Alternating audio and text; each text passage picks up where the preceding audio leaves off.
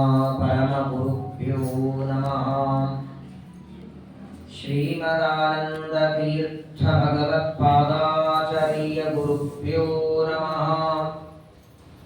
सृष्टिस्थित्यप्ययेहा निहति दृशितमो बन्धमोक्षाश्च यस्मात् अस्य श्रीब्रह्मरुद्रप्रभृतिसुरनरद्वीषशत्रुवात्मकस्य विष्णोर्व्यस्ताः समस्ताः सकलगुणनिधिः सर्वदोषो व्यपेतः पूर्णानन्दाव्ययो यो गुरुरपि परमश्चिन्तयेतं महान्तम् जन्माद्यस्य यतोऽन्वयादितरतश्चार्थेष्वभिज्ञस्वराट् तेने ब्रह्महृदाय आदिकवये मुह्यन्ति यं सूरयः तेजो वारिमृदां यथा विनिमयो यत्र त्रिसर्गो मृषा धाम्ना स्वेन सदा निरस्तकुहकं सत्यं परं धीमहि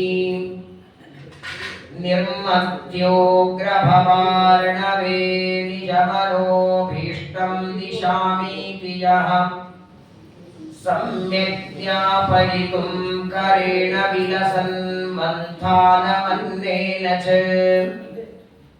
रम्यं दामदनन्महेशरजतग्रामश्रियोरङ्कृतिः कर्मन्धीश्वरभक्तिबन्धनवशः प्रीतोऽस्तु कृष्णप्रभुः वसुदेवसुतं देवं कंसचाणूरमर्दनं देवकी परमानन्दं कृष्णं वन्दे जगद्गुरुम् सिञ्चन्नो पुरशोभिपादकमलां मन्दस्मितोद्यन्मुखीं कञ्जाक्षीं कुचभारभीरुविलसन् मध्यां क्वणत्कङ्कणां शम्वाद्यै परिसेवितां सुवसनां जाम्बूरदालङ्कृताम् अम्बां तां प्रणतोऽस्मि कृष्णरमणीं लम्बालकां रुक्मिणीं सिद्धलक्ष्मीर्मोक्षलक्ष्मी जयलक्ष्मी सरस्वती श्रीलक्ष्मी वरलक्ष्मीश्च प्रसन्ना भव सर्वदा पापानि यानि रविसूनुपटस्थितानि को ब्रह्मबालपितरमात्रवदादिकानि नश्यन्ति तानि तुलसीवनदर्शनेन गोकोटिदानसदृशं फलमाप्नुवन्ति योगिप्रलम्बविपरीतमतिप्रभूतान् वादान्निरस्य कृतवान् भुवि तत्त्ववादम् सर्वेश्वरो हरिरिति प्रतिपादयन्तम् आनन्दतीर्थमुनिवर्यमहं नमामि नमोऽस्तु तात्विका देवाः विष्णुभक्तिपरायणाः धर्ममार्गे प्रेरयन्तु भवन्तः सर्वदेव हि यं प्रौरजन्तमनुपेतमपेतकृत्यं द्वैपायनो विरहकातमाजुहाद पुत्रेति तन्मयतया तरवोऽपि नेदुः तं सर्वभूतहृदयं मुनिमानतोऽस्मि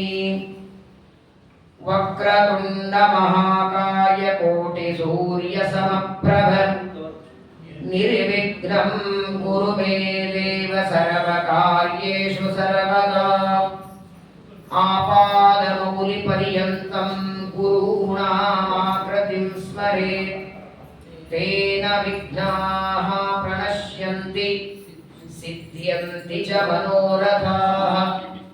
श्रीशुक उवाच अतोपस्त्युपवृत्तायां कुक्कुटान् पूजितोषपन् गृहीतकण्ठ्यः पतिभिः माधवः ಮರ್ತ್ಯೋ ವಿರಹಾತುರಾಃ ಸ್ವಸ್ತ್ಯಸ್ತು ಸತಾಂ ಅಶೇಷ ಸನ್ಮಂಗಲಾನಿ ಭವಂತು ಶ್ಲೋಕೈಕಶ್ರವಣ ಪಠನ ಮಾತ್ರೇಣ ಕಥಾವಕ್ತಶ್ಚ ಶ್ರೋತॄಣಾಂ ನಿಖಿಲ ಕಲಿಕತ ಕಲ್ಮಷಾಪನೂತನ ಪಟುತರೆ ಮೋಕ್ಷಾತಿ ಕಿಲ ಪುರುಷಾರ್ಥ ಸಾಧನೀಭೂತೆ ಶ್ರೀಮದ್ಭಾಗವತೆ ಮಹಾಪುರಾಣೇ ದಶಮಸ್ಕಂದೇ ಯತ್ಕಿಂಚಿತ್ ಪೂರ್ವೋಕ್ತ ಪ್ರಮೇಯಾನುವಾದಃ ಹರಿಃ ಓಂ ಹರಿಃ ಓಂ ಹರಿಃ ಓಂ.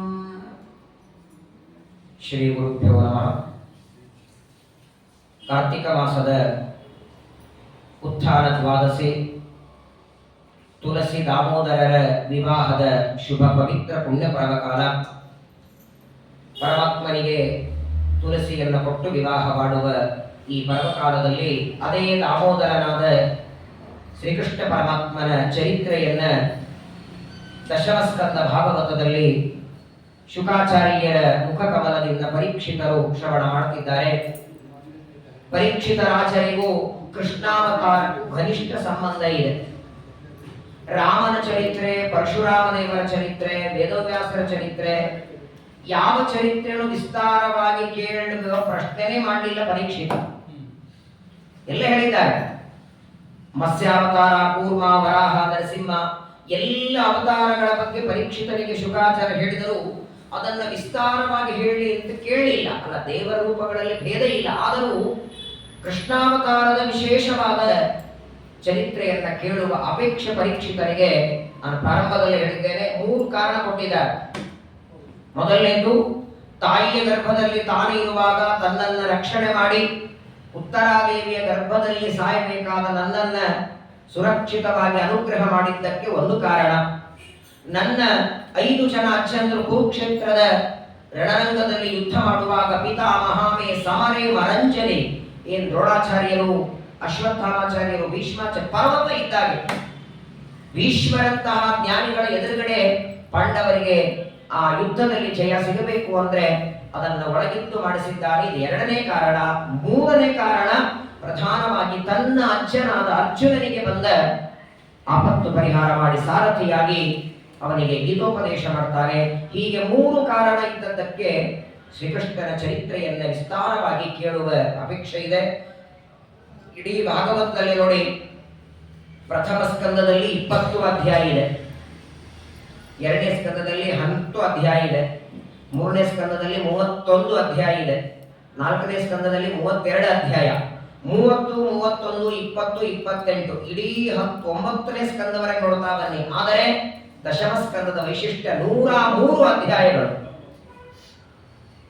ಹಾಗಾಗಿ ದಶಮ ಸ್ಕಂದದಲ್ಲಿ 2 ಭಾಗ ಮಾಡಿ ಪೂರ್ವಾರ್ಧ ಉತ್ತರಾರ್ಧ ಅಂತ 2 ಭಾಗಗಳು. ಕೃಷ್ಣ ಪರಮಾತ್ಮನ ಬಾಲಲೀಲೆಗಳು, ಗೋವರ್ಧನ ಪರ್ವತ ಉದ್ಧಾರ, ಕಂಸನ ಸಂಹಾರದವರೆಗೆ ಪೂರ್ವಾರ್ಧ, ರುಕ್ಮಿಣಿ ವಿವಾಹಾದಿಗಳು, ಜರಾಸಂಧನ ಯುದ್ಧ ಆರಂಭ ಮಾಡಿಕೊಂಡು ಉತ್ತರಾರ್ಧ 2 ಭಾಗ ಮಾಡಿ ಶುಕಾಚಾರ್ಯರು ನಿರೂಪಣೆ ಮಾಡುತ್ತಿದ್ದಾರೆ. ಅನೇಕ ವರ್ಷಗಳವರೆಗೆ ಕೇಳಿದರೂ ದಶಮ ಸ್ಕಂದ ಮುಗಿಯೋದಲ್ಲ. ಆದರೂ ಈ ಕಾರ್ತಿಕ ಮಾಸದ ಪರ್ವಕಾಲದಲ್ಲಿ ಇವತ್ತು ದಶಮ ಸ್ಕಂದದ ಮಂಗಳ ಮಹೋತ್ಸವವನ್ನು ಮಾಡ್ತಾ ಇದ್ದೇವೆ. ಶ್ರೀಕೃಷ್ಣ ಪರಮಾತ್ಮನ ಚರಿತ್ರೆಗೆ ಕೊನೆ ಇಲ್ಲ. ಸಮುದ್ರ ಸ್ನಾನಕ್ಕೆ ಹೋದ್ರೆ ದಂಡೆಗೆ ನಿಂತು ಸಮುದ್ರದ ಆಳ ಎಷ್ಟು ಅಂತ ಹೇಳಿಕ್ಕಾಗಲ್ಲ, ಆಳು ಗೊತ್ತಾಗಲ್ಲ, ಆ ದಂಡೆನೂ ಇಲ್ಲಿಂದ ಕಾಣೋದಿಲ್ಲ. ಹಾಗೆ ಕೃಷ್ಣ ಚರಿತ್ರೆಗಳು ಒಂದು ಅರ್ಥದಲ್ಲಿ ಸಮುದ್ರ ಇದ್ದಾಗೆ. ಸ್ನಾನ ಮಾಡಿ 2 ಹನಿ ಪ್ರೋಕ್ಷಣೆ ಮಾಡಬೇಕೇ ಹೊರತು ಸಮುದ್ರದ ನೀರು ಸಂಪೂರ್ಣ ಮನೆಗೆ ತರ್ತೇನೆ ಅಂತ ಸಾಹಸ ಮಾಡಬಾರದು. ಬಾಟ್ಲಿ ತುಂಬ್ಕೊಂಡ್ ಬರಬಹುದು. ಹಾಗೆ ಈ 8 ದಿನಗಳ ಪ್ರವಚನದಲ್ಲಿ 1-2 ಹನಿಯನ್ನ ಕೃಷ್ಣ ಚರಿತ್ರೆಯನ್ನ ಪ್ರೋಕ್ಷಣ ಮಾಡಿಕೊಂಡದ್ದೇ ಹೊರತು ಸಂಪೂರ್ಣವಾಗಿ ನಾನು ಹೇಳಿಲ್ಲ, ನೀವು ಕೇಳಿಲ್ಲ. ಆದರೂ ಒಳಗಿದ್ದು ದೇವರು ನುಡಿಸಿದ ಈ 2 ಮಾತುಗಳನ್ನ ಇವತ್ತಿನ ದಿನ ಸಮರ್ಪಣೆಯನ್ನ ಮಾಡೋಣ.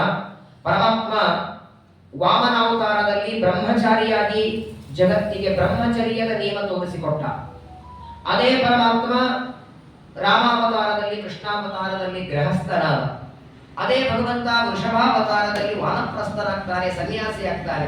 ಒಬ್ಬ ವ್ಯಕ್ತಿ ಒಂದು ಜನ್ಮದಲ್ಲಿ ಒಂದು ಆಶ್ರಮದಲ್ಲಿ ಇರಬಹುದು. ಒಂದ ಬ್ರಹ್ಮಚಾರಿಯಾದ್ರ ಇರಬಹುದು, ಗೃಹಸ್ಥನಾದ್ರೆ ಬ್ರಹ್ಮಚರ್ಯ ಹೋಯ್ತು, ವಾನಪ್ರಸ್ಥ ಆದ್ರೆ ಗೃಹಸ್ಥ ಹೋಯ್ತು, ಸನ್ಯಾಸಿ ಆದ್ರೆ ವಾನಪ್ರಸ್ಥ ಹೋಯ್ತು. ಒಂದು ಆಶ್ರಮ ಪಡೆದ್ರೆ ಹಿಂದಿನ ಆಶ್ರಮ ಹೋಗುತ್ತೆ. 4 ಆಶ್ರಮದಲ್ಲಿ ದೇವರಿದ್ದಾರೆ. ಬ್ರಹ್ಮಚರ್ಯದಲ್ಲೂ ಇದ್ದಾರೆ, ಗೃಹಸ್ಥನಾಗೂ ಇದ್ದಾರೆ, ವಾನಪ್ರಸ್ಥ. ಯಾಕಂದ್ರೆ ಅವನ ಅವತಾರಗಳು ಅನಾದಿ ನಿತ್ಯ ಅಲ್ಲ. ನಮ್ಮ ಹಾಗೆ ಒಂದು ಕಳ್ಕೊಂಡ ಮೇಲೆ ಇನ್ನೊಂದು ನೋಡಿ. ತಾಯಿಯ ಗರ್ಭದಿಂದ ಹೊರಗೆ ಬಂದ ಮೇಲೆ 2 ವರ್ಷ 3 ವರ್ಷ ಶಿಶು ಅಂತಾರೆ, ಆಮೇಲೆ ಬಾಲಕ ಅಂತಾರೆ, ಆಮೇಲೆ ಕುಮಾರ ಅಂತಾರೆ, ತರುಣ ಅಂತಾರೆ, ಯುವಕ ಅಂತಾರೆ, ಆಮೇಲೆ ವೃದ್ಧ ಅಂತಾರೆ. ಹಾಗಾದ್ರೆ ಮುಂದಿನ ಅವಸ್ಥೆ ಪಡಿಬೇಕಾದ್ರೆ ಹಿಂದಿಂದ ಕಳ್ಕೋಬೇಕು ನಾವು. ಶೈಶವ ಅವಸ್ಥೆ ಕಳ್ಕೊಳ್ಳೋದು ಹೊರತು ಬಾಲ್ಯಾವಸ್ಥೆ ಬರಲ್ಲ. ಆದ್ರೆ ದೇವರ ಎಲ್ಲ ಅವಸ್ಥೆ ಅನಾದಿ ನಿತ್ಯ. ಅವನು ಕೃಷ್ಣಾಗಿ ಶಿಶುವಾದದ್ದು ಅನಾದಿ, ಬಾಲಕನಾದದ್ದು ಅನಾದಿ, ಅವನು ಕೊರವಂಚಿಯಾಗಿ ವೃದ್ಧಾವದ ಅದು ಅನಾದಿನೇ. ಎಲ್ಲ ಅವತಾರಗಳು ಅನಾದಿ ನಿತ್ಯ. ಹಾಗಾಗಿ ಅನಾದಿ ಕಾಲದಿಂದಲೂ ಗೃಹಸ್ಥ, ಅನಾದಿ ಕಾಲದಿಂದಲೂ ಬ್ರಹ್ಮಚಾರಿ, ಅನಾದಿ ಕಾಲದಿಂದಲೂ ಸನ್ಯಾಸಿ, ಚತುರ್ವರ್ಣ ಚತುರ್ ಆಶ್ರಮಗಳನ್ನ ಪರಮಾತ್ಮ ತಾನೇ ಸ್ವೀಕಾರ ಮಾಡ್ತಾನೆ. ಗೃಹಸ್ಥನಾಗಿ ದ್ವಾರಕಾಪಟ್ಟಣದಲ್ಲಿ ಗಾರ್ಹಸ್ಥ ಜೀವನ ಮಾಡ್ತಿದ್ದಾನೆ. 16,108 ಜನರನ್ನ ವಿವಾಹ ಮಾಡಿಕೊಂಡಿದ್ದಾನೆ. ಏನು ಭಗವಂತನ ಜೀವನ! ಪ್ರತಿನಿತ್ಯ 4 ಗಂಟೆಗೆ ಹೇಳ್ತಿದ್ದಾರೆ. ಸಾಮಾನ್ಯವಾಗಿ ಎಲ್ಲಾ ಕಡೆ ಹಳ್ಳಿ ಊರುಗಳಲ್ಲೆಲ್ಲ ಕೋಳಿಗಳ ಕೂಗ್ಲಿಕ್ಕೆ ಶುರು ಮಾಡಿದ್ರೆ ಎದ್ದು ಬಿಡಬೇಕು. ಇವನು ಎದ್ದ ಮೇಲೆ ಕೋಳಿ ಕೂಗಬೇಕು. ಅವುಗಳಿಗೂ ಕೂಗುವಂತ ಇವನೇ ಪ್ರೇರಣೆ ಮಾಡ್ಬೇಕಲ್ಲ. ಅಕಸ್ಮಾತ್ ಕೃಷ್ಣ ಮಲ್ಕೊಂಡ ಅಂದ್ರೆ ಅವುಗಳು ಮಲ್ಕೊಳ್ಬೇಕು. ಕೃಷ್ಣ ಪರಮಾತ್ಮ ಆ ಕೋಳಿಗಳ ಕೂಗ್ಲಿಕ್ಕೆ ಶುರು ಮಾಡಿದರೆ ಕೃಷ್ಣನ ಮಡದಿಯರೆಲ್ಲ ಶಾಪ ಕೊಡ್ತಿದ್ರಂತೆ ಕೋಳಿಗಳಿಗೆ. ನೋಡಿ, ಭಾಗವತ ಹೇಳ್ತದೆ, ಅಥೋಪಸ್ಪೃತ್ ಉಪವೃತ್ತಾಯಾಂ ಕುಕ್ಕುಟಾನ್ ಪೂಜಿತೋ ಶಪನ್. ಸಿಟ್ಟಿಗೆ ಬಂದು ಬೈತಿದರಂತೆ, ಯಾಕರಿ ಕೋಳಿ ಕೂಗ್ಲಿಕ್ಕೆ ಶುರು ಮಾಡುತ್ತೋ ಆ ಕೋಳಿ ಕೂಗಿದ್ದಕ್ಕೆ ಕೃಷ್ಣ ಎದ್ದು ಬಿಡುತ್ತಾನೆ. ಒಂದು ಬಾರಿ ಎದ್ದಾಗ ಕೈಗೆ ಸಿಗದೇ ಇಲ್ಲ ಇವನು. ಪರಮಾತ್ಮನನ್ನ ಮತ್ತೆ ಅವನನ್ನ ಕೈ ಹಿಡಿಯೋದೇ ಕಷ್ಟ. ಸ್ವಲ್ಪ ಹೊತ್ತು ಅವನ ಜೊತೆಗೆ ಇರೋಣ ಅಂದ್ರೆ ಹಾಳಾದ ಕೋಳಿಗಳ ಕೂಗ್ತಾನೆ, ಇವುಗಳ ನಾಲಿಗೆನೇ ಬಿದ್ದು ಹೋಗಲಿ ಅಂತ ನಿತ್ಯ ಶಾಪ ಕೊಡ್ತಿದ್ದಾರೆ ಸಿಟ್ಟಿನಿಂದ. ಅಷ್ಟು ಸರಿಯಾಗಿ ಟೈಮಿಗೆ ಪರಮಾತ್ಮ ಹೇಳ್ತಿದ್ದ. ಎದ್ದು ಮುಹೂರ್ತಂ ತತು ವೈದರ್ಭಿ ನಾ ಪಶ್ಯದ ವಿಶೋಭನಂ. ಪರಮಾತ್ಮ ಮುಖ ಪ್ರಕ್ಷಾಳನೆ ಮಾಡಿಕೊಂಡು ತುಳಸಿ ವೃತ್ತಿ ಕಾಚಿಕೊಂಡು ಬ್ರಾಹ್ಮೇ ಮುಹೂರ್ತೆ ಉತ್ಥಾಯ ವಾಯುಪಸ್ಪೃಶ್ಯ ಮಾಧವಃ ದಧ್ಯೌ ಪ್ರಸನ್ನಕರಣಃ ಆತ್ಮಾನಂತಮಸತ್ಪರಂ. ನಮಗೆಲ್ಲ ಒಂದು ಪಾಠವನ್ನು ತೋರಿಸ್ತಾರೆ. ಪ್ರಾತಃ ಕಾಲದಲ್ಲಿ ಎದ್ದಾಕ್ಷಣ 2 ನಿಮಿಷ 3 ನಿಮಿಷ 5 ನಿಮಿಷ ಸಾಧ್ಯವಾದಷ್ಟು ಒಂದು ಆಸನ ಮೇಲೆ ಕೂತ್ಕೊಂಡು ಧ್ಯಾನ ಮಾಡಬೇಕಂತೆ. ಧ್ಯಾನ ಮಾನಸಿ ಕ್ರಿಯಾ ಅಂತ ಟೀಕಾರಾಯ ಸುಧಾ ಗ್ರಂಥದಲ್ಲಿ. ಕಣ್ಣಿನಿಂದ ಪರಮಾತ್ಮನನ್ನ ನೋಡಿದರೆ ಅದು ದರ್ಶನ, ಅದೇ ಭಗವಂತನ ರೂಪವನ್ನ ಮನಸ್ಸಿನಿಂದ ನೋಡಿದರೆ ಅದು ಧ್ಯಾನ. ಗರುಡ ಧ್ಯಾನ ಅಂತ ಸುಧಾ ಗ್ರಂಥದಲ್ಲಿ ಪ್ರಾರಂಭದಲ್ಲಿ ಬಹಳ ಸುಂದರವಾಗಿ ಅದ್ವೈತವನ್ನು ಖಂಡನ ಮಾಡುವಾಗ ಪಂಚಾಖ್ಯಾತಿವಾದದಲ್ಲಿ ಬಹಳ ಸುಂದರವಾಗಿ ಹೇಳ್ತಾರೆ. ದೇವರು ತಾನು ಧ್ಯಾನ ಮಾಡುತ್ತಿದ್ದ. ಯಾವ ರೂಪ ಧ್ಯಾನ ಮಾಡುತ್ತಿದ್ದ? ಕೃಷ್ಣ. ಇಡೀ ಜಗತ್ತು ಕೃಷ್ಣನ ಧ್ಯಾನ ಮಾಡುತ್ತದೆ. ವೈಷ್ಣಿ ಸತ್ಯ ಸಮೇತ ಅಖಿಲಪ್ರದ ಇಂದಿರೇಶಂ.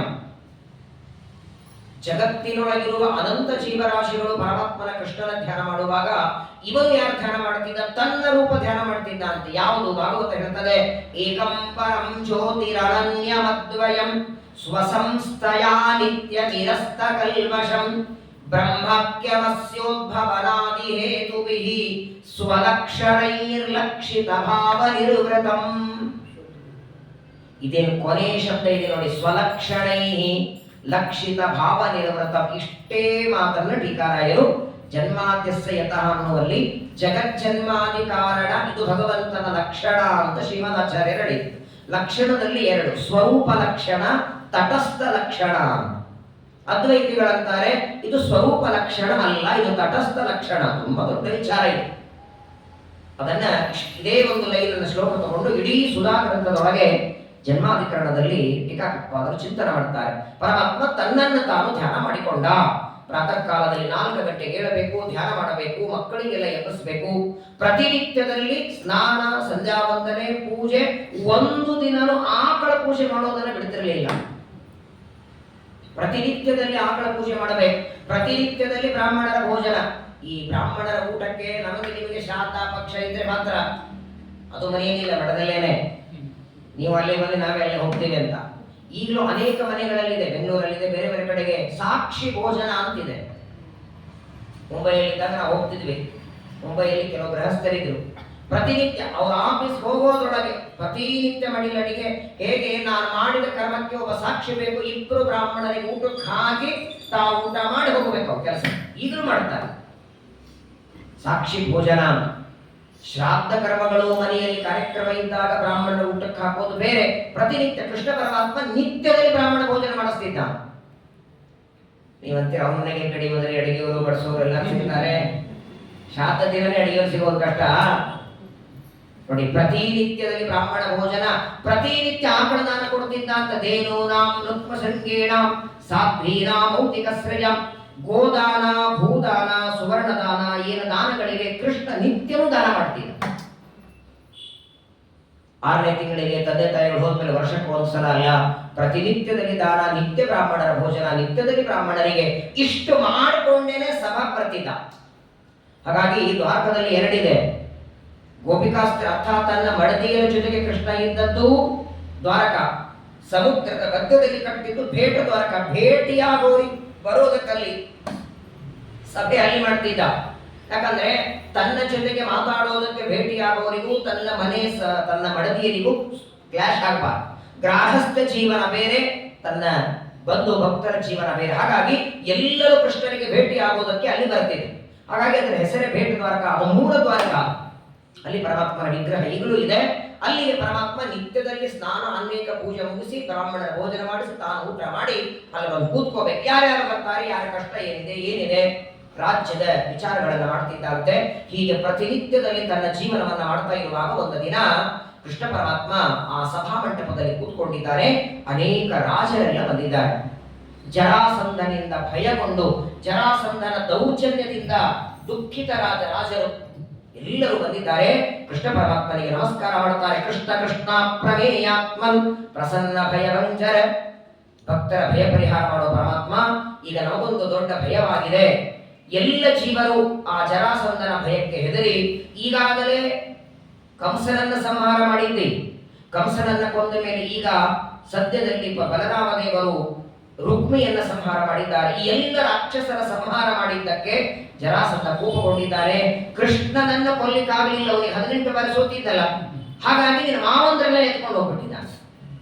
ನೀನು ವಿವಾಹ ಮಾಡಿಕೊಂಡ 16,100 ಜನ ಸ್ತ್ರೀಯರ ತಂದೆಯರು ನಿನ್ನ ಮಾವಂದ್ರನ್ನೆಲ್ಲ ಬಂಧನದಲ್ಲಿ ಇಟ್ಟಿದ್ದಾರೆ. ನಾಳೆ ಮಾಡುವ ಯಜ್ಞದಲ್ಲಿ ಬಲಿ ಕೊಡ್ತಾನೆ.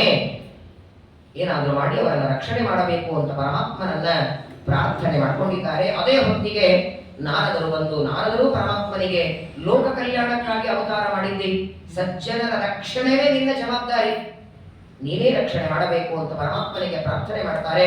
ಅದೇ ಸಂದರ್ಭದಲ್ಲಿ ಧರ್ಮರಾಜ ಪರಮಾತ್ಮನನ್ನ ಪ್ರಾರ್ಥನೆ ಮಾಡ್ತಾನೆ. ರಾಜಸೂಯಾಗ ಆಗಬೇಕಾಗಿದೆ, ನಿನ್ನ ಸಾರಥ್ಯದೊಳಗೆ ನಿನ್ನ ಅಧ್ಯಕ್ಷತೆಯಲ್ಲಿ ರಾಜಸೂಯಾಗ ಆಗಬೇಕು, ಅದನ್ನ ಮಾಡಿಸುವಂತ ಮೂವರು ಬಂದದ್ದನ್ನ ನೋಡಿ ಒಂದೇ ಕಾರ್ಯದಿಂದ ಮೂವನ್ನು ಮಾಡಬಹುದು ಅಂತ ಪರಮಾತ್ಮ ಹೇಳಿ ಆ ಎಲ್ಲ ರಾಜರಿಗೆ ಹೇಳ್ತಾನೆ, ನಿಶ್ಚಿಂತರಾಗಿರಿ, ಜರಾಸಂಧನ ಸಂಹಾರ ಮಾಡಿ ಅವರ ಬಂಧನದಲ್ಲಿದ್ದವರನ್ನೆಲ್ಲ ನಾನು ಬಿಡಿಸ್ತೇನೆ. ಅವರನ್ನೆಲ್ಲ ಕಳಿಸಿಕೊಟ್ಟ. ಧರ್ಮರಾಜ ಬಂದು ಪ್ರಾರ್ಥನೆ ಮಾಡ್ತಾನೆ. ಕೃತುರಾಜೇನ ಗೋವಿಂದ ರಾಜಸೂಯೇನ ಮಾವನಿ ಯಕ್ಷೇ ವಿಭೂತಿರ್ಭವತಃ ತತ್ಸಂಪಾದಯನ ಪ್ರಭೋ. ಭಗವಂತ, ಇವತ್ತಿನವರೆಗೆ ನಿನ್ನ ಅನುಗ್ರಹದಿಂದ 100 ಅಶ್ವಮೇಧ ಯಾಗಗಳು, ಬೇರೆ ಬೇರೆ ಯಾಗಗಳು, ಯಜ್ಞ, ದಾನ, ತಪಸ್ಸು, ನಾವು ಏನೇ ಧರ್ಮಾಚರಣೆ ಮಾಡಿದರೂ ನಿನ್ನ ದಯಾ ಅಂತಾರೆ ಪಾಂಡವರು.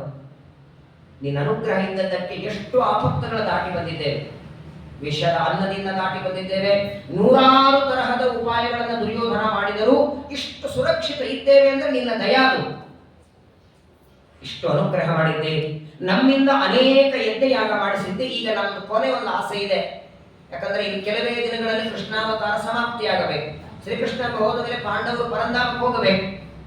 ಹಾಗಾಗಿ ನಿನ್ನ ಸಾರಥ್ಯದೊಳಗೆ ಅತ್ಯಂತ ದೊಡ್ಡದಾದ, ಇಡೀ ಜಗತ್ತಿನಲ್ಲಿ ವಿಸ್ತಾರವಾಗಿ ಎಲ್ಲರೂ ಮಾಡಬಹುದು, ಎಲ್ಲರಿಗೂ ಮಾಡ್ಲಿಕ್ಕೆ ಅಸಾಧ್ಯವಾಗದ ದೊಡ್ಡ ಯಾಗ ರಾಜಸೂಯಾಗ. ರಾಜಸೂಯ ಅಂದ್ರೆ ಏನೋ ಒಂದು ಮನೆ ಮೇಲೆ ಅಕ್ಕಿ ಹಾಸಿ 2 ಕಲಶ ಇಟ್ಟು, 1-2 ಅಡಿಕೆ ಇಟ್ಟು, 1 ತೆಂಗಿನಕಾಯಿ ಇಟ್ಟು ಹಿಂಗೇನೋ ಆವಾಹನೆ ಮಾಡಿ ಅರ್ಧ ಗಂಟೆಯಲ್ಲಿ ಏನೋ 1-2 ಕಟ್ಟಿಗೆ ಹಾಕಿ ಹೋಮ ಮಾಡೋದಲ್ಲ ಅದು. ಅದರ ಹೆಸರೇ ರಾಜಸೂಯ ಯಾಗ. ಇಡೀ ಭೂಮಂಡಲದಲ್ಲಿರುವ ಎಲ್ಲ ರಾಜರನ್ನ ಯುದ್ಧದಲ್ಲಿ ಗೆದ್ದು ಅವರಿಂದ ಸಂಪತ್ತು ತಂದು ಆ ಸಂಪತ್ತಿನಿಂದ ಮಾಡೋ ಯಜ್ಞ ಅದು. ಅಷ್ಟು ಸುಲಭವಾಗಿ ಯಾರೋ ಪುರೋಹಿತರನ್ನು ಕರೆಸಿ ಮಾಡೋ ಹಾಗಿಲ್ಲ. ಅಶ್ವಮೇಧ ಯಾಗಕ್ಕೆ ಕುದುರೆ ಬೇಕು. ಕುದುರೆಯನ್ನ ನಾವು ಪೂಜೆ ಮಾಡಿ ಬಿಡಬೇಕು, ಅದನ್ನು ಯಾರೂ ಕಟ್ಟಬಾರದು, ಹಿಡಿಬಾರದು. ಅಕಸ್ಮಾತ್ ಯಾರಾದ್ರೂ ಕಟ್ಟಿದ್ರೆ ಅವರ ಜೊತೆಗೆ ಯುದ್ಧ ಮಾಡಿ ಬಿಡಿಸ್ಕೊಂಡು ಬರಬೇಕು. ಆದರೆ ಅಡಸೂಯಾಗ ಬಹಳ ದೊಡ್ಡದು, ಅದನ್ನ ಮಾಡುವ ಅಪೇಕ್ಷೆ ಇದೆ ಅಂತ ಪರಮಾತ್ಮನಿಗೆ ಪ್ರಾರ್ಥನೆ ಮಾಡಿಕೊಂಡಾಗ ದೇವರನ್ನ ನೋಡಿ, ಸಮ್ಯಕ್ ವ್ಯವಸ್ಥಿತಂ ರಾಜನ್ ಭವತಾ ಶತ್ರು ಕರ್ಷಣ. ಒಳ್ಳೆ ವಿಚಾರ ಮಾಡಿದ್ಯಪ್ಪ, ಅವಶ್ಯವಾಗಿ ಅಡಸೂಯಾಗ ಮಾಡೋಣ. ಆದರೆ ರಾಜಸೂಯಾಗ ಆಗಬೇಕಾದರೆ ಎಲ್ಲ ರಾಜರನ್ನ ಗೆಲ್ಲಬೇಕು. ರಾಜರನ್ನ ಗೆಲ್ಲದ ಹೊರತು ರಾಜಸೂಯ ಆಗಲ್ಲ. ಎಲ್ಲಾ ರಾಜರನ್ನ ಬೇರೆಯವನ್ನ ಗೆಲ್ಲಬಹುದು. ವರಾಜಸೂಯ ಮಧ್ಯತೆ ಜರಾಸುತೇತು ಜೀವತಿ. ಜರಾಸಂಧ ಬದುಕಿರುವವರೆಗೆ ರಾಜಸೂಯಾಗ ಇಲ್ಲ. ಯಾಕಂದ್ರೆ ಅವನು ಕಪ್ಪು ಕಾಣಿಕೆ ಕೊಡಲ್ಲ. ರಾಜಸೂಯಾಗಕ್ಕೆ ವಿಘ್ನ ಗ್ಯಾರಂಟಿ ಮಾಡತಾನೆ. ಅದು ಪಾಂಡವರಾದ ನೀವು ಮಾಡ್ತಿದ್ದೀರಿ, ನಾನು ಮಾಡಿಸ್ತಿದ್ದೆ ಅಂತ ಗೊತ್ತಾಗಿ ಬಿಟ್ರೆ ಈಗಲೇ ನನ್ನ ಮೇಲೆ ವೈರ ಕಾಡ್ತಿದ್ದಾನೆ, ಹಾಗಾಗಿ ಜರಾಸಂಧನ ಸಂಹಾರ ಮಾಡಿ ಅವನಲ್ಲಿ ಇರುವ ಸಂಪತ್ತನ್ನು ತಂದು ರಾಜಸೂಯಾಗ ಮಾಡೋಣ. ಜರಾಸಂಧ ಬದುಕಿರುವವರೆಗೆ ಸಾಧ್ಯವಿಲ್ಲ, ಹಾಗಾದ್ರೆ ಏನ್ ಮಾಡೋಣ ಅಂತ ಧರ್ಮರಾಜ ಕೃಷ್ಣ ಅಂತಾನೆ, ನಿನ್ನ ಇಬ್ಬರ ತಮ್ಮಂದ್ರನ್ನ ನನ್ನ ಜೊತೆ ಕಳಿಸು, ಭೀಮಾರ್ಜುನರನ್ನ ಕಳಿಸು, ಅವರನ್ನ ಕರ್ಕೊಂಡು ಹೋಗಿ ಜರಾಸಂಧನ ಜೊತೆಗೆ ಯುದ್ಧ ಮಾಡಿ ಬರ್ತೇವೆ ಅಂದ ಕ್ಷಣ ಧರ್ಮರಾಜ ಅಂತಾನೆ, ಸ್ವಾಮಿ ಇನ್ನೇನಾದ್ರೂ ಕೇಳು, ಭೀಮಾರ್ಜುನರು ನನಗೆ ಕಣ್ಣಿದ್ದ ಹಾಗೆ, ಒಂದು ಕಣ್ಣು ಹೋದ್ರೂ ನನಗೇನು ಕಾಣೋದಿಲ್ಲ ಅಂತಾನೆ, ಅವರ ರಕ್ಷಣೆ ಅಷ್ಟು ಮಾಡ್ತೇನೆ. ಶ್ರೀಮದಾಚಾರ್ಯರು ಮಹಾಭಾರತ ಅಪ್ಪನಿರ್ಣಯದ 26ನೇ ಅಧ್ಯಾಯದಲ್ಲಿ ಒಂದು ಮಾತು ಹೇಳ್ತಾರೆ. ಧರ್ಮರಾಜನಿಗೆ ಕೆಲವು ಬಾರಿ ಕೃಷ್ಣನ ಮೇಲೂ ಸಂದೇಹ ಬರ್ತಿತ್ತ.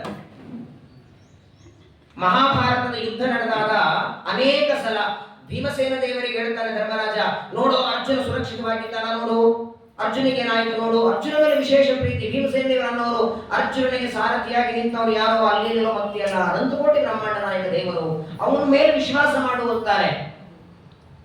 ಕೃಷ್ಣನ ಮೇಲೂ ಇಲ್ಲದಿರುವ ವಿಶ್ವಾಸ ಭೀಮನ ಮೇಲೆ. ಭೀಮಸೇನ ದೇವರಷ್ಟು ಶುದ್ಧೇ ಭಾಗವತೆ ಧರ್ಮೇ ನಿರತೋಯ ಪ್ರಬೋದರ. ಅನೇಕ ಸಂದರ್ಭಗಳಲ್ಲಿ ಭಗವಂತನ ಬಗ್ಗೆ ಸ್ವಲ್ಪ ಅವರಿಗೆ ಭಾವನೆ. ಹಾಗಾಗಿ ಕೃಷ್ಣಾರ್ಜುನರನ್ನ ಭೀಮಾರ್ಜುನರನ್ನ ಕಳಿಸೋದಿಲ್ಲ ಅಂದ್ರೆ ಅವರನ್ನ ಕಳಿಸೋದು ಹೊರತು ರಾಜಸೂಯ ಆಗೋದಿಲ್ಲ. ಸರಿ ಅಂತ ಭೀಮಸೇನ ದೇವರನ್ನ ಅರ್ಜುನನನ್ನ ಕರ್ಕೊಂಡು ಚೆನ್ನಾಗಿ ಧೋತ್ರ ಉಟ್ಕೊಂಡಿದ್ದಾರೆ, ಒಳ್ಳೆ ಅಂಗಾರಾಕ್ಷಿ ಹಚ್ಕೊಂಡಿದ್ದಾರೆ, ಶಿಖಾ ಬಿಟ್ಟಿದ್ದಾರೆ, ಬ್ರಾಹ್ಮಣರ ವೇಷದಿಂದ ಮಧ್ಯಾಹ್ನ 12 ಗಂಟೆಗೆ ಜರಾಸಂಧನ ಮನೆ ಬಂದಿದ್ದಾರೆ. ಮಗಧ ದೇಶಕ್ಕೆ ಗೊತ್ತಿದೆ ಕೃಷ್ಣನಿಗೆ. ಜರಾಸಂಧನ ಮನೆಗೆ ಯಾವಾಗ ಹೋಗುವೆ, ಪೂಜೆ ಮಾಡಿ ವೈಶ್ವದೇವ ಮಾಡಿ ಬಲಿಹರಣ ಹಾಕೋದಕ್ಕೆ ಹೊರಗೆ ಬರ್ತಾನೆ. ಆಗ ಹೋಗೋಣ ಅಂದ್ರು. ಯಾಕಂದ್ರೆ ಬಲಿಹರಣ ಹಾಕೋದಕ್ಕೆ ಬಂದಾಗ ಯಾರು ಏನು ಬೇಡ್ತಾರೆ ಕೊಡ್ತಾನೋ, ಅಷ್ಟು ಬ್ರಾಹ್ಮಣರ ಮೇಲೆ ದೀಕ್ಷಾ ಅವನಿಗೆ. ವಾಸ್ತವಿಕ ಇರೋದು ಗೃಹಸ್ಥರ ಧರ್ಮ ಅದು. ಬಲಿಹರಣ ಹಾಕಿ ಬಾಗಿಲಲ್ಲಿ ನಿಂತ್ಕೋಬೇಕು ಅರ್ಧ ಗಂಟೆ. ಯಾರಾದ್ರೂ ಬಂದ್ರೆ ಅವರೇ ಅತಿಥಿ, ತಿಥಿ ಇಲ್ಲದೆ ಬರೋರು. ಅವ್ರು ಯಾರಾದ್ರೂ ಬಂದ್ರೆ ಅವರನ್ನ ಕರೆಸಿ ಮೊದಲು ಅವರಿಗೆ ಅನ್ನದಾನ ಮಾಡಿ ಆಮೇಲೆ ತಾನು ಮಾಡಬೇಕು. ಪ್ರತಿನಿತ್ಯದಲ್ಲಿ ಬಲಿಹರಣ ಹಾಕಿ ಹೊರಗಡೆ ನಿಂತ್ಕೊಳ್ತಾನೆ, ಬ್ರಾಹ್ಮಣರ ನಿರೀಕ್ಷಣೆ ಮಾಡ್ತಾನೆ. ಆ ಹೊತ್ತಿಗೆ ಹೋಗೋಣ ಅಂತ ಕೃಷ್ಣ ಭೀಮಾರ್ಜುನರನ್ನ ಕರ್ಕೊಂಡು ಹೊರಡ್ತಾನೆ. ಸರಿಯಾದ ಹೊತ್ತಿಗೆ ಬಂದಿದ್ದಾರೆ. ಪೂಜೆಯನ್ನ ಮುಗಿಸಿ ವಿಶೇಷವಾಗಿ ಬಲಿಹರಣ ಹಾಕುವುದಕ್ಕೆ ಬಂದಿದ್ದ. ಆಗ ನೋಡುತ್ತಾನೆ, ಪ್ರತಿನಿತ್ಯದಲ್ಲಿ ಬನ್ನಿ ಅಂತ ಕರೆದ್ರೆ ಒಬ್ಬರ ಆಚಾರ ಊಟಕ್ಕೆ ಸಿಗಲ್ಲ. ಏನೋ ಕಾರಣ ನಾವು ಹಾಂಗಾಯ್ತು ಹಿಂಗಾಯ್ತು ಅಂತಾರೆ. ನಾನಿವತ್ತು ಕರೆಯದೆ ಅದು ಒಬ್ಬರಲ್ಲ ಇಬ್ಬರಲ್ಲ 3 ಜನ, ಅತ್ಯಂತ ಒಳ್ಳೆ ವಿಲಕ್ಷಣ ತೇಜಸ್ಸು 3 ಜನ ಬ್ರಾಹ್ಮಣರು. ಅವರ ವೇಷ ನೋಡುತ್ತಾರೆ, ಒಳ್ಳೆ ಧೋತ್ರ ಉಟ್ಕೊಂಡಿದ್ದಾರೆ, ಹಣೆ ಮೇಲೆ ಅಂಗಾರಾಕ್ಷತೆ, ಒಳ್ಳೆ ಉತ್ತಮವಾದಂತಹ ಲಕ್ಷಣದಿಂದ ಯುಕ್ತರಾಗಿ ಜರಾಸಂಧನನ್ನ ನೋಡುತ್ತಾರೆ. ಜರಾಸಂಧ ಆನಂದ ಆಯ್ತು, ಒಳಗೆ ಬನ್ನಿ ಅಂತ. ಹೇ ವಿಪ್ರಾಹ ವೀಯತಾಂ ಕಾಲಃ ಕಾಮಃ, ಒಳಗೆ ಬನ್ನಿ ಅಂತ ಕರೀತಾನೆ. ನನ್ನ ಸೌಭಾಗ್ಯ, ನನ್ನ ಮನೆಗೆ ಬ್ರಾಹ್ಮಣರು ಬಂದಿದ್ದೀರಿ. ನನ್ನ ಮನೆಗೆ ಬಂದವರಿಗೆ ಸಾಮಾನ್ಯವಾಗಿ ಬ್ರಾಹ್ಮಣೋ ಭೋಜನ ಪ್ರಿಯ, ಅದು ಬಹುಜನ ಪ್ರಿಯ ಇತ್ತು, ಭೋಜನ ಆಗಿದೆ. ಈಗ ಊಟ ಅಂದ್ರೆ ಪ್ರೀತಿ. ಮಧ್ಯಾಹ್ನ ಕಾಲಕ್ಕೆ ಬಂದಿದ್ದೀರಿ, ಏನು ಅಡಿಗೆ ಮಾಡಿದ್ದೇನೆ ಊಟಕ್ಕೆ ಬರ್ತೀರಾ ಅಂದ್ರೆ ಕೃಷ್ಣ ಬಲರಾಮ, ಕೃಷ್ಣ ಮತ್ತು ಭೀಮದೇವ ಭೀಮಸೇನ ದೇವರಂತಾರೆ, ನಾವು ಊಟದ ಬ್ರಾಹ್ಮಣರಲ್ಲ ಅಂದ್ರು. ಊಟಕ್ಕಾಗಿ ಬಂದವರಲ್ಲ, ನಾವು ಬಂದದ್ದು ಯುದ್ಧಂ ನೋ ದೇಹಿ ರಾಜೇಂದ್ರ ದ್ವಂದ್ವಂಶೋ ಯದಿ ಮನ್ಯಸೆ. ನಿನಗೆ ಏನಾದ್ರೂ ಕೊಡಬೇಕು ಅಂತಿದ್ರೆ, ಬ್ರಾಹ್ಮಣರ ಪೂಜೆ ನಮ್ಮ ಪೂಜೆ ಮಾಡುವ ಅಪೇಕ್ಷೆ ಇದ್ರೆ ಯುದ್ಧ ಭಿಕ್ಷಾ ಬೇಡಿ ಬಂದಿದ್ದೇವೆ. ಊಟ ಭಿಕ್ಷಾ ಬೇಡ, ಅನ್ನ ಭಿಕ್ಷಾ ಬೇಡ. ನಮ್ಮ ಮೂವರಲ್ಲಿ ಯಾರ ಜೊತೆಗಾದರೂ ನೀನು ಯುದ್ಧ ಮಾಡಬೇಕು, ಯುದ್ಧವನ್ನು ಬೇಡ್ಕೊಂಡು ಬಂದಿದ್ದೇವೆ. ಪ್ರಾಯ ಜರಾಸಂಧ ಮಧ್ಯಾಹ್ನ ಹೊತ್ತು ಬಂದವರು 99% ಅನ್ನಕ್ಕಾಗಿ ಬರ್ತಾರೆ. ಯಾರು ಬಂದ್ರು ಯುದ್ಧ ಬೇಕು, ಯಾಕಂದ್ರೆ ಅವನ ಜೊತೆ ಯುದ್ಧ ಯಾರು ಮಾಡ್ತಾರೆ? ಹೋಗಿ ಹೋಗಿ ಯಾರಾದ್ರೂ ಪರ್ವತಕ್ಕೆ ತಲೆಗೆಡಿಸ್ಕೊತಾಳ. ಜರಾಸಂಧ ಅಂದ್ರೆ ಏನು, ಅವನ ಬಲ ಪರಾಕ್ರಮ ನೋಡಿ ಅವನಾದವನು ಯುದ್ಧ ಬಂದ್ರೆ ಓಡ್ ಹೋಗೋರು ಇದ್ದಾರೆ, ಇನ್ನು ಅವನಿಗೆ ಬಂದು ಯುದ್ಧ ಬೇಕು ಅಂತ ಬೇಡವ್ರು ಯಾರು? ಹಾಗಾಗಿ ಯಾರು ಇವತ್ತಿನವರೆಗೆ ಯುದ್ಧ ಭಿಕ್ಷೆ ಬೇಡಿರಲಿಲ್ಲ. ಯುದ್ಧ ಭಿಕ್ಷೆ ಬೇಡ್ತಾನೆ. ಆದರೆ ಜರಾಸಂಧ ತುಂಬಾ ಬುದ್ಧಿವಂತ. ಜರಾಸಂಧ ಅಂತಾನೆ, ಸಾಮಾನ್ಯವಾಗಿ ಬ್ರಾಹ್ಮಣರು ಏನು ಯಾಚನೆ ಮಾಡಿದ್ರು ನಾನು ಕೊಡ್ತೇನೆ, ಇಲ್ಲ ಅನ್ನಲ್ಲ. ಅದು ಅನ್ನನೇ ಬೇಡಲಿ, ಸ್ವಲ್ಪತ್ತು ಬೇಡಲಿ, ಎಲ್ಲ ಕೊಡ್ತೇನೆ. ಆದರೆ ಈಗ ನೀವು ಯುದ್ಧ ಬೇಡಿದ್ರಿ, ವಾಸ್ತವಿಕ ನೋಡಿದ್ರೆ ನೀವು ಮೂವರು ಬ್ರಾಹ್ಮಣರಲ್ಲ ಅಂತ. ಮೂವರು ಬ್ರಾಹ್ಮಣರಲ್ಲ, 18 ಬಾರಿ ಸೋತಿದ್ದೇನೆ ಕೃಷ್ಣ ಅಂತ ಗೊತ್ತಾಗಲ್ವಾ? ಇವರ ಬಾಹುಬಲ ನೋಡಿ ಹೇಳಬಹುದು ಇವ ಭೀಮ ಅಂತ. ಬಾಣಗಳನ್ನು ಬಿಟ್ಟು ಕೈಗೆಲ್ಲ ಗಾಯ ಆಗಿದೆ ಇವ ಅರ್ಜುನ ಅಂತ. ನಿಮ್ಮನ್ನ ಹೊರಗಡೆ ನೋಡಿದಾಗ ಮೂವರು ಕ್ಷತ್ರಿಯರು ಅಂತ ಗೊತ್ತು, ಆದರೂ ಈ ಪಂಚಧೋತ್ರ ಉಟ್ಕೊಂಡು ಬಂದಿರಲ್ಲ, ವೇಷಕ್ಕೂ ನಾನು ಗೌರವ ಕೊಡ್ತೇನೆ ಅಂತ. ಬ್ರಾಹ್ಮಣ ವೇಷಕ್ಕೂ ಮರ್ಯಾದೆ ಇದೆ. ನೀವು ನೋಡಿಬೇಕಾದ್ರೆ ದೇವಸ್ಥಾನಕ್ಕೆ ಎಲ್ಲಿ ಹೋಗ್ಬೇಕಾದ್ರೆ ಪ್ಯಾಂಟ್ ಮೇಲೆ ಹೋಗಿ ನೋಡಿ, ಧೋತ್ರ ಮೇಲೆ ಹೋಗಿ ನೋಡಿ, ಅದೊಂದು ಗೌರವ, ಆದರೆ ಬೇರೆನೆ. ಅಕಸ್ಮಾತ್ ಆಗಿ ಯಾವುದೋ ದೇವಸ್ಥಾನಕ್ಕೆ ನೀವು ಹೋದ್ರಿ, ಏನೋ ಬೈ ಚಾನ್ಸ್ ಧೋತ್ರ ಇಟ್ಕೊಂಡು ಹೋದ್ರೆ ಅವ್ರಿಗೆ ಏನೋ ಒಂದು ಅಭಿಪ್ರಾಯ, ಯಾರೋ ಇದ್ದಾರಪ್ಪ ಇವರು ನೀವು ಒಳಗೆ ಬಿಟ್ಟು ಬಿಡ್ತಾರೆ. ವೇಷಕ್ಕೂ ಗೌರವ ಕೊಡ್ತೇನೆ, ಪರವಾಗಿಲ್ಲ, ಬ್ರಾಹ್ಮಣ ದೇಶದಲ್ಲಿ ಬಂದಿದ್ದೇನೆ ಯುದ್ಧ ಭಿಕ್ಷು ಅಂತ, ಆದರೆ ನಿನ್ ಜೊತೆ ಯುದ್ಧ ಮಾಡಲ್ಲ ಅಂತ. ನತ್ವಯ ಭೀರುಣಾಯೋತ್ಸೆ ಯುಧಿ ವಿಕ್ರಮಚೇತಸಃ. ನೀನೊಬ್ಬ ಅಂಜಬುರ್ಕ ಅಂತಾನೆ ಕೃಷ್ಣನಿಗೆ. ಎಲ್ಲಿ ಯುದ್ಧಕ್ಕೆ ಬರ್ತೇನೆ ಅಂತ ಗೊತ್ತಾಗಿ ರಾತ್ರಿ ಸಮುದ್ರದಲ್ಲಿ ಮನೆಯನ್ನ ಕಟ್ಕೊಂಡು ದ್ವಾರಕೆ ಕಟ್ಕೊಂಡು ಓಡದವ ನೀನು. ಆಕ್ಚುಲಿ ಹೆದರಿದು ಕಾಲಿಯವನಿಗೆ, ಹೆದರಿನೂ ಅಲ್ಲ ಅದು, ಮುಚುಕುಂದನಿಂದ ಕಾಲಿಯವನ ಸಾಯಿಸಬೇಕು ಅಂತ ಕೃಷ್ಣ ಓಡಿದ್ದ. ಆದ್ರೆ ಅದನ್ನೇ ಹೇಳ್ತಾನೆ ಈಗ, ನೀನು ಹೆದರಿ ಓಡಿದ್ದಕ್ಕೆ ನಿನ್ ಜೊತೆ ಯುದ್ಧ ಮಾಡಲ್ಲ ಅಂತ. ಪಕ್ಕದಲ್ಲಿ ಅರ್ಜುನ ನಿಂತಿದ್ದ. ಅರ್ಜುನನನ್ನು ನೋಡಿ ಎಷ್ಟು ಏನಂತ ನೋಡಿ, ಒಂದು ಸಣ್ಣ ಹುಡುಗರಿದ್ದು ಇದ್ರ ಜೊತೆಗೆ ಯುದ್ಧ ಮಾಡೋದು ಒಂದು ಬಿಟ್ಟ. ಮಕ್ಕಳ ಜೊತೆಗೆ ಆಟ ಆಡ್ತಾರೆ, ಯುದ್ಧ ಮಾಡಲ್ಲ. 55 ವರ್ಷದ ಒಂದು ಮಗು ಒಂದು ಬಿಟ್ಟ. ಏನು ಮಂಗಳಾರತಿ ಆಯ್ತು ನೋಡಿ ಮುಖಕ್ಕೆ. ಇದಕ್ಕೆ ಕರ್ಕೊಂಡ್ ಬಂದಿದ್ದ ಕೃಷ್ಣ ಅಲ್ಲಿ. ವಾಸ್ತವಿಕವಾಗಿ ಅರ್ಜುನನ ಕೆಲಸ ಇರಲಿಲ್ಲ. ಭೀಮಸೇನ ದೇವರು ಜರಾಸಂಧನ ಜೊತೆ ಯುದ್ಧ ಮಾಡ್ತಾರೆ. ಅವರು ಯುದ್ಧ ಮಾಡಿ ಕೃಷ್ಣಾರ್ಪಣ ಅಂತ ಇವನಿಗೆ ಅರ್ಪಣೆ ಮಾಡ್ತಾರೆ. ಇಬ್ರು ಸಾಕು, ಅರ್ಜುನ ಯಾಕೆ ಮಧ್ಯದಲ್ಲಿ? ಆಗಾಗ ಅರ್ಜುನನಿಗೆ ನಾನು ಭೀಮನಕ್ಕಿಂತಲೂ ಪರಾಕ್ರಮಿ, ಭಾರೀ ಶಕ್ತಿ ನನ್ನಲ್ಲಿ ಇದೆ ಅಂತ ಅದನ್ನು ಕೃಷ್ಣನ ಹೇಳಬಹುದಾಗಿತ್ತು. ಭೀಮಸೇನ ದೇವರ ಶಕ್ತಿಯೊಳಗಿನ ಒಂದು ಅಂಶನೂ ನಿನ್ನಲ್ಲಿ ಇಲ್ಲ ಅಂತ. ನಮ್ಮಲ್ಲಿ ನೋಡಿ ಹೇಗಿದೆ ಗೊತ್ತಾ, ನಮ್ಮ ಮಕ್ಕಳ ತಪ್ಪು ನಾವೇ ಹೇಳಿದ್ರೆ ನಮ್ಮ ಸಿಟ್ಟಿಗೆ ಬರ್ತಾರೆ ಮಕ್ಕಳು. ಅದೇ ತಪ್ಪು ಬೇರೆಯವರಿಂದ ಹೇಳಿಸ್ತೇನೆ. ಗುರುಗಳಿಂದ ಸ್ವಾಮಿಗಳಿಂದ ಯಾರು ಕೇಳಿದ್ರೆ ಹೇಳಿಸಿ ತಲೆಗೆ ಹೋಗ್ತದೆ. ನಮ್ಮ ತಪ್ಪಿದೆ ಅಂತ ಮಗ ತಿಳಿಯ ನಮ್ಮಪ್ಪ ಬೈದಂತ ಊಟ ತಿರುಗಿ ಬೀಳ್ತಾರೆ. ಅದಕ್ಕೆ ನಾನಾಗಿ ಹೇಳಬಾರದು. ಅದು ಶತ್ರುಗಳಿಂದ ಮುಖಮಂಗಳಾರತಿ ಆದರೆ ಈ ಒಂದು ಅಹಂಕಾರ ಹಿಡಿತದೆ ಅಂತ ಕರ್ಕೊಂಡು ಬಂದಿದ್ದ. 50 ವರ್ಷದ ಒಂದು ಸಣ್ಣ ಹುಡುಗ ಇದ್ರ ಜೊತೆಗೆ ಯುದ್ಧ ಮಾಡೋದು ಒಂದು ಬಿಟ್ಟ. ಕೋಪ ಬಂತು ಅರ್ಜುನನಿಗೆ, ಆದರೂ ಸಹನ ಮಾಡ್ತಾನೆ. ಭೀಮಸೇನ ಆಡಿದರೆ ಭೀಮಸೇನ ದೇವತೆ ಯುದ್ಧ ಆಡ್ತಾನೆ. ಯಾಕಂದ್ರೆ ಯಯೋರೇವ ಸಮಂ ವಿತ್ತಂ ಯಯೋರೇವ ಸಮಂ ಬಲಃ. ಪ್ರಪಂಚದೊಳಗೆ ಯುದ್ಧ ಆಡೋದಾಗಲಿ, ವಾಕ್ಯಾರ್ಥ ಮಾಡೋದಾಗಲಿ, ಅಥವಾ ಸಂಬಂಧ ಬೆಳೆಸೋದಾಗಲಿ ಸಮಾನ ಇದ್ದವರಲ್ಲಿ. ಒಬ್ಬವನು ದಡ್ಡ, ಒಬ್ಬವನು ಪಂಡಿತ. ಆ ಪಂಡಿತ ದಡ್ಡನ ಜೊತೆ ನನಗೆ ನೀ ಅಲ್ಲೇನು ಹೇಳ್ಕೊಡೋದು ಗೆದ್ದೆ ಅಂತ. ನಿನಗೆ ಸಮಾನನಾದ ಪಾಂಡಿತ್ಯ ಇರುವ ವ್ಯಕ್ತಿ ಜೊತೆಗೆ ವಾದ ಮಾಡಿ ಗೆಲ್ಲಬೇಕು ನೀನು. ಒಬ್ಬ ದಡ್ಡನ ಜೊತೆ ಗೆದ್ರಲ್ಲ. ಹಾಗೇನೆ ದುರ್ಬಲನಾದ ವ್ಯಕ್ತಿ ಜೊತೆಗೆ ಯುದ್ಧ ಮಾಡಿ ಲಾಭ ಇಲ್ಲ. ತನಗೆ ಸಮಾನ ಬಲಿಷ್ಠನಾದ ವ್ಯಕ್ತಿ ಜೊತೆಗೆ ಜರಾಸಂಧ, ನನಗೆ ಸಮಾನನಾದ ಬಲವುಳ್ಳವನು ಭೀಮ ಒಬ್ಬನೇ ಸರಿ ಅಂತ ಇಬ್ಬರ ಮಧ್ಯದಲ್ಲಿ ಶುರುವಾಗುತ್ತೆ.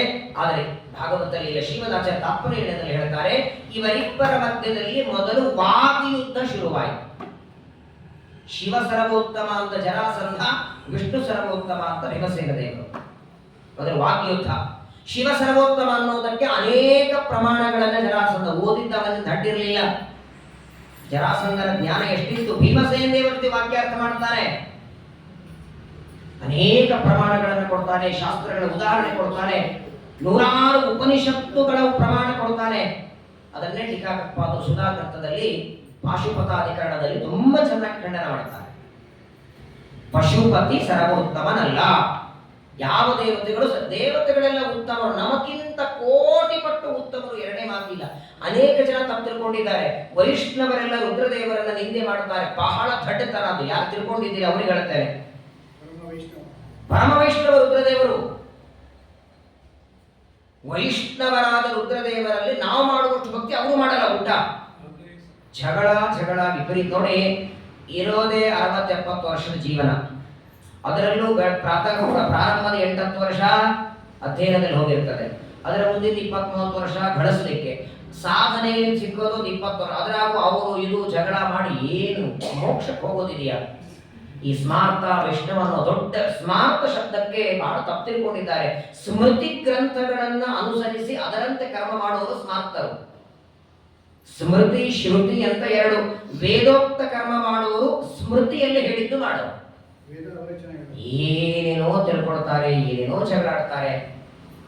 ಸರ್ವಥಾ ನಾವು ರುದ್ರದೇವರ ನಿಂದೆ ಮಾಡಿಲ್ಲ, ಮಾಡೋದು ಇಲ್ಲ. ನಮ್ಮ ಅದಕ್ಕಾಗಿ ನೋಡಿ, ಈ ಗೊಂದಲ ಎಲ್ಲರ ತಲೆಯೊಳಗೆ ಹೋಗ್ಲಿ. ರುದ್ರದೇವರು ವೈಷ್ಣವರಲ್ಲ, ಅವ್ರದೇ ಒಂದು ಪಂಥ ಬೇರೆ ಇದೆ ಅಂತ ಅನೇಕ ಜನರ ವಾದ. ಹಾಗಾಗೇನೆ 18 ಪುರಾಣಗಳಲ್ಲಿ ಪರಮ ವೈಷ್ಣವ ಪುರಾಣವಾದ ಭಾಗವತವನ್ನು ರುದ್ರದೇವರಿಂದ ಹೇಳಿಸಿದ ಪರೀಕ್ಷಿತನಿಗೆ ಬೇರೆಯವರು ಬರ್ಬೋದಾಗಿತ್ತಲ್ಲ. ಅಲ್ಲಿ ಪರೀಕ್ಷಿತ ರಾಜ ಪ್ರಾಯೋಪವೇಶಕ್ಕೆ ಕೂತಾಗ ಶುಕಾಚಾರ್ಯ ಯಾಕೆ ಬಂದರು? ಆಲ್ರೆಡಿ ಎಲ್ಲಾರು ಬಂದು ಕೂತಿದ್ರಲ್ಲಿ. ವಸಿಷ್ಠ, ವಿಶ್ವಾಮಿತ್ರ, ಜಮದಗ್ನಿ, ಕಶ್ಯಪ, ಅಸಿತ, ಲೋಮಶ, ಭರದ್ವಾರ, ಪ್ರಥಮ ಸ್ಕಂದ ಭಾಗವತ ಹೇಳ್ತದೆ. ಎಷ್ಟು ಜನ ಬಂದಿದ್ರು? ಅದರಲ್ಲಿ ಯಾರಾದ್ರೂ ಹೇಳ್ಬೋದಾಗಿತ್ತು ಭಾಗವತ? ಬರ್ತಿರ್ಲಿಲ್ವಾ? ಸ್ವತಃ ವೇದವ್ಯಾಸರು ಕೂತಿದ್ರಲ್ಲಿ. ಈ ಗೊಂದಲ ಪರಿಹಾರ ಆಗಲಿ. ಹರಿ ಸರ್ವೋತ್ತಮ, ವಾಯು ಜೀವೋತ್ತಮ, ಮುಂದೆ ಬರೋದೇ ರುದ್ರ ವಿಷ್ಣು ವೈಷ್ಣವೋತ್ತಮ. ಕೊರಳಲ್ಲಿ ರುದ್ರಾಕ್ಷಿ ಭಸ್ಮವ ಧರಿಸಿದ ಪರಮ ವೈಷ್ಣವನು ನೀನೆ ಅಂತಾರೆ ಪುರಂದರದಾಸರು. ತಪ್ಪು ಕಲ್ಪನೆ ಬೇಡ. ಅದು ನಾವು ಹೇಳೋದಿಷ್ಟೇ. ತಾರತಮ್ಯದೊಳಗೆ ಅಜ್ಜ ಮೊಮ್ಮಗ ಒಬ್ಬರೇ ಆಗ್ತಾರ?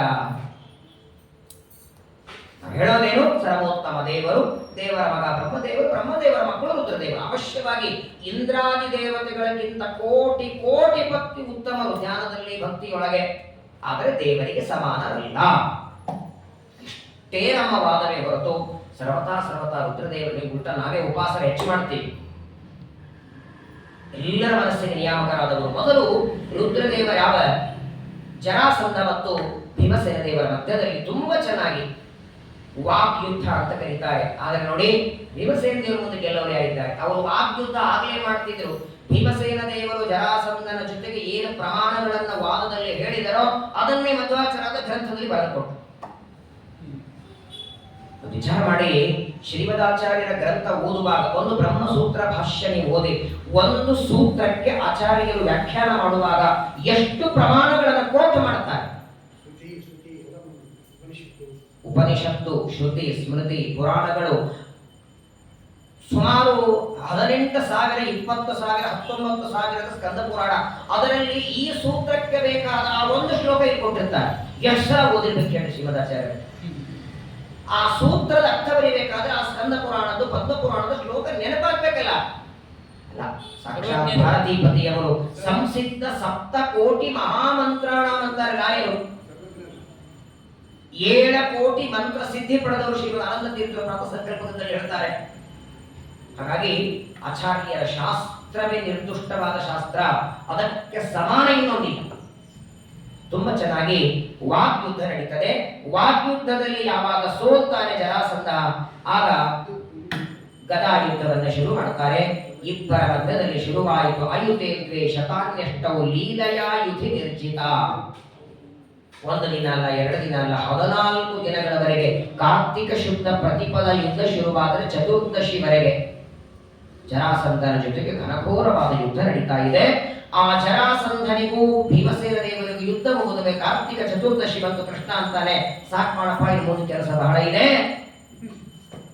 ಇತಿಶ್ರೀ ಮಾಡು ಇವನನ್ನ ಅಂತ ಹೇಳಿದಾಗ ಜರಾಸಂಧ ಅವನು ಸಾಯೋದು ಹೊಡೆದರೆ ಗದೆಯಿಂದ ಹೊಡೆದರೆ, ಬಾಣದಿಂದ ಹೊಡೆದ್ರಲ್ಲ, ಅವನನ್ನ ಸರಿಯಾಗಿ 2 ಭಾಗ ಸೀಳಬೇಕು.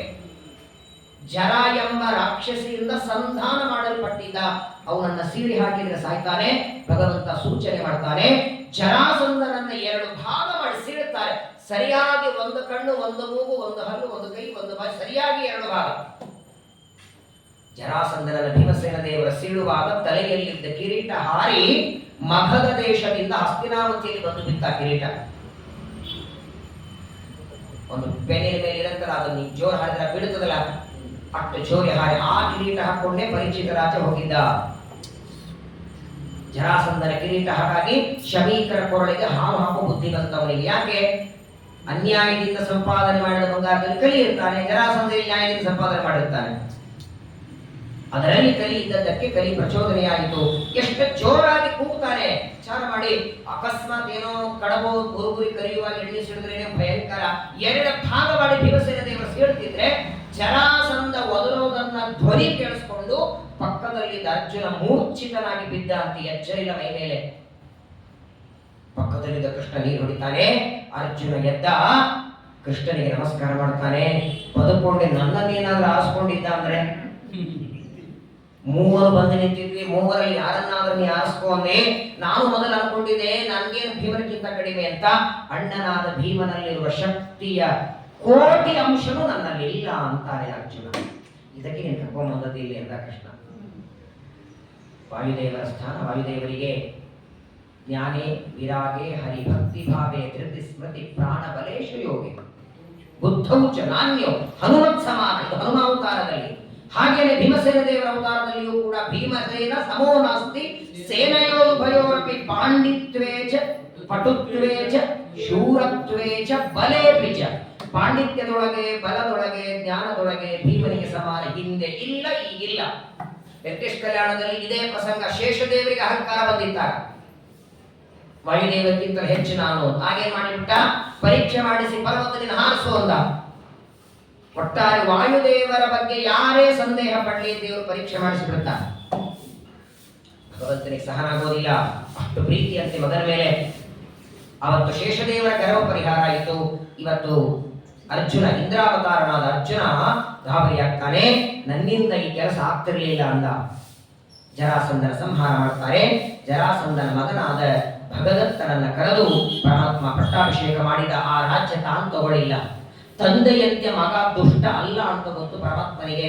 ಭಗದತ್ತನಿಗೆ ರಾಜ್ಯ ಕೊಟ್ಟಾಕ್ಷಣ ಭಗದತ್ತ ಹೇಳ್ತಾನೆ, ನನ್ನ ತಂದೆಯನ್ನ ಕೊಂದು ಈ ಸಮಗ್ರ ರಾಜ್ಯ ನಿಂದು ಸ್ವಾಮಿ, ರಾಜಸೂ ಯಾಗಕ್ಕೆ ಬೇಕಾಗುವ ಎಲ್ಲ ಸಂಪತ್ತು ತಗೊಂಡು ಹೋಗಲ್ಲ. ಎಲ್ಲಿಂದ ಬಂದನ ಮಗ? ಜರಾಸಂಧನ ಮಗ.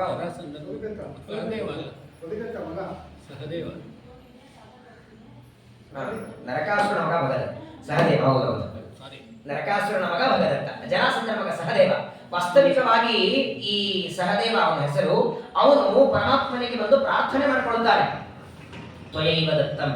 ಸಮಗ್ರವಾದ, ಯಾವಾಗಲೂ ಯುದ್ಧ ಮಾಡಿ ಸಂಹಾರ ಮಾಡಿದ ಮೇಲೆ ಸಮಗ್ರವಾದ ರಾಜ್ಯ ನಿನಗೆ ಸೇರಿದ್ದು. ಎಲ್ಲ ರಾಜ್ಯವನ್ನು ತಗೋ ಅಂದಾಗ ಕೃಷ್ಣ ಬೇಡ ಅಂತ, ರಾಜ್ಯ ನಿನಗಿರಲಿ, ರಾಜಸೂ ಯಾಗಕ್ಕೆ ಬೇಕಾಗುವ ಸಂಪತ್ತು ಮಾತ್ರ ಕೊಡುವಂತಾನೆ. ಆ ಸಹದೇವನಿಗೆ ಪರಮಾತ್ಮ ಪಟ್ಟಾಭಿಷೇಕ ಮಾಡ್ತಾ. ಇದೇ ವಿಚಿತ್ರ ನೋಡಿ, ತಂದೆಯಲ್ಲಿರುವ ದುಷ್ಟ ಗುಣ, ತಂದೆಯಲ್ಲಿರುವ ನೀಚತನ ಮಗನಲ್ಲಿ ಬರಲಿಲ್ಲ. ಪ್ರಹ್ಲಾದ ರಾಜರಲ್ಲಿ ಹೇಗೆ ಹಿರಣ್ಯಕಶಿಪುವಿನ ಗುಣ ಬರಲಿಲ್ಲ, ಆದರೆ ದೇವರನ್ನು ಮಾಡ್ತಾನೆ. ತಂದೆಯ ವೈರವನ್ನ, ತಂದೆಯ ದ್ವೇಷವನ್ನ ಮಗನಲ್ಲಿ ಸಾಧಿಸೋದಿಲ್ಲ ದೇವರು. ಆ ಭಗದತ್ತ ಸಹದೇವನಿಗೆ ರಾಜ್ಯವನ್ನ ಕೊಟ್ಟು ಅಲ್ಲಿಂದ ಸಂಪತ್ತನ್ನು ತರ್ತಾರೆ. ಮುಂದೆ ಜರಾಸಂಧನ ಸಂಹಾರ ಆದ ಮೇಲೆ ಪರಮಾತ್ಮ ಮತ್ತೆ ದ್ವಾರಕಾಪಟ್ಟಣಕ್ಕೆ ಬಂದು ಧರ್ಮರಾಜನ ಕರೆದು ಹೇಳ್ತಾನೆ, ರಾಜಸೂಯಾಗ ಆಗಬೇಕಾದ್ರೆ 4 ಜನ ತಮ್ಮಂದಿರನ್ನ 4 ದಿಕ್ಕುಗಳಿಗೆ ಕಳಿಸಬೇಕು. ಒಂದೊಂದು ದಿಕ್ಕಿಗೆ ಹೋಗಿ ಅಲ್ಲಿರುವ ರಾಜರನ್ನ ಗೆದ್ದು ಅವರು ಕಪ್ಪು ಕಾಣಿಕೆಯನ್ನು ತರಲಿ. ಎಲ್ಲರೂ ಸಂಪತ್ತು ತಂದ ಮೇಲೆ ಆಮೇಲೆ ರಾಜಸೂಯಾಗ ಮಾಡೋಣ ಅಂತ ಕಳಿಸ್ತಾರೆ. ಎಲ್ಲರೂ ಒಂದೊಂದು ದಿಕ್ಕಿಗೆ ಹೋಗ್ತಾರೆ. ಅಷ್ಟು ಜನರಲ್ಲಿ ಹೆಚ್ಚಿಗೆ ತಂದವನು ಸುಮಾರು 400 ಪರ್ವತದಷ್ಟು ಸಂಪತ್ತನ್ನು ಅರ್ಜುನ ತರ್ತಾನೆ. ಪರ್ವತದ ರತ್ನ, ಮುತ್ತು, ಬೆಳ್ಳಿ, ಬಂಗಾರ. ಅರ್ಜುನ 400 ಪರ್ವತದಷ್ಟು ತರ್ತಾನೆ. ಅದಕ್ಕಿಂತ ಸ್ವಲ್ಪ ಕಡಿಮೆ ಭೀಮಸೇನ ದೇವರು, ಅದಕ್ಕೂ ಕಡಿಮೆ ನಕುಲ ಸಹದೇವರು. ಎಲ್ಲರೂ ತಂದಿದ್ದಾರೆ. ಪರ್ವತದಷ್ಟು ಬೆಳ್ಳಿ, ಬಂಗಾರ. ರಾಜಸೂಯಾಗಕ್ಕೆ ಎಲ್ಲ ಸಿದ್ಧತೆಗಳಾಗಿದೆ. ರಾಜಸೂಯಾಗಕ್ಕೆ ಎಲ್ಲರಿಗೆ ಆಮಂತ್ರಣ ಕೊಟ್ಟಿದ್ದಾರೆ. ರಾಜಸೂಯ ಯಾಗವನ್ನ ಮಾಡೋದಕ್ಕೆ ಪಾಂಡವರು, ಅದನ್ನ ಅಧ್ಯಕ್ಷವಾಗಿ ನಿಂತ ಮಾಡಿಸೋದಕ್ಕೆ 3 ಜನ ಬಂದಿದ್ದಾರೆ. ಇದೇ ಸೌಭಾಗ್ಯ ನೋಡಿ. ಅನಂತ ಗುಣ ಪರಿಪೂರ್ಣನಾದಂತಹ ಕೃಷ್ಣ ಪರಮಾತ್ಮ, ಸರ್ವೋತ್ತಮನಾದ ಪರಶುರಾಮ ದೇವರು, ಸಮಗ್ರ ಗ್ರಂಥಗಳನ್ನು ಜಗತ್ತಿಗೆ ಕೊಟ್ಟ ವೇದವ್ಯಾಸರು. ವೇದವ್ಯಾಸ, ಪರಶುರಾಮ, ಕೃಷ್ಣ 3 ರೂಪದಿಂದ ಭಗವಂತ ಸನ್ನಿಹಿತನಿದ್ದಾನೆ. ಯಾವುದೇ ಯಜ್ಞ ಮಾಡುವಾಗ ಹರಿ, ವಾಯು, ಗುರುಗಳ ಬೇಕು, ಅಲ್ಲಿ 3 ಇದ್ದಾರೆ. ಭಗವಂತನ 3 ಅವತಾರ ಇದೆ. ಸಾಕ್ಷಾತ್ ಭೀಮಸೇನ ದೇವರು, ವಾಯುದೇವರು ಇದ್ದಾರೆ, ಗುರುಗಳು ಇದ್ದಾರೆ, ಬೃಹಸ್ಪತಿಗಳು. ಇನ್ನೇನು ಕಡಿಮೆ ಇದೆ. ರಾಜಸೂಯಾಗ ನಡೀತಾ ಇದೆ. ಪಾಂಡವರೆಲ್ಲ ಕೂತಿದ್ದಾರೆ. ಆಚಮನ ಸಂಕಲ್ಪವೆಲ್ಲ ಮಾಡ್ತಾರೆ. ಆ ರಾಜಸೂಯಾಗದ ಸಂದರ್ಭದಲ್ಲಿ ಸಾಮಾನ್ಯವಾಗಿ ಯಾವುದೇ ಯಾಗ ಮಾಡಿ, ನಮ್ಮ ಮನೆಯಲ್ಲಿ ಯಾವುದೇ ಹೋಮ ಹವನ ಮಾಡಿದರೆ ಆ ಯಜ್ಞ ಯಾಗ ಮಾಡಿಸಿದ ಆಚಾರ್ಯರಿಗೆ ಆನಂತರ ದಕ್ಷಿಣೆ ಕೊಡ್ತೀವಿ. ಆಚಾರ್ಯರ ಸ್ವಾಗತ ಎಲ್ಲ ಮಾಡ್ತೀವಿ. ಈ ರಾಜಸೂಯಾಗದ ನಿಯಮ ಏನು ಅಂದ್ರೆ, ಯಜ್ಞವನ್ನ ಮಾಡುವಾಗ ಉತ್ತಮನಾದ ಧರ್ಮದಿಂದ ಜ್ಞಾನದಿಂದ ಗುಣದಿಂದ ಉತ್ತಮನಾದ ಒಬ್ಬ ವ್ಯಕ್ತಿಯನ್ನ ಕರೆದು ಪೂಜೆ ಮಾಡಬೇಕು. ಅಗ್ರ ಪೂಜೆ ಅಂತ ಕರೀತಾರೆ. ಪ್ರಾರಂಭದಲ್ಲಿ ಮಾಡೋ ಪೂಜೆ ಅನಿವಾರ್ಯವಾಗಿ ಮಾಡಲೇಬೇಕು, ಅದು ಯಾರೇ ಮಾಡಲಿ. ರಾಜಸೂ ಯಾಗವನ್ನ ಮಾಡುತ್ತಾ ಸಂಕಲ್ಪವನ್ನ ಮಾಡುವಾಗ ಅಗ್ರ ಪೂಜೆ ಯಾರಿಗೆ ಮಾಡೋಣ ಅಂತ ಪುರೋಹಿತರ ಕೇಳ್ತಾರೆ. ಧರ್ಮರಾಜನಿಗೆ ಸಂದೇಹ ಬಂತು. ಯಾರನ್ನಾದ್ರೂ ಒಬ್ಬರನ್ನು ಮಾಡಬೇಕು. ದೇವರ ರೂಪಗಳಲ್ಲಿ ಭೇದ ಇಲ್ಲ, ಆದ್ರೆ 3 ರೂಪಗಳಿವೆಲ್ಲ ಇಲ್ಲಿ. ಪರಶುರಾಮನಿಗೆ ಮಾಡಬೇಕು, ವೇದವ್ಯಾಸರಿಗೆ ಮಾಡಬೇಕು, ಕೃಷ್ಣನಿಗೆ ಮಾಡಬೇಕು. 3 ಪರಮಾತ್ಮನ ರೂಪಗಳೇ. ಒಂದು ರೂಪಕ್ಕೆ ಮಾಡಿ ಇನ್ನೊಂದು ರೂಪಕ್ಕೆ ಬಿಡೋ ಹಾಗಿಲ್ಲ. ಗೊಂದಲವಾಗಿ ಧರ್ಮರಾಜ ಭೀಷ್ಮಾಚಾರ್ಯ ಕೇಳ್ತಾನೆ. ಅವನಿಗೆ ಪರಮ ವಿಶ್ವಾಸ ಅವ್ರ ಮೇಲೆ. 525 ವರ್ಷ ಅಧ್ಯಯನ ಮಾಡಿದವರು. ಆಗಿನ ಕಾಲದಲ್ಲಿ ಓಡಾಡುವ ಲೈಬ್ರರಿ ಅಂತ ಭೀಷ್ಮರನ್ನ. ಏನು ಜ್ಞಾನ!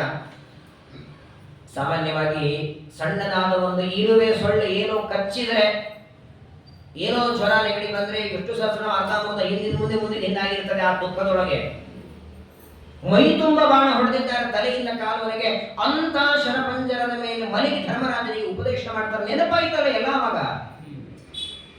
ಮರಣ ಕಾಲದಲ್ಲಿ ದೇವರ ಸ್ಮರಣೆ ಬಾಯಿ ಬರಲ್ಲ. ಭೀಷ್ಮಾಚಾರ್ಯರು ಶರಪಂಜರದ ಮೇಲೆ ಮಲಗಿಕೊಂಡು ಧರ್ಮರಾಜನಿಗೆ ಎಲ್ಲ ಉಪದೇಶ ಮಾಡಬೇಕು. ಮಹಾಭಾರತದ ಶಾಂತಿ ಪರ್ವ, ಅನುಶಾಸನ ಪರ್ವ ನೋಡ್ತೀವಿ ನಾವು. ಅದರಿಂದಲೇ ಗೊತ್ತಾಗುತ್ತೆ ಭೀಷ್ಮರ ಜ್ಞಾನ ಎಂಥದ್ದು. ಭೀಷ್ಮಾಚಾರ್ಯ ಹೋಗಿ ಕೇಳ್ತಾನೆ, ಸ್ವಾಮಿ ನೀವು ಯಾರಿಗೆ ಮಾಡುತ್ತೀರ ಅಗ್ರಪೂಜೆ ಮಾಡುತ್ತೇನೆ. ಎಷ್ಟು ಚೆನ್ನಾಗಿ ಉಪಾಯ ಹೇಳ್ತಾರೆ ನೋಡಿ. ಭೀಷ್ಮಾಚಾರ್ಯರು 3 ಅವತಾರಗಳಲ್ಲಿ ಕೃಷ್ಣನಿಗೆ ಅಗ್ರಪೂಜೆ ಮಾಡುವ ಒಂದು ಕಾರಣ ಏನು? ಪರಶುರಾಮ ದೇವರಿಗೂ ವೇದವ್ಯಾಸ ದೇವರಿಗೂ ಅಗ್ರಪೂಜೆ ಮಾಡು ಅಂತ ಹೇಳಬಹುದಾಗಿತ್ತು. ಹಾಗೆ ಹೇಳಿದ್ರೆ ಕೃಷ್ಣನ ಬಗ್ಗೆ ಗೊಂದಲ ಸೃಷ್ಟಿ ಆಗ್ತಿರಲಿಲ್ಲ. ನೋಡಿ, ಗೊಂದಲದ ಅವತಾರ ಅಂದ್ರೆ ಕೃಷ್ಣಾವತಾರ. ವೇದವ್ಯಾಸರ ಅವತಾರದಲ್ಲಿ ಗೊಂದಲವೇ ಇಲ್ಲ. ಅವರು ಸತ್ಯವತಿಯ ಮಗ, ಪರಾಶರ ಋಷಿಗಳ ಮಕ್ಕಳು, ಪರಾಶರರು ಬ್ರಾಹ್ಮಣರು. ಪೂಜೆ ಮಾಡಿಸ್ಕೊಳ್ಳುವ ಅಧಿಕಾರ, ಪೂಜೆ ಮಾಡುವ ಅಧಿಕಾರ ಬ್ರಾಹ್ಮಣರಿಗೆ, ಕ್ಷತ್ರಿಯರಿಗಿಲ್ಲ. ಮಾಡೋ ಅಧಿಕಾರ ಕ್ಷತ್ರಿಯರಿಗಿದೆ, ಬ್ರಾಹ್ಮಣರ ಪೂಜೆ ಮಾಡಿಸ್ಕೊಳ್ಳೋದಕ್ಕಿಲ್ಲ. ಅಗ್ರ ಪೂಜೆ ಮಾಡಿಸ್ಕೊಳ್ಳುವ ಅಧಿಕಾರ ಬ್ರಾಹ್ಮಣರಿಗೆ ಮಾತ್ರ. ಅಕಸ್ಮಾತ್ತಾಗಿ ವೇದವ್ಯಾಸರಿಗೋ ಪರಶುರಾಮರಿಗೋ ಮಾಡುವಂದಿದ್ರೆ ಶಿಶುಪಾಲ ಎದ್ದು ನಿಂತು ಬೈಯೋದಕ್ಕೆ ಶುರು ಮಾಡ್ತಿರ್ಲಿಲ್ಲ. ಶಿಶುಪಾಲನ ಸಂಹಾರ ಆಗ್ತಿರ್ಲಿಲ್ಲ. ಇವರೇ ಜಯ ವಿಜಯರಾದಾಗ ಬೇಡಿದ ವರ ಕೊಡಬೇಕಾಗಿದೆ. ಇದನ್ನೆಲ್ಲ ಒಳಗಡೆ ಆಲೋಚನೆ ಮಾಡಿಕೊಂಡು ಕೃಷ್ಣ ಪರಮಾತ್ಮನಿಗೆ ಮಾಡು, 18 ದಿನದ ಯುದ್ಧದಲ್ಲಿ ನಿಮಗೆ ಸಹಾಯ ಮಾಡಿ ಸಾರಥಿಯಾಗಿ ನಿಮಗೆ ಅನುಗ್ರಹ ಮಾಡಿದ್ದಾನೆ. ಕೃಷ್ಣನಿಗೆ ಅಗ್ರಪೂಜೆ ಮಾಡಿ ಅಂತ ಭೀಷ್ಮಾಚಾರ್ಯರ ಮಾತು ಸರಿ ಅಂತ ಅಗ್ರಪೂಜೆಗೆ ಆಚಮನ ಪ್ರಾಣಾಯಾಮವನ್ನ ಮಾಡುತ್ತಾನೆ. ಇಲ್ಲಿ ಪೂಜೆ ನಡೀತಾ ಇದೆ, ಆ ಕಡೆ ಶಿಶುಪಾಲ ಬೈಯೋದಕ್ಕೆ ಶುರು ಮಾಡ್ತಾನೆ. ಅವನೇನು ಬೇರೆ ಅಲ್ಲ, ಮತ್ತೆ ಕೃಷ್ಣನ ತಂಗಿಯ ಮಗ, ತಂದೆಯ ತಂಗಿಯ ಮಗ, ಸೋದರತ್ತೆ ಮಗ. ಎಲ್ಲಾ ಬಳಗದವರು ಕೃಷ್ಣಾವತಾರದಲ್ಲೇ ಇದ್ದಾನೆ. ಇದೊಂದು ವಿಚಿತ್ರ ಅವತಾರ ಪರಮಾತ್ಮನದು. ಬೈಯೋದಕ್ಕೆ ಶುರು ಮಾಡ್ತಾನೆ. ಕೊಲ್ಲ, ಕಪಟಿ, ಸ್ತ್ರೀಯರು ಸ್ನಾನ ಮಾಡುವಾಗ ವಸ್ತ್ರಗಳೆಲ್ಲ ಅಪಹಾರ ಮಾಡ್ತಾನೆ. ನಾನಾ ರೀತಿಯಾಗಿ ಬೈತಾನೆ. ಇಂತಹ ಕೊಲ್ಲನಿಗೆ ಅಗ್ರಪೂಜೆ ಯಾಕೆ? ಆದರೆ ಆ ಪರಮಾತ್ಮ ಅಗ್ರಪೂಜೆಯನ್ನು ನಡೀತಾ ಇದೆ, ಶಾಂತನಾಗಿ ಕೂತಿದ್ದಾನೆ. ಹೇಳ್ತಾನೆ, ಶಿಶುಪಾಲನ ತಾಯಿ ಬಂದು ಪ್ರಾರ್ಥನೆ ಮಾಡ್ಕೊಳ್ತಾಳೆ, ಮಗನ ಅಪರಾಧವನ್ನು ಕ್ಷಮಾ ಮಾಡುವಂತ. ಅವನ 100 ಬೈಗಳನ್ನು ಕ್ಷಮಾ ಮಾಡುತ್ತೇನೆ ಅಂದ. ಅದರ ಮೇಲೆ ಬೈದರೆ ಅವನ ಅಪರಾಧ ಕ್ಷಮೆ ಇಲ್ಲ, ದಂಡ ಕೊಡ್ತೇನೆ. ಅಗ್ರ ಪೂಜೆ ನಡೀತಾ ಇದೆ. ಪೂಜಾ ಕಾಲದಲ್ಲಿ ಮಂತ್ರ ಹೇಳ್ಬೇಕಲ್ವೇ? ತುಳಸಿ ಅರ್ಚನೆ, ಪುಷ್ಪಾರ್ಚನೆ ಮಾಡಬೇಕು. ಅಲ್ಲಿ ಅರ್ಚನೆ ನಡೀತಿದೆ, ಇಲ್ಲಿ ನಡೀತಿದೆ ಪುಷ್ಪಾರ್ಚನೆ. ಒಂದೊಂದು ಕೃಷ್ಣನ ಬಗ್ಗೆ ಅವಹೇಳನ ಮಾಡ್ತಾ ಬೈತಾ ಇದ್ದಾನೆ. 100 ಬೈಗಳನ್ನ ಪರಮಾತ್ಮ ಸಹನೆ ಮಾಡಿದ. 101ನೇದು ಬೈಬೇಕು. ನಿನ್ನ ತಾಯಿಗೆ ವರ ಕೊಟ್ಟಂತೆ, ಸೋದರತ್ತೆ ವರ ಕೊಟ್ಟಂತೆ 100 ಬೈಗಳಾಯಿತು. 101ನೇದು ಶುರು ಮಾಡಬೇಕು. ಸುದರ್ಶನ ಚಕ್ರ ಬೈತಾನೆ. ಆ ಶಿಶುಪಾಲ ರುಂಡವನ್ನ ಕತ್ತರಿಸ್ತಾನೆ. ಇದಕ್ಕೆ ಕಾರಣ ಏನು? ಶಿಶುಪಾಲ ಬೈದದ್ದಕ್ಕೆ ಕೋಪ ಬಂದು ರುಂಡ ಕತ್ತರಿಸಿದ್ದ ಕೃಷ್ಣ. ಈಗ ನಮ್ಮನ್ನು ಯಾರೋ ಬೈತಾರೆ, ನಾವು ತಿರುಗಿ ಅವರನ್ನ ಬೈಯೋದೇ ಮಾಡ್ಲಿ, ಹೊಡೆಯೋದೇ ಮಾಡ್ಲಿ, ಯಾವಾಗ ಮಾಡ್ತೀವಿ? ಕೋಪ ಬಂದ್ರೆ. ಹಾಗಾದ್ರೆ ಶಿಶುಪಾಲನನ್ನ ಕೃಷ್ಣ ಕೊಂದಾನಂದ್ರೆ ಶಿಶುಪಾಲ ಬೈದದ್ದಕ್ಕೆ ಕೃಷ್ಣನಿಗೆ ಕೋಪ ಬಂದದ್ದಕ್ಕೆ ಕೃಷ್ಣ ಕೊಂದಾನವೇ? ಹಾಗಾದ್ರೆ ಕೋಪ ಉಂಟ ದೇವರಿಗೆ? ಕೋಪ ತಾಪಗಳಿಲ್ಲ ಅವನಿಗೆ. ಮತ್ತ್ಯಾಕೆ ಕೊಂದ ಅಂದ್ರೆ ಶಿಶುಪಾಲನ ಕೊಲ್ಲೋದ್ರೊಳಗೂ ಒಂದು ಒಳಗಡಗಿದೆ, ತತ್ವ ಅಡಗಿದೆ. ಸಿಟ್ಟಿನಿಂದ ಕೊಂದದ್ದಲ್ಲ. ಅಕಸ್ಮಾತ್ತಾಗಿ ಶಿಶುಪಾಲ 100 ಬೈಗಳಕ್ಕಿಂತಲೂ ಹೆಚ್ಚಿಗೆ ಬೈದ ಅಂದ್ರೆ ಆ ಪಾಪದಿಂದ ಮತ್ತೆ ಅವನು ತನ್ನ ದ್ವಾರಪಾಲಕನಾಗಿ ಜಯನಾಗಿ ಬರಲ್ಲ. ಅವನಲ್ಲಿ ಬರ್ಬೇಕಲ್ಲ. ನಿನಗೆ ಮತ್ತೆ ನಿನ್ನ ಜಯ ಪದವಿಯನ್ನು ಕೊಡ್ತೇನೆ, ದ್ವಾರಪಾಲಕ ಪದವಿಯನ್ನು ಕೊಡ್ತೇನೆ. ಅದನ್ನ ಕೊಡೋದಕ್ಕೆ 100 ಬೈಗಳು ಮಾತ್ರ ಸಾಕು. ಅದಕ್ಕೂ ಹೆಚ್ಚಿನ ಬೈಗಳ ಬೈದರೆ ಆ ಪದವಿ ಕೊಡದೆ ಇನ್ಯಾವುದೋ ನರಕದಲ್ಲಿ ಎಸೆಯಬೇಕಾಗತ್ತೆ. ತನ್ನ ಭಕ್ತನಾದದ್ದರಿಂದ ಅವನ ಮೇಲೆ ಅನುಗ್ರಹ ಮಾಡಿ ಹೆಚ್ಚಿಗೆ ಬೈಯೋ ಹಾಗಾಗಬಾರದು ಅಂತ ಕೊಂದಂತೆ ಹೊರತು ಕೋಪದಿಂದ ಅಲ್ಲ. ಕೋಪ ಇಲ್ವೇ ಇಲ್ಲ ಪರಮಾತ್ಮನಿಗೆ, ತಮೋಗುಣದಿಂದ ಜನ್ಯವಾದ ಕೋಪ. ಆದರೆ ನೋಡಿ, ಶಿಶುಪಾಲನ ಸಂಹಾರ ಯಾವಾಗ ಮಾಡುತ್ತಾನೆ, ಅವರ ಶರೀರದಿಂದ 2 ಜೀವಗಳು ಹೊರಗೆ ಬಂತು. ಸಾಮಾನ್ಯವಾಗಿ ಜೀವ ಕುದುರೆಯ ಬಾಲದ ಕೊನೆ ಭಾಗ, ಜಗನ್ನಾಥ ಸಾಹಿತ್ಯ ಪ್ರಸಾರದಲ್ಲಿ ಹೇಳ್ತಾರಲ್ಲ, ಕೊನೆ ಭಾಗ 200 ಬಾರಿ ಹೋಳ ಮಾಡಿದ್ರೆ ಎಷ್ಟು ಉಳಿಯುತ್ತೋ ಅಷ್ಟು ಜೀವ ಇರ್ತಾನೆ, ಯಾರ ಕಣ್ಣಿಗೆ ಕಾಣಲ್ಲ. ಆದ್ರೆ ಅವತ್ತು ಆ ರಾಜಸೂಯಾಗದ ಸಂದರ್ಭದಲ್ಲಿ ಕಾಣಿಸ್ತಿದೆ ಎಲ್ಲರಿಗೆ. ಶಿಶುಪಾಲನ ಶರೀರದಿಂದ ಹೊರಗೆ ಬಂದ 2 ಜೀವಗಳಲ್ಲಿ ಒಂದು ಜೀವ ಅದಂತಮಸ್ಸಿಗೆ ಹೋಗುತ್ತೆ, ಇನ್ನೊಂದು ಜೀವ ಭಗವಂತನ ಉದರದಲ್ಲಿ ಪ್ರವೇಶ ಮಾಡಿತು. ಆ ಪ್ರವೇಶ ಮಾಡಿದ್ದನ್ನ ನೋಡೇನೆ ರಾಜಸೂಯಾಗ ಮಾಡುವ ಧರ್ಮರಾಜ ಪಕ್ಕದಲ್ಲಿ ಕೂತ ನಾರದರಿಗೆ ಪ್ರಶ್ನೆ ಕೇಳ್ತಾನೆ, ಹೆಂಗೆ ಎಂದ. ಇಷ್ಟೊತ್ತು ದೇವರನ್ನ ನಿಂದೆ ಮಾಡಿದವನನ್ನ ಹೊಟ್ಟೆಗೆ ಹಾಕೊಂಡಲ್ಲ ದೇವರು. ಅದಕ್ಕೆ ನಾರದರಂತಾರೆ, ಇವತ್ತು ಪರಮಾತ್ಮನನ್ನ ಶಿಶುಪಾಲ ನಿಂದೆ ಮಾಡಿದರು, ಮೂಲ ರೂಪದಲ್ಲಿ ಇವರು ಜಯ ಅನ್ನುವ ದ್ವಾರಪಾಲಕ. ಇವತ್ತು ಮಾಡೋದನ್ನ ದೇವರು ನೋಡಲ್ಲ. ಇವತ್ತಿನ ಸಿಟ್ಟು ದ್ವೇಷ. ಈಗ ಒಬ್ಬ ಬ್ರಾಹ್ಮಣ ಇದ್ದಾನೆ, ಬ್ರಾಹ್ಮಣನಾಗಿ ಹುಟ್ಟಿರ್ತಾನೆ, 20-30 ವರ್ಷ ಮಠಕ್ಕೆ ಹೋಗಿಲ್ಲ, ಎಲ್ಲಿ ಪ್ರವಚನಕ್ಕೆ ಹೋಗಿಲ್ಲ, ಸಂಧ್ಯಾವಂದನೆಯಲ್ಲಿ ಏನಿಲ್ಲ, ಅನಿವಾರ್ಯವಾಗಿ ಬೆಳಗ್ಗೆ 6ಕ್ಕೆ ಹೇಳ್ತಿದ್ದ, ಕೆಲಸಕ್ಕೆ ಹೋಗ್ತಿದ್ದ, ಬರ್ತಿದ್ದ. 30 ವರ್ಷ 50 ವರ್ಷ ಆಯ್ತು, ರಿಟೈರ್ ಆದ, ಆಮೇಲೆ ಪ್ರವಚನ ಪಾಠಕ್ಕೆ ಬಂದ. ಅವನ ಸಾತ್ವಿಕ ಅಂತೀರೋ, ನಾನು ಸಂತಿರೋ ತಾಮಸ ಅಂತಿರೋ, ಏನು ಅನ್ನುವಂಗಿಲ್ಲ ನೀವು. ಯಾಕಂದ್ರೆ 60 ವರ್ಷ ಬಂದಿಲ್ಲ ತಾಮಸ ಅಂತೀರಿ, 60 ವರ್ಷ ಪ್ರವಚನ ಸಾತ್ವಿಕ ಅಂತೀರಿ. ಹಾಗಿಲ್ಲ. ಸಾತ್ವಿಕನೇ 60, 40, 50 ವರ್ಷ ಪ್ರಾರಬ್ಧ ಕರ್ಮ ಅವನನ್ನು ಯಾವುದಕ್ಕೂ ದೇವರು ಒಳಗೊಳ್ಳಿಲ್ಲ, ಅಡ್ಡಿ ಮಾಡಿದ. ಹಾಗಾಗಿ ಇವತ್ತು ಮಾಡುವ ಕರ್ಮ ನೋಡಿ ಡಿಸೈಡ್ ಮಾಡೋದಲ್ಲ. ಇವತ್ತು ಯಾವ ಪ್ರವಚನ ಸಾತ್ವಿಕ ಅಂತೆ, ನಾಳೆ ಅದೇ ವ್ಯಕ್ತಿ ಬೈಬೋದಲ್ಲ. ಇವತ್ತು ಮಾಡುವ ಕರ್ಮಗಳು ಬೇಕು, ಇವತ್ತಿನದು ಬೇಕು. ಆದರೆ ಪರಮಾತ್ಮ ನಮಗೆ ಫಲ ಕೊಡೋದು ಅವನ ಯೋಗ್ಯತೆ, ಅವನ ಸ್ವರೂಪ ಏನು ಅಂತ ನೋಡಿ ದೇವರ ಫಲ ಕೊಡುತ್ತಾನೆ.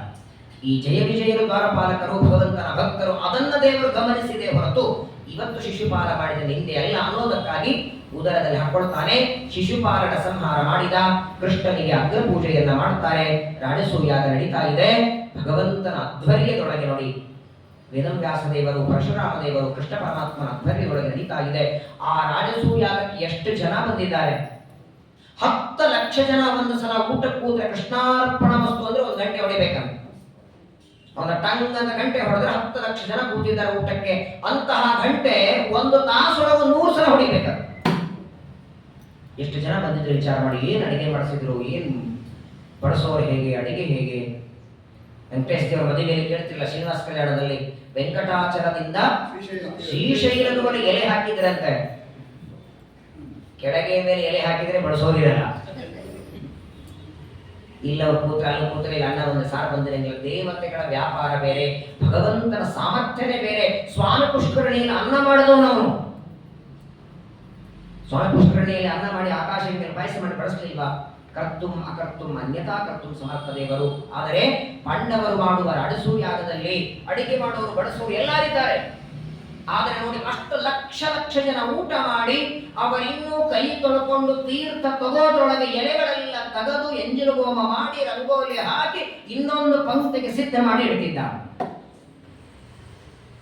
ನಮಗಾದ ಎಂಜಿಲು ಹೋಮಕ್ಕೆ 2 ಕೈ ಇಲ್ಲ. ಸಹಸ್ರ ಶೀರ್ಷ ಪುರುಷ ಸಹಸ್ರಾಕ್ಷ ಸಹಸ್ರಪ ಎಂಜಲವ ಬಳೆದ ಹರಿ ಅನ್ನದಲ್ಲಿ ಓಡಾಡಿ ರಂಜಿಸುವ ರಾಜಸೂಯಾಗದಲ್ಲಿ ಪರಮಾತ್ಮನ ಸಾಮರ್ಥ್ಯ. ನಾವೆಲ್ಲರೂ ಯಾವ ಭಗವಂತನಿಗೆ ನೈವೇದ್ಯಕ್ಕಾಗಿ ಸಿದ್ಧ ಮಾಡಿ ಇಡ್ತೇವೆ. ಅನಂತ ಕೋಟಿ ಬ್ರಹ್ಮಾಂಡ ನಾಯಕ ಪಾಂಡವರ ಮನೆಯಲ್ಲಿ ಎಂಜಿಲು ಹೋಮ ಮಾಡ್ತಿದ್ದ.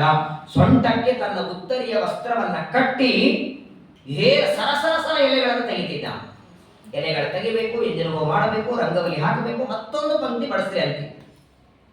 ವಿಶೇಷವಾಗಿ ಪಾಂಡವರು ರಾಜಸೂಯಾಗ ಮಾಡಿ ಎಷ್ಟು ಜನ ರಾಜಸೂಯಾಗಕ್ಕೆ ಬಂದಿದ್ದಾರೆ, ಬಂದವರಿಗೆಲ್ಲ ದಕ್ಷಿಣೆ. ಆಚಾರ್ಯರು ಶ್ರೀಮದ್ ಆಚಾರ್ಯ ತಾತ್ಪರ್ಯದಲ್ಲಿ ಹೇಳ್ತಾರೆ, ಮಾಂಗಲ್ಯ ಮಾತ್ರ ದಯಿತೆ ಶರೀರೆ. ದ್ರೌಪದಿಯ ಕೊರಳಲ್ಲಿರುವ ಮಂಗಳ ಸೂತ್ರ ಬಿಟ್ರೆ ಏನು ಬಂಗಾರಿದೆ ಎಲ್ಲ ದಾನ ಮಾಡಿದ್ದಾರೆ. ನಿಜವಾಗಿ ರಾಜಸೂಯಾಗದ ವರ್ಣನೆ, ಆ ರಾಜಸೂಯಾಗಕ್ಕೆ ಬಂದವರು, ಅಲ್ಲಿ ನಡೆದ ಊಟ, ಅಲ್ಲಿ ನಡೆದ ಉಪಚಾರಗಳು, ಅದನ್ನೇ ಪ್ರತ್ಯೇಕ ಕೇಳೋ ಹಾಗೆ. ಏನು ದಾನ ಧರ್ಮ ಮಾಡ್ತಾರೆ. ಪಾಂಡವರು ಆ ರಾಜಸೂಯಾಗಕ್ಕೆ ಬಂದವರಿಗೆಲ್ಲ ಇವರು ಕೊಡಬೇಕು. ಮತ್ತು ಇವರಿಗೂ ಏನಾದ್ರು ಉಡುಗೊರೆ ಕೊಡೋರಲ್ಲ. ಯಜ್ಞ ಮಾಡಿದ್ದಕ್ಕೆ ಪಾಂಡವರಿಗೂ ಉಡುಗೊರೆ ಅಂದ್ರೆ ಇವತ್ತಿನಾಗೆ ಅದೇನೋ 300 ರೂಪಾಯಿದು ರೇಷ್ಮೆ ಯಾವುದು ಪಾಲಿಸ್ಟರ್ ಧೋತ್ರ, ಕೆಲವು ಧೋತ್ರಗಳು ಆ ಹೇರಿಗೆ ಇರ್ತವೆ, ಉಟ್ಕೊಲಿಕ್ಕಿರಲ್ಲ, ಸರ್ಕಲ್ ಓಡಾಡ್ತಿರ್ತದ. ನೀವು ಅವ್ರಿಗೆ ಕೊಡ್ತೀರ, ಅವ್ರು ಇವ್ರಿಗೆ ಕೊಡ್ತಾರ, ಅವ್ರಿಗೆ ಕೊಡ್ತಾರ, ಮತ್ತು ಯಾಕಂದ್ರೆ ಆ ಹೇರಿಗೆ ಅಂತ ಹೇಳಿ ಉಡೋದಕ್ಕಿರಲ್ಲ. ಅದು ಬೆಲೆ ಬಾಳುವ ರತ್ನ ಮುತ್ತು. ದೇವರು ನೋಡಿ ಕೃಷ್ಣ ಎಷ್ಟು ಬುದ್ಧಿವಂತ ಅಂದ್ರೆ ರಾಜಸೂಯಾಗದಲ್ಲಿ ಎಲ್ಲರಿಗೆ ಒಂದೊಂದು ಕೆಲಸ ಕೊಟ್ಟ. ಪಾಂಡವರಿಗೆ ಏನೇನು ಉಡುಗೊರೆ ಬರ್ತವೆ ಅದನ್ನೆಲ್ಲ ಲೆಕ್ಕ ಮಾಡುವುದಕ್ಕೆ ದುರ್ಯೋಧನ ಕೂಡಿಸಿದ್ದಾನೆ. ಯಾರು ಬಂದು ಎಷ್ಟು ಕೊಟ್ಟರು, ಯಾರು ಎಷ್ಟು ಕೊಟ್ಟಿದ್ದಾರೆ ಅದನ್ನು ಚೆನ್ನಾಗಿ ಬರೆದಿಡಬೇಕು.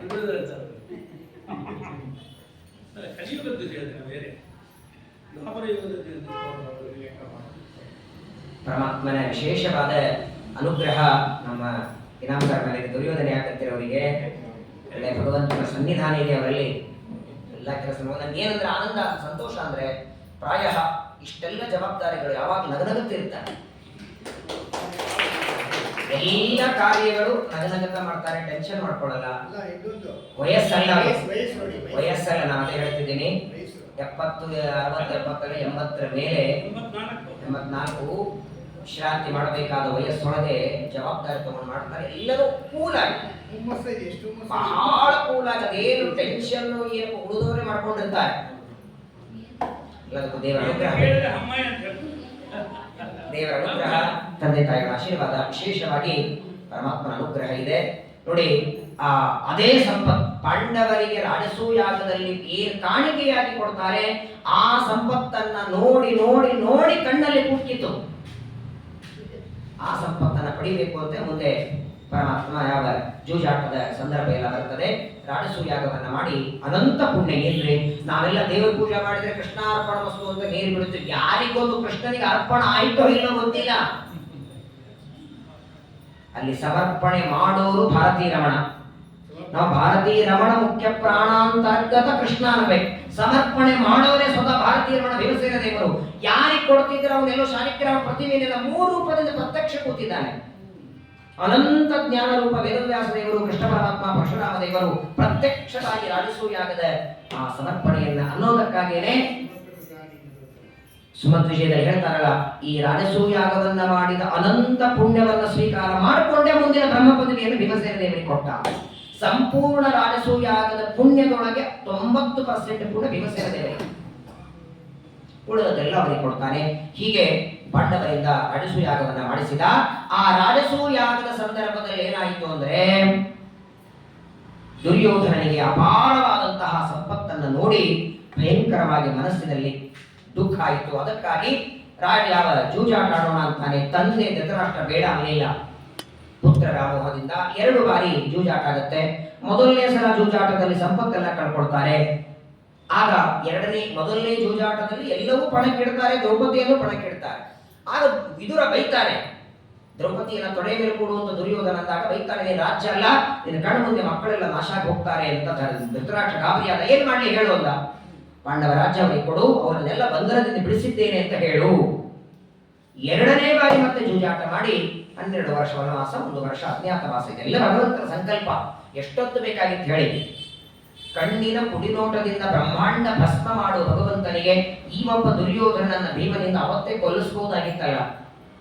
ತನ್ನ ಸಂಕಲ್ಪದಂತೆ ಪಾಂಡವರು ವನವಾಸ ಮಾಡಿದ್ದು ಸರಿ ಅಥವಾ ಅವರು ಅಜ್ಞಾತವಾಸ ಮಾಡಿದ್ದು ಭಗವಂತನ ಸಂಕಲ್ಪ, ದೇವರಿಚ್ಛೆ ಅನ್ನೋದಕ್ಕಾಗಿಯೇ ಭೀಮಸೇನ ದೇವರು ವಿರೋಧ ಮಾಡಲಿಲ್ಲ. ಹೀಗೆ ಪಾಂಡವರಿಂದ ರಾಜಸೂಯಾಗವನ್ನು ಪರಮಾತ್ಮ ಮಾಡಿಸ್ತಾನೆ. ಮುಂದೊಂದು ದಿನ ಕೃಷ್ಣ ಪರಮಾತ್ಮ ತನ್ನ ದ್ವಾರಕಾ ಪಟ್ಟಣದಲ್ಲಿ ಇದ್ದ ಏನೇನು ಕಾರ್ಯವನ್ನು ಮಾಡ್ತಾನೆ ನೋಡಿ. ಕೃಷ್ಣ ಪರಮಾತ್ಮನ ಚರಿತ್ರೆ ಮುಗಿಯೋದಲ್ಲ. ಇದರ ಮಧ್ಯದಲ್ಲಿ ಬಲರಾಮ ದೇವರ ಬಗ್ಗೆ ಹೇಳಿ ಕೇಳ್ತಾನೆ ಪರೀಕ್ಷಿತ. ಕೃಷ್ಣನ ಬಗ್ಗೆನೇ ಹೇಳ್ತಾ ಹೊರಟ್ರೆ ಅಣ್ಣನಾದ ಬಲರಾಮ, ಯಾಕಂದ್ರೆ ಅವನನ್ನು ಶುಕ್ಲಕೇಶ ಅವತಾರ ಇದೆಯಲ್ಲ, ಬಲರಾಮ ದೇವರ ಚರಿತ್ರೆ. ಅವರು ಮಾಡಿದ, ನಮ್ಮನ್ನು ಹೇಳಿದಲ್ಲ, ಸಮಗ್ರವಾದ ಯಮುನಾ ನದಿಯನ್ನೇ ತಮ್ಮ ನೇಗಿಲಿನಿಂದ ಎಳೆದು ಅರ್ಧ ಭಾಗವಾಗಿ ತಿರುಗಿಸ್ತಾರೆ. ಅಂತಹ ಬಲರಾಮ ದೇವರ ಕಥೆಯನ್ನು ಹೇಳ್ತಾ ಮಧ್ಯದಲ್ಲಿ ಶುಕಾಚಾರ್ಯರಂತಾರೆ ಪರೀಕ್ಷಿತನಿಗೆ, ನೋಡು, ಕೃಷ್ಣ ಗಾರ್ಹಸ್ಥ್ಯ ಜೀವನ ಮಾಡುವಾಗ ತನ್ನ ಮನೆಗೆ ಬಂದ ಅತಿಥಿಗಳು, ಬ್ರಾಹ್ಮಣರು, ಋಷಿಗಳು ಅವರಿಗೆಲ್ಲ ಸರಿ ಪ್ರತಿನಿತ್ಯ ಪೂಜೆ ಮಾಡ್ತಿದ್ದ, ದಾನ ಕೊಡ್ತಿದ್ದ, ಮಡಿಯಿಂದ ಅಡಿಗೆ ಊಟ. ಇದಲ್ಲದೇನೆ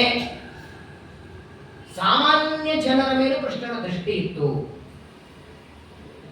ರಾಜನಾಗಿ ದೊಡ್ಡವನಾದ ಮೇಲೆ ಯಾರೋ ಮರೆತು ಬಿಡ್ತಾನೆ ಅಂತಿಲ್ಲ. ಎಷ್ಟು ಪ್ರೀತಿಯನ್ನು ಪರಮಾತ್ಮ ಮಾಡುತ್ತಿದ್ದ ಅನ್ನೋದಕ್ಕೆ ನಿನಗೊಂದು ಕಥೆ ಹೇಳ್ತೇನೆ ಅಂತ ಶುಕಾಚಾರ್ಯರು ಪರೀಕ್ಷಿತರಿಗೆ ಒಂದು ಕಥೆ ಹೇಳ್ತಾರೆ. ಭಗವನ್ಯಾನಿ ಚಾನ್ಯಾನಿ ಮುಕುಂದಸ್ಯ ಮಹಾತ್ಮನಃ ವೀರ್ಯಾಣ್ಯನಂತ ವೀರ್ಯಸ್ಯ ಶ್ರೋತು ಇಚ್ಛಾಮಹೇ ಪ್ರಭೋ. ಇನ್ನೂ ಹೇಳ್ರಿ ಅಂತಾರೆ ಪರೀಕ್ಷಿತ. ಕೃಷ್ಣನ ಬಗ್ಗೆ ಇನ್ನೇನಾದ್ರೂ ಉಳಿದಿದ್ರೆ ಇನ್ನೂ ತಿಳಿಸಿ. ಕೃಷ್ಣ ಪರಮಾತ್ಮನ ಬಗ್ಗೆ ಹೇಳಿ ಅಂದಾಗ, ಸರಿ ಇಷ್ಟೊತ್ತು ನಿನಗೆ ದೇವರ ಮದುವೆ ಬಗ್ಗೆ ಹೇಳಿದೆ, ಪರಮಾತ್ಮ ಮಾಡಿದ ಯುದ್ಧ ಬಗ್ಗೆ, ರಾಕ್ಷಸರ ಸಂಹಾರದ ಬಗ್ಗೆ ಎಲ್ಲ ಹೇಳಿದೆ. ಈಗ ಕೃಷ್ಣನ ಒಬ್ಬ ಗೆಳೆಯ ಇದ್ದಾನೆ ಸುಧಾಮ ಅಂತ, ಅವನ ಚರಿತ್ರೆ ಹೇಳ್ತೇನೆ ಎಂದು ಕೃಷ್ಣ ಸಖ ಗೆಳೆಯ ಸುಧಾಮನ ಕಥೆ ಹೇಳ್ತಾರೆ. ಕೃಷ್ಣಸ್ಯಾಸಿ ಸುಖ ಸಖ ಕಶ್ಚಿತ ಬ್ರಾಹ್ಮಣೋ ಬ್ರಹ್ಮವಿತ್ತಮಃ ವಿರಕ್ತಃ ಇಂದ್ರಿಯಾರ್ಥೇಷು ಪ್ರಶಾಂತಾತ್ಮಾ ಜಿತೇಂದ್ರಿಯಃ. ಕೃಷ್ಣನಿಗೆ ಒಬ್ಬ ಗೆಳೆಯ ಇದ್ದಪ್ಪ, ಹೆಸರು ಸುಧಾಮ.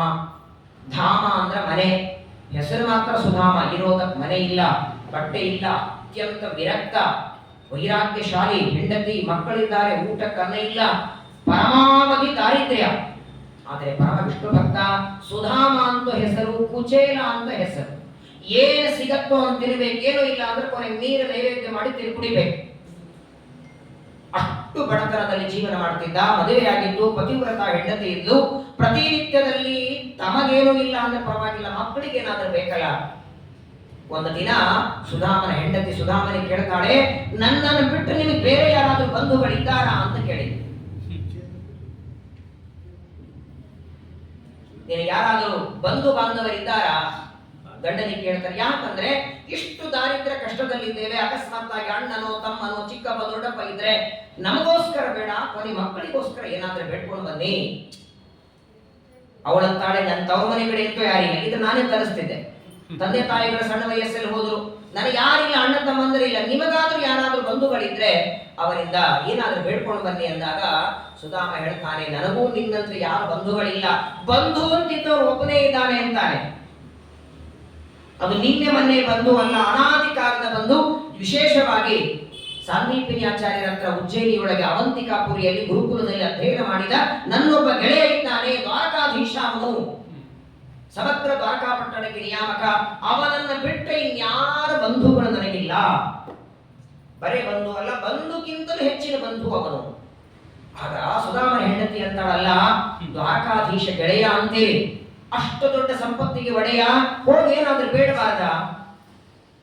ಏನ್ ತಪ್ಪಿಲ್ಲ, ಗೆಳೆಯನ ಹತ್ರ ಬೇಡಿದ್ರೆ ತಪ್ಪಿಲ್ಲ. ಯಾವಾಗ್ಲೂ ನಮ್ಮ ಹತ್ರ ಇದ್ದಾಗ ಬೇಡಬಾರ್ದು, ಇಲ್ಲದೆ ಇದ್ದಾಗ ಬೇಡಿದ್ರೆ ತಪ್ಪಿಲ್ಲ. ಅದರಲ್ಲಿಯೂ ಪ್ರಪಂಚದೊಳಗೆ ಯಾರ ಹತ್ರ ಕೈ ಚಾಚಬೇಡಿ. ಉಪನಿಷತ್ತು ಹೇಳುತ್ತೆ, ಮಾ ಗೃಧ ಕಸ್ಯ ಸಿದ್ಧನಂ ಈಶಾವಾಸ್ತಿವಿದಂ ಸರ್ವಂ. ಯಾರ ಹತ್ರ ಚಾಚಬೇಡಿ, ಆದ್ರೆ ಯಾರು ಕೊಡ್ತಾರೋ ಅವನ ಹತ್ರ ಹೋಗಿ. ಅಖಿಲಾಂಡ ಕೋಟಿ ಬ್ರಹ್ಮಾಂಡ ನಾಯಕ ದೇವರು ನಿನ್ನ ಗೆಳೆಯ ಅಂತ ಯಾಕೆ ಹೋಗಬಾರ್ದು? ಪ್ರತಿನಿತ್ಯ ಬೆಳಗಾದ್ರೆ ಸುಧಾಮನ ಹೆಂಡತಿ ಒಂದೇ ಮಂತ್ರ, ದ್ವಾರಕಾ ಪಟ್ಟಣಕ್ಕೆ ಹೋಗ್ಬನ್ರಿ. ಒಂದು ದಿನ, 2 ದಿನ, 3 ದಿನ ಆಯ್ತು. ಹೆಂಡತಿಗೆ ಆಯ್ತು ಹೋಗ್ತೇನೆ ಅಂತಿದ್ದ. ಇವನು ಯಾಕೆ ಹೋಗೋದಕ್ಕೆ ಸಂಕೋಚ ಮಾಡ್ತಿದ್ದ ಅಂದ್ರೆ, ಸುಧಾಮನಿಗೆ ಕೃಷ್ಣನ ಹತ್ರ ಹೋಗೋದಕ್ಕೆ ಸಮಸ್ಯೆ ಇಲ್ಲ, ಅಲ್ಲಿ ಹೋಗಿ ಅಕ್ಕಿ ಬೇಳೆ ಕಾಳು ಬೇಡಬೇಕಲ್ಲ. ದೇವರ ಹತ್ರ ಬೇಡೋದು ಅಂದ್ರೆ ಸೇರ್ತಿಲ್ಲ. ದೇವರ ಹತ್ರ ಬೇಡೋದು ಅಂದ್ರೆ 2 ಬೇಡಬೇಕು, ಜ್ಞಾನ ಭಕ್ತಿ ಹರೇ ತೃಪ್ತಿ ವಿನಾ ವಿಷ್ಣುರಪಿ ಕ್ವಚಿತ್. ಆಚಾರ್ಯ ಹೇಳ್ತಾರೆ ತಾತ್ಪರ್ಯದಲ್ಲಿ, ಬೇಡೋದಾದ್ರೆ ದೇವರ ಜ್ಞಾನ ಬೇಕು, ಭಕ್ತಿ ಬೇಕು ಅಂತ ಬೇಡಿ. ಹುಲ್ಲು ಬರಲಿ ಅಂತ ಯಾವ ರೈತ ಬಿತ್ತೋದಿಲ್ಲ, ತಾನೇ ಬರುತ್ತೆ. ಆಹಾರ ಪದಾರ್ಥಕ್ಕಾಗಿ, ಲೌಕಿಕ ವಸ್ತುಗಳಿಗಾಗಿ ಹೋಗೋದು ಮನಸ್ಸಿಲ್ಲ. ಆದ್ರೆ ಹೆಂಡತಿ ನಿತ್ಯದಲ್ಲಿ ಹೇಳಬೇಕು. ಒಂದು ದಿನ ವಿಚಾರ ಮಾಡ್ತಾನೆ, ಹೋದರೆ ಹೋಗೋಣ ಅಂತ. ಅಯಂ ಹಿ ಪರಮೋ ಲಾಭ ಉತ್ತಮ ಶ್ಲೋಕ ದರ್ಶನಂ. ಬೇಡೋದು ಬಿಡೋದು ಮುಂದಿನ ಮಾತು. ಹೆಂಡತಿ ಇಷ್ಟು ಒತ್ತಾಯ ಮಾಡ್ತಿದ್ದಾರೆ, ಹೋಗೋಣ, ಕೊನೆ ಪಕ್ಷ ದರ್ಶನ ಆದರೂ ಆಗತ್ತಲ್ಲ. ಗುರುಕುಲ ಆದ ಮೇಲೆ ಅವನ ದರ್ಶನವೇ ಆಗಿಲ್ಲ, ಪರಮಾತ್ಮನ ದರ್ಶನ. ಅವನ ದರ್ಶನ ಆದ್ರೇನೆ ಎಲ್ಲ ಆಪತ್ತು ದೂರ ಆಗತ್ತೆ. ಹೋಗಿ ಬರೋಣ ಅಂತ ಮನಸ್ಸಿನಲ್ಲಿ ಸಂಚಿಂತ್ಯ ವಿಚಾರ ಮಾಡಿದ. ಹೆಂಡತಿಗೆ ಹೇಳ್ತಾನೆ, ದೇವರ ಮನೆಗೆ ಹೋಗ್ತಿದ್ದೇನೆ, ಏನಾದರೂ ಕೊಡು. ಬರೆಗೈಯಿಂದ ಯಾರ ಮನೆಗೂ ಹೋಗಬಾರದು, ರಿಕ್ತಾಸ್ತೆ ನಗಂತವ್ಯ. ಏನಾದ್ರೂ ಕೊಡು ಅಂದ್ರೆ ಏನ್ ಕೊಡ್ಬೇಕು? ಪಾಪ ಏನೂ ಇಲ್ಲ ಮನೆಯೊಳಗೆ. ಅದೇ ಅವಲಕ್ಕಿ ಇದ್ರೆ ಅವತ್ತಿನ ದಿನ ಅದನ್ನೇ ತೋರಿಸಿ ಒಗ್ಗರಣೆ ಕೊಡ್ತಿರ್ಲಿಲ್ವಾ? ಅವಲಕ್ಕಿನೂ ಅವ್ರ ಮನೆಯಲ್ಲಿ ಇರಲಿಲ್ಲ. ಪಕ್ಕದ ಮನೆಗೆ ಹೋಗಿ, ನಮ್ಮ ಮನೆಯವರು ದ್ವಾರಕಾಧೀಶ ಕೃಷ್ಣ ದರ್ಶನಕ್ಕೆ ಹೋಗ್ತಿದ್ದಾರೆ, ಏನಾದ್ರೂ ಕೊಡಿ ಎಂದಾಗ ಆ ಹೆಣ್ಮಗಳು ಅದು ಎಷ್ಟೋ ದಿವಸದ ಕೆಳಗಿನ ಅವಲಕ್ಕಿ ಆ ಅವಲಕ್ಕಿ ಹೇಗಿತ್ತು ಅಂತ ಭಾಗವತ ವರ್ಣನ ಮಾಡ್ತಾರೆ. ನಾನು ಹೇಳಿದ್ರೆ ನಾಳೆ ನೀವೆಲ್ಲ ಅವಲಕ್ಕಿ ತಿನ್ನಕ್ಕಿಲ್ಲ, ಅಷ್ಟು ವಾಸ ಬರುವಂತ ಅವಲಕ್ಕಿ. ಆ ಅವಲಕ್ಕಿಯನ್ನ ಒಂದು ಹರಕ ಬಟ್ಟೆ ನೋಡಿದರೆ 10 ಚಿಂದಿ ಬಟ್ಟೆಗಳನ್ನ ಸೇರಿಸಿ ಒಂದು ಬಟ್ಟೆ ಮಾಡ್ತಾರೆ. ಆ ಬಟ್ಟೆಯಲ್ಲಿ ಕಟ್ಟಿ ಕೊಟ್ಟಿದ್ದಾರೆ, ತಗೊಂಡು ಹೊರಟಿದ್ದಾನೆ. ಎಷ್ಟು ತಗೊಂಡು ಹೊರಟ? ಯಾಕಂದ್ರೆ ಅವಲಕ್ಕಿ ಬಗ್ಗೆ ದೊಡ್ಡ ಗೊಂದಲ ಇದೆ. ಒಬ್ಬರಂತಾರೆ 1 ಮುಷ್ಟಿ ವೈದ, 2 ಮುಷ್ಟಿ ವೈದ, 3 ಮುಷ್ಟಿ ವೈದ.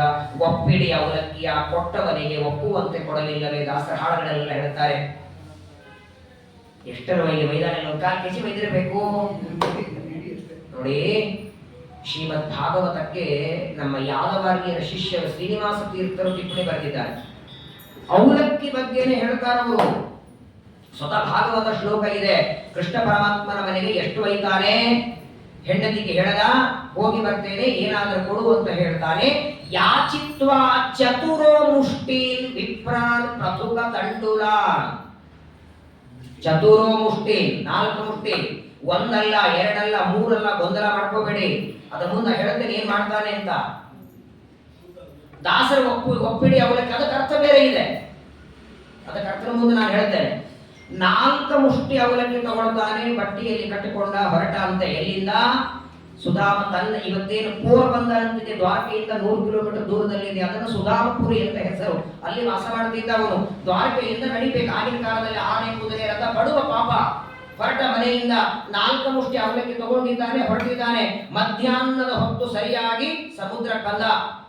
ಸ್ನಾನ ಮಾಡ್ತಾನೆ, ಗೋಪಿ ಚಂದನ ಹಚ್ಕೊಂಡ, ಮುದ್ರೆಗಳನ್ನು ಹಚ್ಕೊಂಡ ದ್ವಾರಕಕ್ಕೆ ಹೊರಟಿದ್ದಾನೆ. ಬರುವಾಗ ವಿಚಾರ ಮಾಡ್ತಾನೆ, ಕೃಷ್ಣ ದರ್ಶನ ಆಗತ್ತೋ ಇಲ್ಲೋ, ನಾನು ಹೋದ್ರೆ ಮನೆಯಲ್ಲಿ ಇರ್ತಾನೋ ಇಲ್ಲೋ, ಹೊರಗೆಲ್ಲ ಹೋಗಿದ್ದ ಅಂದ್ರೆ ಇಷ್ಟು ದೂರದಿಂದ ನಡ್ಕೊಂಡು ಶ್ರಮ ಆಗತ್ತೆ, ಏನೇನೋ ವಿಚಾರ ಮಾಡ್ತಾ ದ್ವಾರಕಾಪಟ್ಟಣಕ್ಕೆ ಬರ್ತಾನೆ. 4 ದಿಕ್ಕುಗಳಿಗೆ 4 ಬಾಗಿಲುಗಳು ದ್ವಾರಕಾಪಟ್ಟಣಕ್ಕೆ. 4 ಕಡೆಗೆ ದ್ವಾರಪಾಲಕರೆಲ್ಲ ನಿಂತಿದ್ದಾರೆ. ನೋಡ್ತಾನೆ.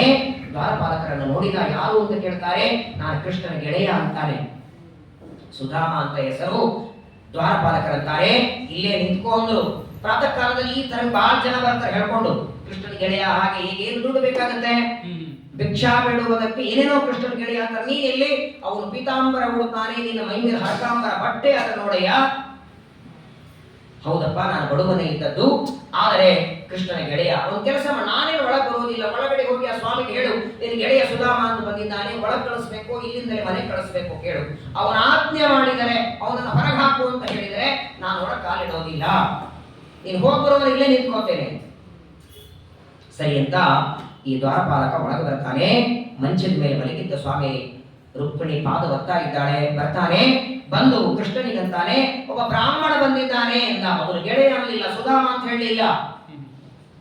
ಬ್ರಾಹ್ಮಣ ಬಂದಿದ್ದಾನೆ, ಹೊರಗೆ ಒಳಗ್ ಬಿಡ್ಲು ಹೊರಗೆ ಬಿಡ್ಲು. ಮೊದಲು ಬ್ರಾಹ್ಮಣ ಅಂದ ಕ್ಷಣ ದೇವರು ಎದ್ದ ಮಂಚದ ಮೇಲಿಂದ. ಮಲಗಿದವರು ಹೇಳ್ತಾರೆ, ಹೇಗಿದ್ದಾನೆ ನೋಡೋದಕ್ಕೆ ವರ್ಣನ ಮಾಡ್ತಾರೆ ನೋಡಿ. ಆ ದ್ವಾರಪಾಲಕ ವರ್ಣನ ಮಾಡೋದನ್ನು ಕೇಳಬೇಕು.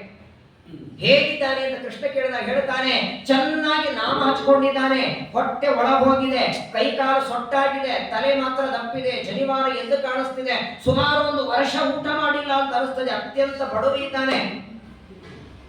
ಆದರೆ ನಿನ್ನ ಆ ಮುಖದ ಮೇಲೆ ಲಕ್ಷಣ ನೋಡಿದರೆ ಮಾತ್ರ, ಹಣೆಯಲ್ಲಿ ನಾಮ ಹಚ್ಕೊಂಡಿದ್ದಾನೆ, ಗೋಪಿಚಂದನ ಮುದ್ರೆ, ನೋಡಿದರೆ ಒಳ್ಳೆ ವಿದ್ಯಾವಂತ ಅಂತ ಅನಿಸ್ತದೆ. ಆದರೆ ಉಡೋ ಬಟ್ಟೆ ನೋಡಿದರೆ ತುಂಬಾ ಬಡವ ಅನಿಸ್ತದೆ. ತುಂಬಾ ಚೆನ್ನಾಗಿ ವರ್ಣನ ಮಾಡ್ತಾನೆ. ಕೃಷ್ಣ ಇದನ್ನೆಲ್ಲ ಕೇಳಿ, ಸರಿ ಇಷ್ಟು ದೊಡ್ಡ ಪಾಪ ಬ್ರಾಹ್ಮಣ ಬಂದಿದ್ದಾನಂತೆ, ಹೆಸರು ಹೇಳಿಲ್ವಾ? ಏನೋ ನಿನ್ನ ಗೆಳೆಯ ಅಂತೆ. ಸಾಂದೀಪನಿ ಆಚಾರ್ಯ ಹತ್ರ ಅಧ್ಯಯನ ಮಾಡಿದವರು. ಸುಧಾಮ 3 ಅಕ್ಷರ ಕಿವಿ ಬಿದ್ದಿದೆ ನೋಡಿ. ಹಾರ್ತಾ ದೇವರು ಮಂಚದಿಂದ ಕೆಳಗೆ ಓಡಿ ಬರ್ತಾನೆ. ಅನಂತ ಕೋಟಿ ಬ್ರಹ್ಮಾಂಡ ನಾಯಕ ಪರಮಾತ್ಮ ಲೆಕ್ಕ ತಪ್ಪಿ ಓಡುತ್ತಾರೆ. ಕೃಷ್ಣ ಓಡುತ್ತಿದ್ರೆ ದ್ವಾರಪಾಲಕರೆಲ್ಲ ಗಾಬರಿ ಆಗ್ತಾರೆ. ಇವನ ದರ್ಶನಕ್ಕೆ ಎಲ್ಲರೂ ಬರ್ತಾರೆ, ಇವರು ಯಾರನ್ನು ನೋಡ್ಲಿಕ್ಕೆ ಹೋಗ್ತಿದ್ದಾನೆ ಅಂತ. ಬಂದವರೆಲ್ಲ ಕೃಷ್ಣನ ದರ್ಶನಕ್ಕೆ ಪಾಳಿ ಹಚ್ಕೊಂಡು ಕೂತಿರ್ತಾರೆ. ಇವ್ರದ್ದಾದ್ಮೇಲೆ ಇವ್ರು ಒಳಗೆ ಹೋಗಬೇಕು. ಇವತ್ತಿಗೂ ಪಾಳಿನೇ ಇದೆ, ಬೇಡ ದ್ವಾರಕದಲ್ಲಿ ಹೋದ್ರೆ ಟೈಮಿಂಗ್ ಇದೆ ಅಲ್ಲಿ. ಓಡ್ತಾನೆ, ಮೈ ಮೇಲೆ ಬಟ್ಟೆ ಅದನ್ನೋ ಇಲ್ಲೋ ಹೊತ್ಕೊಳ್ಳೋದು ವಿಚಾರ ಮಾಡಲಿಲ್ಲ. ಪಕ್ಕದಲ್ಲಿದ್ದ ಲಕ್ಷ್ಮಿಗೂ ಹೇಳಿಲ್ಲ. ಓಡ್ತಾನೆ. ದೂರದಲ್ಲಿ ದ್ವಾರದ ಹೊರಗೆ ನಿಂತಿದ್ದ ಸುಧಾಮ ಓಡಿ ಬರ್ತಾನೆ. ಪರಮಾತ್ಮ ಆಲಿಂಗನ ಮಾಡ್ಕೊಳ್ತಾನೆ. ಬಹಳ ತಡ ಮಾಡಿದಿ ಬರ್ಲಿಕ್ಕೆ ಅಂತಾನೆ ಸುಧಾಮನಿಗೆ ಕೃಷ್ಣ. ಬಹಳ ತಡ ಮಾಡಿದೆ ಅಂದ್ರೆ ಗುರುಕುಲದಲ್ಲಿ ನೋಡಿದ ಮೇಲೆ ಇವತ್ತಿನವರೆಗೆ ನನ್ನ ಮನೆಗೆ ಬರಲಿಲ್ಲ, ಅದಕ್ಕೆ ತಡ ಮಾಡಿದೆ ಅಂತ ಕೃಷ್ಣ. ಇವನಂತ ಹೌದು ನೀನು ತಡ ಮಾಡಿ ನನ್ನಿಂದ ಬಹಳ ಹೊತ್ತಾಯಿತು ಅಂತಾನೆ. ನೀನ್ ಬರಲಿಲ್ಲ ಅಂದ್ರೆ ನಿನ್ನ ಸೇವಕರು ಒಳಗೆ ಬಿಡ್ತಿರ್ಲಿಲ್ಲ ನನಗೆ. ಕೃಷ್ಣ ಅಂತಾನೆ, ನೀ ನನ್ನ ಮನೆಗೆ ಬರೋದಕ್ಕೆ ಆ ಆಜ್ಞೆ ತಗೊಂಡು ಒಳಗೆ ಬರಬೇಕಾ, ದ್ವಾರಪಾಲಕರು ಕೇಳಿ ಬರಬೇಕಾ, ನಿನ್ನ ಮನೆ ಇದು, ಹಾಗೆ ಒಳಗೆ ಬರೋದಲ್ವೇ? ಸುಧಾಮ ಅಂತಾನೆ, ಬರೋದಕ್ಕೆ ನನಗೇನು ಸಂಕೋಚ ಇಲ್ಲ, ನಾನ್ ನಿನ್ನ ಗೆಳೆಯ ಅಂತ ಹೇಳ್ಕೊಳ್ಳೋದಕ್ಕೆ ನನಗೆ ಹೆಮ್ಮೆ ಆಗತ್ತೆ. ಆದ್ರೆ ನಿನ್ನ ಸೇವಕರಿಗೆ ನಾನು ಕೃಷ್ಣನ ಗೆಳೆಯ ಅಂತ ನನ್ನ ಮುಖ ನೋಡಲಿಕ್ಕೆ ಶುರು ಮಾಡಿದ್ರು. ಎಲ್ಲಿ ನನ್ನಿಂದ ನಿನಗೆ ಅವಮಾನ ಆಗತ್ತೆ, ಇಂತಹ ಒಬ್ಬ ಬಡ ಬ್ರಾಹ್ಮಣ ನಿನ್ನ ಗೆಳೆಯ ಅಂತ ಹೇಗೆ ಹೇಳ್ಕೊಳ್ಳಿ ಸ್ವಾಮಿ ಅಂತ. ಕೃಷ್ಣ ಅಂತಾನೆ ಸುಧಾಮನಿಗೆ, ದೇಹದಿಂದ ಬಡವಾಗಿರಬಹುದಪ್ಪ, ನೀನು ಪ್ರೀತಿಯಿಂದ ಗುಣದಿಂದ ಬಡವಲ್ಲ ಅಂತ. ಏನ್ ಪ್ರೀತಿ ಪರಮಾತ್ಮ ಮಾಡ್ತಾನೆ ಸುಧಾಮನಿಗೆ. ಆಗಿದ್ದಾಗ ಸೇವಕನಿಗೆ ಯಾವ ಸೇವಕ ಒಳಗ್ ಬಿಡೋದಕ್ಕೆ ಹಿಂದೆ ಮುಂದೆ ನೋಡ್ತಿದ್ದ, ರಥ ತಗೊಂಬ ಅಂದ. ಸುಧಾಮನನ್ನ ರಥದಲ್ಲಿ ಕೂಡಿಸಿ ವಾದ್ಯಗಳ ತಗೊಂಬರ್ರಿ ಅಂತಾರೆ, ಮೆರವಣಿಗೆ ಮಾಡ್ತಾ ಒಳಗ್ ಕರ್ಕೊಂಡ್ಬರ್ತಾನೆ ಭಗವಂತ ಒಬ್ಬ ಗೆಳೆಯನನ್ನು. ರಥೋತ್ಸವ ಮಾಡುವಾಗ ಏನು ವಾದ್ಯಗಳನ್ನ ದೇವರಿಗೆ ನಾವೆಲ್ಲ ಬರೆಸ್ತೇವೆ ನೋಡಿ, ಏನು ಸಂಭ್ರಮ. ಗೆಳೆಯ ಬಂದಿದ್ದಾನೆ, ಒಳ ಕರ್ಕೊಂಡು ಬರ್ತಾನೆ, ಚೆನ್ನಾಗಿ ಎಣ್ಣೆ ಹಚ್ಚಿ ತಾನೇ ಸ್ನಾನಕ್ಕೆ ಹಾಕಿದ ಹೊಸ ಬಟ್ಟೆ ಕೊಡ್ತಾನೆ, ಅಡಿಗೆಯನ್ನ ಮಾಡುವಂತ ರುಕ್ಮಿಣಿ ಸತ್ಯಭಾಮ ಹೇಳ್ತಾನೆ. ನೋಡಿ, ಮನೆಗೆ ಯಾರಾದರೂ ಅತಿಥಿಗಳು ಬಂದ್ರೆ ಹೆಂಡತಿಗೆ ಹೇಳಬೇಕು ಅಡಿಗೆ ಮಾಡ್ತಾರೆ. ಇಲ್ಲಿ ಒಬ್ಬರೆಲ್ಲ 16,100 ಜನ. ಸುಧಾಮನಿಗೆ ನಾವು ಏನಾದ್ರೂ ಮಾಡಿ ಪಡಿಸ್ತೀವಿ, 16,000 ಜನ ಅಡಿಗೆ ಮಾಡಿದ್ದಾರೆ. ತಿನ್ನೋರ ಗತಿ ಏನಾಗಿರ್ಬೇಕು ಹೇಳಿ. ಸತ್ಯಭಾಮ ಅಂತಾಳೆ, ನಾನು ಲಾಡು ಮಾಡೀನಿ ತಿನ್ನು ಅಂತಾಳೆ. ರುಕ್ಮಿಣಿ ಅಂತಾಳೆ, ನಾನು ಬರ್ಫಿ ಮಾಡೀನಿ ಅಂತಾಳೆ. ಜಾಂಬುವತಿ, ನಾನು ಬಾಲುಷೆ ಮಾಡಿ. ಏನ್ ತಿನ್ಬೇಕು ಪಾಪ ಇವ. ನಾನು ಮಂಡಿಗೆ ಮಾಡೀನಿ ಅಂತ ಅವಳು, ನೀನ್ ಸಲುವಾಗಿ ನಾನು ಸಂಡಿಗೆ ಕರ್ತೀನಿ ಅಂತ ಇನ್ನೊಬ್ಬಳು. 16,000 ಜನ, 16,000 ಪದಾರ್ಥ ತೆಗೆದು, ಸುಧಾಮ ನನ್ನ ತಿನ್ನು, ಸುಧಾಮ ನನ್ನ ತಿನ್ನು. ಅದನ್ನು ತಿನ್ನು ಅನ್ನೋದಕ್ಕಿಂತ ಅವರೆಲ್ಲರೂ ಬಡಿಸ್ತಾ ಇರುವಾಗ ಪಕ್ಕದಲ್ಲಿ ಕೂತ್ಕೊಂಡು ಗಾಳಿ ಹಾಕ್ತಿದ್ದ. ಸುಧಾಮನಿಗೆ, ಸ್ವಾಮಿ ಊಟ ಮಾಡಯ್ಯ, ಬಹಳ ದೂರದಿಂದ ಬಂದಿದ್ದಿ, ಅರ್ಧ ಹೊಟ್ಟಿ ದೇವರ ಆ ಪ್ರೀತಿಯಿಂದ ತುಂಬ ಹೋಗಿತ್ತು ಅವನಿಗೆ. ದೇವರ ಮುಂದೆ ಇಟ್ಟದ್ದು ನೈವೇದ್ಯ ತಾನೆ. ನಾವೆಲ್ಲ ನೈವೇದ್ಯ ಅಂದ್ರೆ ಏನು, ದೇವರ ಮುಂದೆ ಇಡ್ತೀವಿ, ನೀರು ತರಗಿಸ್ತೀವಿ, ನೈವೇದ್ಯ. ಇಲ್ಲಿ ದೇವರೇ ಪಕ್ಕದಲ್ಲಿ ಕೂತು ಬಡಿಸ್ತಿದ್ದಾರೆ. ಏನು ಭಾಗ್ಯ ಸುಧಾಮನದು. ಪ್ರೀತಿಯಿಂದ 2 ತುತ್ತು ಬಡಿಸಿ ಹೊಟ್ಟೆ ತುಂಬಿರ್ತದೆ. ಪ್ರೀತಿಯಿಲ್ಲದೆ 10 ಭಕ್ಷ್ಯ ಮಾಡಿಸಿದ್ರು ಲಾಭ ಇಲ್ಲ. ನಾನು ತಿನ್ನು, ನಾನು ಮಾಡಿ ತಿನ್ನು ಅಂತವರೆಲ್ಲ ಬಡಿಸ್ತಾರ, ಸಂಡಿಗೆ ಮಂಡಿಗೆ. ಪ್ರಾಯ ಆ ಊಟ ಇವತ್ತಿನವರ ಕಂಡೇ ಇರಲಿಲ್ಲ. ಅವರು ಎಲ್ಲರೂ ಅಕ್ಕರೆಯಿಂದ ಬಡಿಸ್ತಾರೆ. ಊಟ ಆಯಿತು, ಮಂಚದ ಮೇಲೆ ಕೂತ್ಕೊಂಡಿದ್ದಾರೆ. ತಾವು ಗುರುಕುಲದಲ್ಲಿ ಕಳೆದಂತಹ ಕ್ಷಣಗಳನ್ನು ಮಾತಾಡ್ತಿದ್ದಾರೆ. ಸುಧಾಮ, ನೆನಪಿದೆಯಾ, ನಾನು ನೀನು ಗುರುಕುಲದಲ್ಲಿ ಇರುವಾಗ ಒಂದಿನ ಕಟ್ಟಿಗೆ ತರೋದಕ್ಕೆ ಹೋಗಿದ್ವಿ, ಜೋರಾಗಿ ಮಳೆ ಬರ್ತಿತ್ತು, ಬಿಸಿ ಬಿಸಿ ಕಡಲೆ ಬೀಜ ತಿಂತಿದ್ವಿ, ನೆನಪಿದೆಯಾ ಅಂತ ನೆನೆಸ್ಕೊಳ್ತಾನೆ. ಏನ್ ಪರಮಾತ್ಮನ ಗೆಳತನ ನೋಡಿ. ಈ ಫ್ರೆಂಡ್ಶಿಪ್ ಡೇ ಅಂತ ಬರ್ತದೆ ನೋಡಿ, ಮೊನ್ನೆ ಯಾವಾಗ ಆಯ್ತಲ್ಲ. ನಾವು ಯಾರನ್ನ ಗೆಳೆಯರನ್ನ ಮಾಡ್ಕೊತೀವಿ ಅವ್ರನ್ನ ನೆನೆಸ್ಕೊಳ್ಳೋದಲ್ಲ, ಇವರಿಬ್ಬರು ಗೆಳತನ ನೆನೆಸ್ಕೊಳ್ಳಿ. ಅವತ್ತಿನ ದಿನ ಫ್ರೆಂಡ್ಶಿಪ್ ದಿನ ನೀವು ಫ್ರೆಂಡ್ ಮಾಡೋದ್ರನ್ನ ಅವರಿಗೂ ಪಾಪ ಹ್ಯಾಪಿ ಫ್ರೆಂಡ್ಶಿಪ್ ಡೇ ಅಂತ ಹೇಳಿ ಈ ಗೆಳತನ ನೆನೆಸ್ಕೊಳ್ರಿ. ಇಂಥ ಗೆಳೆಯರು ಸಿಗ್ತಾರೆ. ಪ್ರಾಯ ಜಗತ್ತೊಳಗೆ ಒಬ್ಬ ಗೆಳೆಯ ಇನ್ನೊಬ್ಬರ ಗೆಳೆಯ ಮೇಲೆ ಪ್ರೀತಿ ತನ್ನಷ್ಟೇ ಸಮಾನ ಇದ್ರೆ, ಅಕಸ್ಮಾತ್ ಅವನು ಬಡುವಿದ್ದ ಅಂದ್ರೆ ತಿರಸ್ಕಾರ ಮಾಡ್ತಾನೆ, ಹೇಳನ ಮಾಡ್ತಾನೆ, ಪಕ್ಕದಲ್ಲಿ ಕೂರಿಸ್ಕೊಳ್ಳೋದು, ನನ್ನ ಸಮಾನ ಅಲ್ಲ ಅಂತ ಸರಿಸ್ತಾನೆ. ದ್ರೋಣಾಚಾರ್ಯ ದ್ರುಪದ ಕಥೆಯಲ್ಲಿ ಕೇಳಿಲ್ವಾ? ಇಲ್ಲಿ ಬರೇ ಸಂಪತ್ತಲ್ಲ, 14 ಲೋಕ ಬ್ರಹ್ಮಾಂಡದ ಒಡೆಯ ಇವನು, ಏನೆಲ್ಲ ಮಾಡಬಹುದಾಗಿ ಮಾತಾಡ್ತಾ ಇದ್ದಾರೆ. ಅಲ್ಲಿ ಏನಾಗ್ತದೆ, ಒಂದ್ಸಲ ಸಂದೀಪಿನಿ ಆಚಾರ್ಯ ಹತ್ರ ಓದುವಾಗ ಗುರುಕುಲಕ್ಕೂ ಅಡವಿಗೆ ಹೋಗಿರ್ತಾರೆ ಕೃಷ್ಣ ಸುಧಾಮರು ಕಟ್ಟಿಗೆ ತರೋದು. ಜೋರಾಗಿ ಮಳೆ ಬರ್ತದೆ. ಬರಬೇಕಾದಾಗ ತಲೆ ಮೇಲೆ ಕಟ್ಟಿಗೆ ಹೊರ ತಗೊಂಡ್ಬರ್ಬೇಕು. ಸುಧಾಮನಿಗೆ ತುಂಬಾ ಹಸಿಯಾಗ, ಗುರುಕುಲದಿಂದ ಹೋಗುವಾಗ ಏನೋ ತಿಂದದ್ದು. ಅಷ್ಟೊತ್ತು ನಿಂತಿರ್ತಾನೆ, ಸುರೇಶ ಅಂತಾನೆ, ಮಳೆ ಬರ್ತಿದೆ, ಒಂದು ಗಿಡದ ಕೆಳಗೆ ನಿಲ್ಲೋಣ, ಸ್ವಲ್ಪ ನಿಂತ ಮೇಲೆ ಹೋಗೋಣ. ಹಾಗೆ ಛತ್ರಿ ಇಲ್ಲೇ ನಿಂತು ನಿಂತು ನಿಂತು ಮಳೆ ಶಾಂತ ಆಗಲು ಹೊರಡ್ತಾರೆ. ಕೃಷ್ಣನಿಗೆ ಸುಧಾಮ ಅಂತಾರೆ, ಸ್ವಾಮಿ ತುಂಬಾ ಹಸಿರಾಗ್ತಿದೆ ಅಂದ. ನನ್ನ ಕೈಯಲ್ಲೂ ಏನಿಲ್ಲಪ್ಪ, ಹೀಗೆ ಹೋಗೋ ನಡಿ, ಎಲ್ಲ ಅಕ್ಕಪಕ್ಕ ಗಿಡದಲ್ಲಿ ಹಣ್ಣು ಕಾಣಿಸಿದ್ರೆ ಕೊಡಿಸ್ತೇನೆ, ಕೊಡ್ತೇನೆ. ಪಾಪ ಮಾತಾಡ್ತಾ ಹೊರಟಿದ್ರು. ಒಂದು ಗಿಡದಲ್ಲಿ ಒಂದೇ ಹಣ್ಣಿತ್ತು, ಅವನು ದುರ್ದೈವ ನೋಡಿ. 2 ಇದ್ದಿದ್ರೆ ಬೇರೆ, ಒಂದು ಹಣ್ಣಿತ್ತು, ಕೃಷ್ಣ ತೆಗೆದ. ಸುಧಾಮ ಅಂತಾನೆ, ಒಂದು ಕೆಲಸ ಮಾಡೋಣ, ಇಬ್ಬರಿಗೂ ಹಸಿವಾಗಿದೆ, ಅರ್ಧ ಭಾಗ ಮಾಡಿ 6 ಹೋಳು ಮಾಡ್ತಾರೆ. 3 ನೀನು ತಿನ್ನು, 3 ನಾನು ತಿಂತೇನೆ ಅಂತ ಕೃಷ್ಣ. ಸರಿ ಅಂತ ಒಂದು ಹೋಳು ಸುಧಾಮನಿಗೆ ಕೊಟ್ಟ, ಬಾಯಿಗೆ ಹಾಕೊಂಡ. 2ನೇದು ಕೊಟ್ಟ, ಬಾಯಿಗೆ ಹಾಕೊಂಡ. 3ನೇದು ಹಾಕೊಂಡ. ಸುಧಾಮ ಅಂತಾರೆ, ಕೃಷ್ಣ ನಿನ್ನ 3 ಹೋಳಲ್ಲಿ 1 ನನಗೆ ಕೊಡುವುದ. ಅಯ್ಯೋ ಪಾಪ ತುಂಬಾ ಹಸಿರಾಗಿದೆ ಅನ್ಸುತ್ತೆ, ಪರವಾಗಿಲ್ಲ 4ನೇದು ನೀನೇ ತಿನ್ನು, 2 ನಾನು ತಿಂತೇನೆ ಅಂತ ಕೃಷ್ಣ. 5ನೇದು ನನಗೆ ಕೊಡು ಅಂದ, ಪರವಾಗಿಲ್ಲ ಅಂತಾನೆ. ಏನಿದ್ರು ಉದಾರ ಮಾದರ ನಿತ್ಯಂ ಅನಿತ್ಯಂ ಸುಂದರೀಪದ ಶಿವದಾಸರ ಅಂತಾರೆ, ಅವನಷ್ಟು ಉದಾರ ಇನ್ನೊಬ್ಬರಿಲ್ಲ. 5ನೇದು ಕೊಟ್ಟ. ಕೊನೆಯದಂತಾನೆ ಸುನಾಮ, ನೋಡು ಆ 1ರಿಂದ ನೀನು ಹೊಟ್ಟೆ ತುಂಬಲ್ಲ, ತಿಂದ್ರೆ ನಂದು ಒಬ್ಬಂದಾರ ತುಂಬುತ್ತದೆ. ಮತ್ತೆ ಕೊನೆಯ ಯಾಕೆ ಇಡ್ತೀಯ ಅಂದ ಕೃಷ್ಣ. ಅಂತಾನೆ ಇನ್ನೊಬ್ಬರಾಗಿದ್ರೆ ನನ್ನ ಗೆಳೆಯ ನೀನು ತಿನ್ನು ಅನ್ನೋದು ಬಿಟ್ಟು ನನಗೆ ಕೊಡುವಂತ ಕೊಡಲ್ಲ ಅಂತ ಬಾಯಿಗೆ ಹಾಕೊಂಡ. ಇನ್ನು ನಾಲಿಗೆಗೆ ಹಾಕೊಳ್ತಾನೆ, ಕಹಿ ಅಂದ್ರೆ ಕಹಿ ಹಣ್ಣದು. ಉಗುಳಿ ಬಿಟ್ಟ ಕೃಷ್ಣ, ತೂ ಅಂದ. ವಿಷಕ್ಕಿಂತ ಭಯಾನಕ ಕಹಿ ಅದು. ಕೃಷ್ಣ ಅಂತಾನೆ ಸುನಾಮನಿಗೆ ನಾಲಿಗೆ ಸತ್ತೋಗಿದೆಯಾ, ಹಾಗಲಕಾಯಿ ಎಲ್ಲ ಅದಕ್ಕೂ ಕಹಿ ಏನಾದ್ರಿದ್ರು ಅದು ಇದ್ರ ಮುಂದೆ ನಾಚಬೇಕು. ಇಷ್ಟು ಕಹಿಯಾದ ಹಣ್ಣು ನಾಲಿಗೆಗೆ ಹಚ್ಚಿದ್ರೆ ಒಳಗೆ ಹೋಗೋದಿಲ್ಲ. 5 ಹೋಳು ತಿಂದು 6ನೇದು ಬೇಡುತ್ತಿಲ್ಲ, ನಾಲಿಗೆಗೆ ರುಚಿ ಗೊತ್ತಿಲ್ವ ನಿನಗೆ? ಸುಧಾಮ ಅಂತಾನೆ, ಅದು ನ್ಯಾಚುರಲ್ ಆಗಿ ಹಣ್ಣು ಕಹಿನೇ ಇರಬಹುದು, ನಿನ್ನ ಕೈಯಿಂದ ನನ್ನ ಕೈ ಕೊಟ್ಟೆಲ್ಲ ಅಮೃತ ಆಯ್ತದು ಅಂತ. ನಿನ್ನ ಮುಂದಿಟ್ಟತ್ತೆ ಅಮೃತ ಆಗತ್ತೆ, ನಿನ್ನ ಮುಂದೆ ನೈವೇದ್ಯಕ್ಕಿಟ್ಟದ ಅಮೃತ ಆಗತ್ತೆ. ನೀನೇ ಕೈಯಾರ ಒಂದೊಂದು ಹೋಳ ಕೊಡ್ತಿದ್ಯಲ್ಲ, ಅದರಲ್ಲಿ ರಸ ತುಂಬಿ ಬಂತು, ಅದು ಎಷ್ಟು ಚೆನ್ನಾಗಿತ್ತು ಅಂದ್ರೆ 6ನೇದು ಬಿಡಬೇಕು ಅನಿಸ್ಲಿಲ್ಲ ನನಗೆ. ಅದಕ್ಕಾಗಿ ಹೇಳೋದು, ಉತ್ತತ್ತಿ ಮಂತ್ರಾಕ್ಷತೆ ನಿಮ್ಮ ಮನೆಯಲ್ಲಿ ಬೇಕಾದಷ್ಟು ಇರುತ್ತೆ, ದೊಡ್ಡವರ ಹತ್ರ ಯಾಕೆ ತಗೋಬೇಕು, ನಮ್ಮ ಮನೆಯಲ್ಲಿದೆ. ಆ ಕೈಗಳಿಗೆ ಬೆಲೆ ಅದು. ಸ್ವಾಮಿಗಳ ಹತ್ರ ಹೋದಾಗ ಮಂತ್ರಾಕ್ಷತೆ ಕ್ಯೂ ಹಚ್ಚಿರ್ತೀವಲ್ಲ, ಯಾಕೆ ಆ ಮಂತ್ರಾಕ್ಷತೆ ಮನೆಯಾಗಿಲ್ವಾ? ಬೇಕಾದಷ್ಟು ಅಕ್ಕಿ ಇದೆ, ಅಷ್ಟೇ ಅಲ್ಲಿ ಯಾಕೆ ನಿಂತಿರ್ತೀವಿ 2 ತಾಸು ಕ್ಯೂ ಅಲ್ಲಿ, ಒಬ್ಬರ ಮೇಲೆ ಒಬ್ರು ಬಿದ್ದು ಒದ್ದಾಡಿ. ಯಾಕೆಂದ್ರೆ ಆ ಮಂತ್ರಾಕ್ಷತೆಗಿಂತ ಕೊಡುವ ಕೈಗಳು, ಆ ತಪಸ್ಸು, ಆ ಜ್ಞಾನದ ಏನಿದೆಯಲ್ಲ ಅದರ ಸಲುವಾಗಿದ್ದಿರೋದಲ್ಲಿ. ದೊಡ್ಡವರ ಕೈಯಿಂದ ಬಂದ ಮಂತ್ರಾಕ್ಷತೆ ಏನಾಗುತ್ತೆ ಅನ್ನೋದಕ್ಕೆ ಕೃಷ್ಣನ ಕೈಯಿಂದ ಬಂದ ಹಣ್ಣು ನೋಡಿ. ಆ ಗುರುಕುಲದಲ್ಲಿ ಕಳೆದದ್ದೆಲ್ಲ ನೆನೆಸ್ಕೊಳ್ತಾರೆ. ಅವತ್ತಿನ ದಿನ ರಾತ್ರಿ ಆಯಿತು, 6ನೇ ದಿನ ಮತ್ತೆ ಬೆಳಗ್ಗೆ ಎದ್ದಿದ್ದಾರೆ. ಮತ್ತೆ ಯಥಾ ಪ್ರಕಾರವಾಗಿ ಕೃಷ್ಣ ತಂದೆಲ್ಲ ಆಕಳು ತೋರಿಸಿದ, ದ್ವಾರಕ ಎಲ್ಲ ತೋರಿಸ್ತಾನೆ. 1-2-3 ದಿನ ಇದ್ದ. ಏನ್ ಕಡೆ ಅಂತ ಹೇಳಿ ದಿನ ಒಂದು ಭಕ್ಷ್ಯ ಭೋಜ್ಯ ಊಟ, ವಿಶೇಷವಾಗಿ ಆದರ ಉಪಚಾರ ಪ್ರತಿನಿತ್ಯದಲ್ಲಿ ಚೆನ್ನಾಗಿ ಇದ್ದ. ಕೊನೆ ಒಂದಿನ ಅಂತಾನೆ, ಹೀಗಿರೋ ಸರಿಯಲ್ಲ ಅಂತ. ಅವನಿಗೆ ಹೆಂಡತಿ ಮಕ್ಕಳಲ್ಲಿ ಒದ್ದಾಡುವಾಗ ನಾನು ಬೋನಿಗೆ ಊಟ ಮಾಡೋ ಸರಿಯಲ್ಲ, ಅದು ಗೃಹಸ್ಥರ ಧರ್ಮ ಅಲ್ಲ. ವಿಚಾರ ಮಾಡಿ ಕೃಷ್ಣನಿಗೆ ಅಂತಾನೆ, ನಾನು ಹೋಗಿ ಬರ್ತೇನೆ ಸ್ವಾಮಿ. ಹೋಗಿ ಬರ್ತೇನೆ ಅಂದಾಗ ಕೃಷ್ಣ ಅಂತ, ಹೌದು ಬಂದಿ, ಅದಕ್ಕೆ ಗೊತ್ತಾಗಿಲ್ಲ. ಬಂದದ್ ಸಂತೋಷ ಆಯ್ತು. ಏನಾದ್ರೂ ಬೇಕು ಅಂತ ಬೇಡೋದಕ್ಕೆ ಬಂದಿಯೋ ಏನು ಗೊತ್ತಾಗ್ಲಿಲ್ಲ. ಏನು ಬೇಡೋದಕ್ಕಲ್ಲ, ಬಹಳ ದಿನ ಆಯ್ತು ನೀನು ದರ್ಶನಕ್ಕೆ ಬಂದೆ. ನೋಡು ನನಗೆ ಗೊತ್ತಿದೆ, ಸಾಮಾನ್ಯವಾಗಿ ನೀನು ಯಾರ ಮನೆಗೆ ಹೋಗೋನಲ್ಲ. ಈಗ ಬಂದಿದ್ದಿ ಅಂದ್ರೆ ನೀನು ಹೆಂಡತಿ ಕಳಿಸಿದ್ದಕ್ಕೆ ಬಂದಿದ್ದಿ, ಮದುವೆ ಆಗಿದೆ ಅಂತ ಕೇಳಿದ ಮೊದಲು ಕೃಷ್ಣ. ಯಾಕಂದ್ರೆ ಗುರುಕುಲ ಆದ್ಮೇಲೆ ಇಬ್ರು ಭೇಟಿನೇ ಆಗಿರ್ಲಿಲ್ಲ. ಮದುವೆ ಆಗಿದೆ ಅಂತ ಕೇಳಿ ಸುಧಾಮ ಅಂತ, ನಮಗೆ ಒಬ್ಬಳೇ ಹೆಂಡತಿ ಸ್ವಾಮಿ ಎಂದು ಬಿಟ್ಟ. ಅಂದ್ರೆ ನಿನ್ನಂತೆ 16,108 ಜನ ಮಾಡಿಕೊಂಡು ಮೆರವಣಿಗೆ ಮಾಡುವಷ್ಟು ನಮ್ಮಲ್ಲಿ ಯೋಗ್ಯತೆ ಇಲ್ಲ. ಒಬ್ಬಳೇ ಇದ್ದಾಳೆ ಪತಿವ್ರತ, ಅವಳು ತಪ್ಪಿದ್ದಕ್ಕೆ ಬಂದೀನಿ ಅಂತ ನೋಡಿ.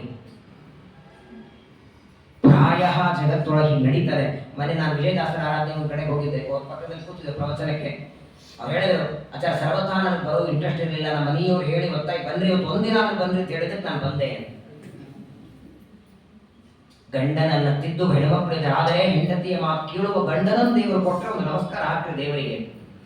ಬರೋದೇ ನನ್ನ ಜಗಳ ಮಾಡೋರಿದ್ರೆ. ಆ ನನ್ನ ಹೆಂಡತಿ ಹೇಳಿದ್ದಕ್ಕೆ ಇವತ್ತು ಇಲ್ಲಿವರೆಗೆ ನೀನು ದರ್ಶನಕ್ಕೆ ಬಂದೆ, ಆದರೆ ಅವರೆಲ್ಲ ಅಲ್ಲಿ ನನ್ನ ದಾರಿ ಕಾಯ್ತಿರ್ತಾರೆ, ಹೋಗ್ತೇನೆ ಅಂದಾಗ, ಸರಿ ನನಗೋಸ್ಕರ ಏನು ತರಲಿಲ್ವಾ ಅಂತಾನೆ. ಉಪಾಯನ ಉಡುಗೊರೆ ಬರೆಗೈಯಿಂದ ಬಂದಿಯಾ ಏನ್ರಿ ಕೊಡ್ತಾನೆ.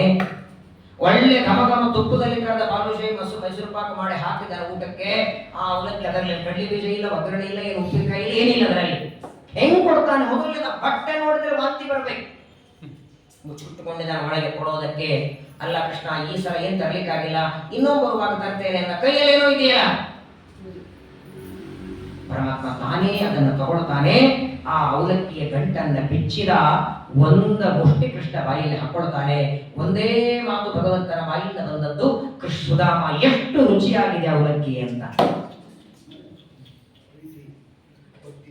ದೇವರಿಗೆ ಏನು ಕೊಡ್ತೇವೆ ಮಹತ್ವದ್ದಲ್ಲ, ಎಷ್ಟು ಕೊಡ್ತೇವೆ ಮಹತ್ವದ್ದಲ್ಲ, ಹೇಗೆ ಕೊಡ್ತೇವೆ ಅನ್ನೋದು ಮಹತ್ವ. ಯಾದೃಶಿ ಭಾವನಾಯಸ್ಯ ಸಿದ್ಧಿರ್ಭವತಿ ತಾದೃಶಿ. ಒಂದು ಮುಷ್ಟಿಯನ್ನು ಕೃಷ್ಣ ತಿಂತಾನೆ. ಈಗ 4 ಮುಷ್ಟಿ ಯಾಕಂತ ಹೇಳ್ತೇನೆ ಕೇಳಿ. ದಾಸನು ಒಪ್ಪಿಡಿ ಅವಲಕ್ಕಿ ಅನ್ನದ್ದು ಯಾವ ಅರ್ಥದಲ್ಲಿ? ಅವನು ತಿಂದದ್ದು 1 ಮುಷ್ಟಿ, ಸುಧಾಮ ತಂದದ್ದು 4 ಮುಷ್ಟಿ ಅವಲಕ್ಕಿ. 1 ಮುಷ್ಟಿಯನ್ನ ಕೃಷ್ಣ ತಿಂದ, 2ನೇ ಮುಷ್ಟಿ ಅವಲಕ್ಕಿಯನ್ನ ಕೈಯಲ್ಲಿ ತಗೊಂಡ. ರುಕ್ಮಿಣಿ ಬಂದು ಕೈ ಹಿಡಿತಾಳೆ. ನಮಗೂ ಸ್ವಲ್ಪ ಪ್ರಸಾದ ಕೊಡಿ ಅಂತ. ಅದನ್ನ ಪರಮಾತ್ಮ ರುಕ್ಮಿಣಿ ಸತ್ಯಭಾಮಾದೇವಿ ಕೊಡ್ತಾರೆ. ಶ್ರೀನಿವಾಸ ತೀರ್ಥರು ಭಾಗವತಕ್ಕೆ ಟಿಪ್ಪಣಿಗಳಲ್ಲಿ ಹೇಳ್ತಾರೆ, ಗಂಡ ತಿನ್ನುವಾಗ ಹೆಂಡತಿ ಕೈ ಹಿಡಿಯೋದು ಸರಿನಾ, ನಮಗೂ ಸ್ವಲ್ಪ ಹಿಡಿ ಅನ್ನೋದು ಸರಿನಾ? ಗಂಡನ ಊಟ ಆದ್ಮೇಲೆ ಸಾಮಾನ್ಯವಾಗಿ ಇಬ್ಬರು ಸಲುವಾಗಿ ಅಡಿಗೆ ಮಾಡಿರ್ತಾರೆ ಮನೆಯಲ್ಲಿ. ಗಂಡ ಊಟ ಕೂತ ನೋಡ್ಕೊಂತಿನ್ರಿ, ಇರೋದ 3 ಚಪಾತಿ ಎಲ್ಲ ನೀವು ತಿಂದ್ರೆ ನಾವೇನ್ ಮಾಡ್ಬೇಕಿಂತ ಹಿಂಗೆ ಯಾರೂ ಅನ್ನಲ್ಲ. ಅವ್ರಿಗೆ ಬಡಿಸಿ ಆಗಿ ಮಾಡೋದಷ್ಟು ಮಾಡಿರ್ತಾರೆ, ಇಲ್ಲಾಂದ್ರೆ ಮಾಡ್ಕೊಂಡು ತಿಂತಾರೆ ಕೊನೆಗೆ. ಹಾಗಾದ್ರೆ ಎರಡನೇ ಮುಷ್ಟಿ ಕೃಷ್ಣ ತಿನ್ನುವಾಗ ರುಕ್ಮಿಣಿ ತಡೆದದ್ದು ಸರಿನಾ ಅಂತ ತಾವೇ ಪ್ರಶ್ನೆ ಮಾಡ್ಕೊಂಡು ಶ್ರೀನಿವಾಸ ತೀರ್ಥರಂತಾರೆ, ಎರಡನೇ ಮುಷ್ಟಿ ಕೃಷ್ಣ ತಿನ್ನೋದಕ್ಕೆ ವೈದೇ ಇಲ್ಲ. ಅವನು ತಿನ್ನೋದಕ್ಕೆ ವೈದ್ಯ ಇಲ್ಲ. ತಿನ್ನೋದಕ್ಕೆ ವೈದ್ಯ ರುಕ್ಮಿಣಿ ಹೇಳಿದ್ದು ತಪ್ಪಾಗ್ತದೆ. ಎರಡನೇ ಮುಷ್ಟಿ ವೈದ್ಯಕ್ಕೆ ವಾಸನೆ ನೋಡೋದಕ್ಕೆ ವೈದ್ಯ. ಯಾಕೆ ವಾಸನೆ ಅಂದ್ರೆ ಕೃಷ್ಣ ಅದನ್ನು ವಾಸನೆ ನೋಡಿರ್ಲಿಲ್ಲ ಅಂದ್ರೆ ರುಕ್ಮಿಣಿ ಸತ್ಯಭಾಮ ತಿಂದಿರ್ಲಿಲ್ಲ. ಯಾಕಂದ್ರೆ ನಮಗೆ ದೇವರ ನೈವೇದ್ಯ ಆಗಲಿ ಬಿಡಲಿ ಏನ್ ನೋಡಬಹುದು ಹೊಡೆದು ಬಿಡ್ತೇವೆ. ಈಗ ಸಂಘಗಳಲ್ಲಿ ಬಂದಾಗ ನೈವೇದ್ಯ ಆಗಿರ್ತದೆ ಅಂತೀರಿ, ಯಾವ್ದು ನಿಮ್ ಗೆಳತಿ ಮನೆಗೆ ಹೋಗಿರ್ತೀರಿ, ಪಾಪ ಅರ್ಜೆಂಟ್ 12ವರೆಗೆ ಹೋಗ್ತೀರಿ, ಇಲ್ಲಿ ಹತ್ರ ಊಟ ಕೊಡ್ತೀರಿ, ಊಟ ಆದ್ಮೇಲೆ ಗೊತ್ತಾಯ್ತು ಯಾರು ಆಚಾರಗಳು ಬಂದಿರಲಿಲ್ಲ, ನೈವೇದ್ಯ ಆಗಿರ್ಲಿಲ್ಲ. ಏನ್ ಮಾಡ್ತೀರಾ, ವಾಂತಿ ಮಾಡ್ತೀರಾ ತಿಂದದ್ದು? ಏನ್ ಮಾಡ್ಲಿಕ್ಕಾಗಲ್ಲ. ಬಹಳ ಅಂದ್ರೆ ಮನೆಗೆ ಬಂದು ಸ್ವಾಮಿ ತಪ್ಪಾಯ್ತು ಗೊತ್ತಿರ್ಲಿಲ್ಲ ತಿಂದ್ರಿ ಇಷ್ಟೇ ಹೊರತು ದೇವತೆಗಳ ಹಾಗಲ್ಲ. ಅದರಲ್ಲಿಯೂ ಲಕ್ಷ್ಮೀ ಬ್ರಹ್ಮದೇವರ ಮಾತು, ಬ್ರಹ್ಮದೇವರು ಮಗುವಾಗಿ ಬಂದಾಗ ಕೊರವಂಜಿ ಕೊಟ್ಟ ಅನ್ನ ತಿಂತಿರ್ಲಿಲ್ಲ, ದೇವರೇ ಕೊಟ್ಟು ತಿಂತಿರ್ಲಿಲ್ಲ ಬ್ರಹ್ಮದೇವರು. ಕೊರವಂಜಿ ಆದಾಗ ಆ ಹಾಲು ಅನ್ನ ದೇವರೇ ಸ್ವತಃ ಉಳಿಸಿದ್ರು ತಿಂತಿರ್ಲಿಲ್ಲ. ಯಾಕಂದ್ರೆ ನೈವೇದ್ಯ ಆಗಿದ್ದಿಲ್ಲದು. ಕೈಯಿಂದ ಕೊಟ್ಟರು ಸರಿ, ನೈವೇದ್ಯ ಆಗಿರ್ಬೇಕಲ್ಲ. ಮೊದಲನೇದು ನೈವೇದ್ಯ ಆಗಿರಲಿಲ್ಲ, ಎರಡನೇದು ಮನುಷ್ಯ ಅನ್ನ ಅದಕ್ಕೆ ತಿನ್ನಲಿಲ್ಲ. ಅದಕ್ಕೆ ಕೊರವಂಜಿ ಏನಂತಾಳೆ, ನಾನ್ ತಿಂತೇನೆ, ಆಮೇಲೆ ಹಾಲಾಗಿ ಹೋಗುತ್ತೆ ಅಂತ ಅಂದ್ರೆ ನಾನ್ ನೈವೇದ್ಯ ತಿಂದ್ರೆ ಇವ ತಿಂತಾನೆ ಮುಂದೆ. 64 ಭಕ್ಷ್ಯ ಮಾಡ್ರಿ, ಬಂಗಾರ ತಾಟೊಳಗೆ ಊಟಕ್ಕೆ ಹಾಕ್ರಿ, ದೇವರಿಗೆ ನೈವೇದ್ಯ ಮಾಡಲಿಲ್ಲ ಅಂದ್ರೆ ದೇವತೆಗಳ ಮೂಸನೆ ನೋಡಲ್ಲ. ಅದರಲ್ಲೂ ನೋಡಿ ಲಕ್ಷ್ಮೀ ದೇವಿಗೆ ನೈವೇದ್ಯ ಅಂದ್ರೆ ದೇವರು ವಾಸನೆ ನೋಡಿದ. ಹಾಗಾಗಿ ಎರಡನೇ ಮುಷ್ಟಿಯನ್ನ ದೇವರು ವಾಸನೆ ನೋಡ್ತಾನೆ. ಅದನ್ನು ಕೊಟ್ಟದ್ದು ಯಾರಿಗೆ? ಸತ್ಯಭಾಮ ರುಕ್ಮಿಣಿಯರಿಗೆ ಮಾತ್ರ. ಉಳಿದವರು ಯಾರಿಗೆ ಕೊಡಲಿಲ್ಲ ಅದನ್ನ. ಮೂರನೇ ಮುಷ್ಟಿ ತಗೊಂಡ ಎಲ್ಲರಿಗೂ ಕೊಟ್ಟ, ವಾಸನೆ ನೋಡಿಲ್ಲ ಅದನ್ನ. ಯಾಕಂದ್ರೆ ವಾಸನೆ ನೋಡಿದ ಮೇಲೆ ತಿನ್ನುವಷ್ಟು ಯೋಗ್ಯತೆ ರುಕ್ಮಿಣಿ ಸತ್ಯಭಾಮಾದೇವರಿಗೆ. 16,106 ಜನರಿಗೆ ಕೈಯಿಂದ ಕೊಡೋದು ಯೋಗ್ಯತೆ ಇಲ್ಲ. ಯಾಕಂದ್ರೆ ಅವರಲ್ಲಿ ಲಕ್ಷ್ಮಿಯ ಸನ್ನಿಧಾನ, ತಾರತಮ್ಯಕ್ಕೆ ತಕ್ಕಂತೆ ದೇವರು ನೈವೇದ್ಯದ ಪ್ರಸಾದ ಕೊಡ್ತಾನೆ. ಹಾಗಾಗಿ ಒಂದು ಮುಷ್ಟಿ ಕೃಷ್ಣ ತಾನದಿಂದ, ಎರಡನೇ ಮುಷ್ಟಿ ವಾಸನೆ ನೋಡಿ ರುಕ್ಮಿಣಿ ಸತ್ಯಭಾಮ ಕೊಟ್ಟ, ಮೂರನೇ ಮುಷ್ಟಿ 16,106 ಜನರಿಗೆ ಕೊಡ್ತಾನೆ, ನಾಲ್ಕನೇ ಮುಷ್ಟಿ ನಿನ್ನ ಹೆಂಡತಿ ಮಕ್ಕಳಿಗೆ ಕೊಡುವಂತ ಪ್ರಸಾದ ತಗೊಂಡು ಹೋಗುವಂತ ಕೊಟ್ಟು ಕಳಿಸ್ತಾರೆ. ತೆಂಗಿನಕಾಯಿ ಹೊಡೆದಾಗ ಅರ್ಧ ಇಟ್ಕೊಂಡು ಅದನ್ನ ಕೊಡ್ತಾರೆ ನೋಡಿ. ಹಾಗಾಗಿ ಅವಲಕ್ಕಿ ತಂದದ್ದು 4 ಮುಷ್ಟಿ. ದಾಸರ ಹೇಳೋದು ಕೃಷ್ಣ ತಿಂದದ್ದು 1 ಮುಷ್ಟಿ ಆದದ್ದರಿಂದ ಒಪ್ಪಿಡಿ ಅವಲಕ್ಕಿಯ ಕೊಟ್ಟವನಿಗೆ ಅಂತ ಹೇಳಿದ್ದಷ್ಟೆ ಹೊರತು ಅವಲಕ್ಕಿ ತಂದದ್ದು 4 ಮುಷ್ಟಿ. ಆ 1 ಮುಷ್ಟಿಯನ್ನ ತಿರುಗಿ ಕೊಡ್ತಾನೆ, ಬಟ್ಟೆಯಲ್ಲಿ ಕಟ್ಕೊಂಡ ಹೊರಟಿದ್ದಾನೆ. ದೇವರನ್ನು ಬಿಟ್ಟು ಬರೋದಕ್ಕೆ ಮನಸ್ಸೇ ಬರ್ತಾ ಇದೆ ಅವನಿಗೆ. ಅಲ್ಲ, ಅಲ್ಲಿಯ ಉಪಚಾರ ನೋಡಿ ಅಲ್ಲ. ತಿರುಪತಿಗೆ ಹೋದ್ರೆ ಆ ಶಿಲಾ ಪ್ರತಿಮೆ ಬಿಟ್ಟು ಹೊರ ಬರ್ಲಿಕ್ಕೆ ನಮ್ಗೆ ಮನಸ್ಸು ಬರಲ್ಲ. ಸಚ್ಚಿದಾನಂದ ಪರಮಾತ್ಮನ ರೂಪ. ನಮಸ್ಕಾರ ಮಾಡ್ತಾನೆ, ಪ್ರದಕ್ಷಿಣೆ ಹಾಕ್ತಾನೆ. ಕೃಷ್ಣ ಅಂತ, ನೋಡು ನನ್ನ ಮನೆ ಬರೋದಕ್ಕೆ ನಿನಗೆ ಆಮಂತ್ರಣ ಬೇಕಾಗಿಲ್ಲ, ಇದು ನಿಂದೇ ಮನೆ, ಯಾವಾಗ ನಿನಗೆ ನೋಡ್ಬೇಕು ಅನಿಸ್ತದೆ ಬಂದ್ಬಿಡು. ಸರಿ, ಮನೆಯಲ್ಲಿ ಮಕ್ಕಳಿಗೆ ಹೆಂಡತಿಗೆ ಊಟಕ್ಕೆ ಬಟ್ಟೆಗೆಲ್ಲ ಇದೆಯಾ? ಅವನು ಬಂದಿದ್ದೆ ಅದಕ್ಕಲ್ವೇ. ಹೆಂಡತಿ ಕಳಿಸಿದ್ದೆ ಏನಾದ್ರೂ ಬೇಡ್ಕೊಂಡು ಬನ್ನಿ ಅಂತ, ಬೇಡೋದಕ್ಕೆ ಮನಸ್ಸಿಲ್ಲ ಸ್ವಾಮಿ, ಎಲ್ಲ ಇದೆ ಅಂತ. ನಿನ್ನ ಅನುಗ್ರಹದಿಂದ ಯಾವುದಕ್ಕೂ ಕೊರತೆ ಇಲ್ಲ ಅಂತ. ದೇವರ ಭಕ್ತರು ಹೇಗಿರ್ತಾರಂತೆ, ಏಕಾಂತಾನಾಂ ನಗಸ್ಯಚಿತ ಅರ್ಥೇ ನಾರಾಯಣೋ ದೇವೋ ಸರ್ವವನ್ಯ ತದರ್ಥಕಂ. ಶಿವದಾಚಾರಂತ ಏನು ಬಿಡಲ್ಲ ರೀ. ಸರಿ, ಕೃಷ್ಣ ಅಂತಾನೆ, ಅಲ್ಲಿವರೆಗೆ ಬಿಡ್ತೇನೆ ನಡಿ ಎಂದ. ಅರ್ಧ ದಾರಿವರೆಗೆ ಬರುತ್ತೆ. ಕೃಷ್ಣನಾಮ ಬೇಡ ಅಂತಾನೆ, ನೀನ್ ಅಲ್ಲಿವರೆಗೆ ಬಿಟ್ಟರೆ ನಿನ್ನನ್ನು ಬಿಡ್ಲಿಕ್ಕೆ ಮತ್ತೆ ಇಲ್ಲಿವರೆಗೆ ಬರಬೇಕು. ನಾನು ಹೊರಡ್ತೇನೆ ಕೃಷ್ಣ ಅಂತಾನೆ. ಮತ್ತೆ ಮತ್ತೆ ನಮಸ್ಕಾರ ಮಾಡ್ತಾನೆ, ಪ್ರದಕ್ಷಿಣೆ ಹಾಕ್ತಾನೆ, ಮತ್ತೆ ಮತ್ತೆ ನೋಡ್ತಾನೆ. ದೇವರ ದರ್ಶನವೇ ಒಂದು ದೊಡ್ಡ ಭಾಗ್ಯ ಕೃಷ್ಣನಿಗೆ. ಕೊನೆಯದಾಗಿ ನಮಸ್ಕಾರ ಮಾಡಿ ಹೊರಟಾಗ ಕೃಷ್ಣ ಅಂತಾನೆ, ಈಗಲೂ ಕೇಳ್ತಿದ್ದೆ ಏನಾದ್ರೂ ಬೇಡ ಕೊಡ್ತೇನೆ. ಆಗ ಸುನಾಮ ಅಂತಾನೆ, ಒಂದೇ ಒಂದು ಬೇಕು ಕೊಡ್ತೀಯ ಅಂದ. ಬೇಡ ಕೊಡ್ತೇನೆ ಗೆಳೆಯ, ನನ್ನ ಹತ್ರ ಬೇಡೋದಕ್ಕೆ ಸಂಕೋಚ ಯಾಕೆ ನಿನಗೆ? ಸಂಪತ್ತು ಬೇಕಾ, ರಾಜ್ಯ ಬೇಕಾ, ಬಟ್ಟೆ ಬೇಕಾ?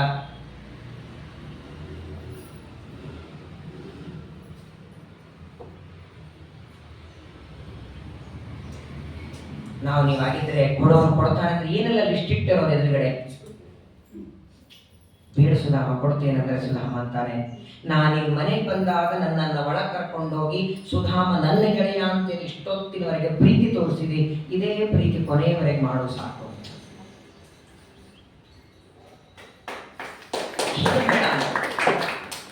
ನೋಡಿ, ನಾವು ದೇವರಲ್ಲಿ ಪ್ರೀತಿ ಮಾಡೋದು ಭಕ್ತಿ ಅಂತ ಕರೆಸ್ಕೊಳ್ತದೆ. ಮಾಹಾತ್ಮ್ಯ ಜ್ಞಾನ ಪೂರ್ವಸ್ತು ಸುದೃಢ ಸರ್ವತೋಧಿಕ ಸ್ನೇಹ ಭಕ್ತಿ. ನಾವು ದೇವರಲ್ಲಿ ಮಾಡುವ ಸ್ನೇಹ ಭಕ್ತಿ, ದೇವರು ನಮ್ಮಲ್ಲಿ ಮಾಡುವ ಸ್ನೇಹ ಪ್ರೀತಿ ಅನುಗ್ರಹ. ಅವ ನಮ್ಮೇಲೆ ಪ್ರೀತಿ ಮಾಡಬೇಕು, ಅದು ಬಹಳ ದೊಡ್ಡದು. ಅದೇ ಇಷ್ಟೊತ್ತು ನನ್ನ ಮೇಲೆ ಮಾಡಿದೆಯಲ್ಲ, ಅನಂತ ಕಾಲದವರೆಗೆ ನಿನ್ನ ಪ್ರೀತಿ ಒಂದು ಸಾಕು ಅಂತ. ಏನು ಕಿಮಲಭ್ಯಂ ಭಗವತಿ ಪ್ರಸನ್ನೇ ಶ್ರೀನಿಕೇತ, ನೀ ಸಂತೋಷ ಪಟ್ಟರೆ ಏನು ಕಡಿಮೆ, ಹೋಗಿ ಬರ್ತೇನೆ ಅಂತ ಹೊರಟ. ನೋಡಿ, ಅಲ್ಲೇನು ಬೇಡಲಿಲ್ಲ, ಕೃಷ್ಣ ಹೋಗಿ ಬಾ ಅಂತಾನೆ ಹೊರಟಿದ್ದಾನೆ. ಇನ್ನೂ ತನ್ನ ಪಟ್ಟಣ ಬಂದಿಲ್ಲ. ಸುಧಾಮಪುರಿ ದಾರಿಯಲ್ಲಿ ಬರುವಾಗ ವಿಚಾರ ಮಾಡ್ತಿದ್ದ, ಅಲ್ಲ ಈ ಮನೆಗೆ ಹೋದ್ರೆ ಹೆಂಡತಿ ಕೇಳ್ತಾಳೆ ಏನ್ ತಂದ್ರಿ ಅಂತ.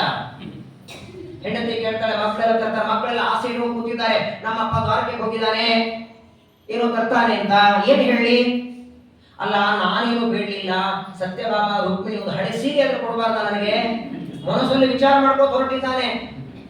ನೋಡು ಸುಧಾಮ, ಹೆಂಡತಿಗೆ ಏನೂ ಇಲ್ಲ ಪಾಪ, ತಗೋ ನಾವು ಉಟ್ಕೊಂಡಿದ್ದ ಸೀರೆ ಏನ್ ಕಡಿಮೆ ಇತ್ರಿ, ರಾಜರ ಹೆಂಡಂದ್ರವರು ಸಾಕ್ಷಾತ್ ಪರಮಾತ್ಮನ ಬಡದಿ, ಏನ್ ಕಡಿಮೆ ಇತ್ತು, ರೇಷ್ಮೆ ಬೇಡ ಒಂದು ಪಾಲಿಸ್ಟರ್ ಸೀರೆ ಕೊಡ್ಬೋದಾಗಿತ್ತಲ್ಲ.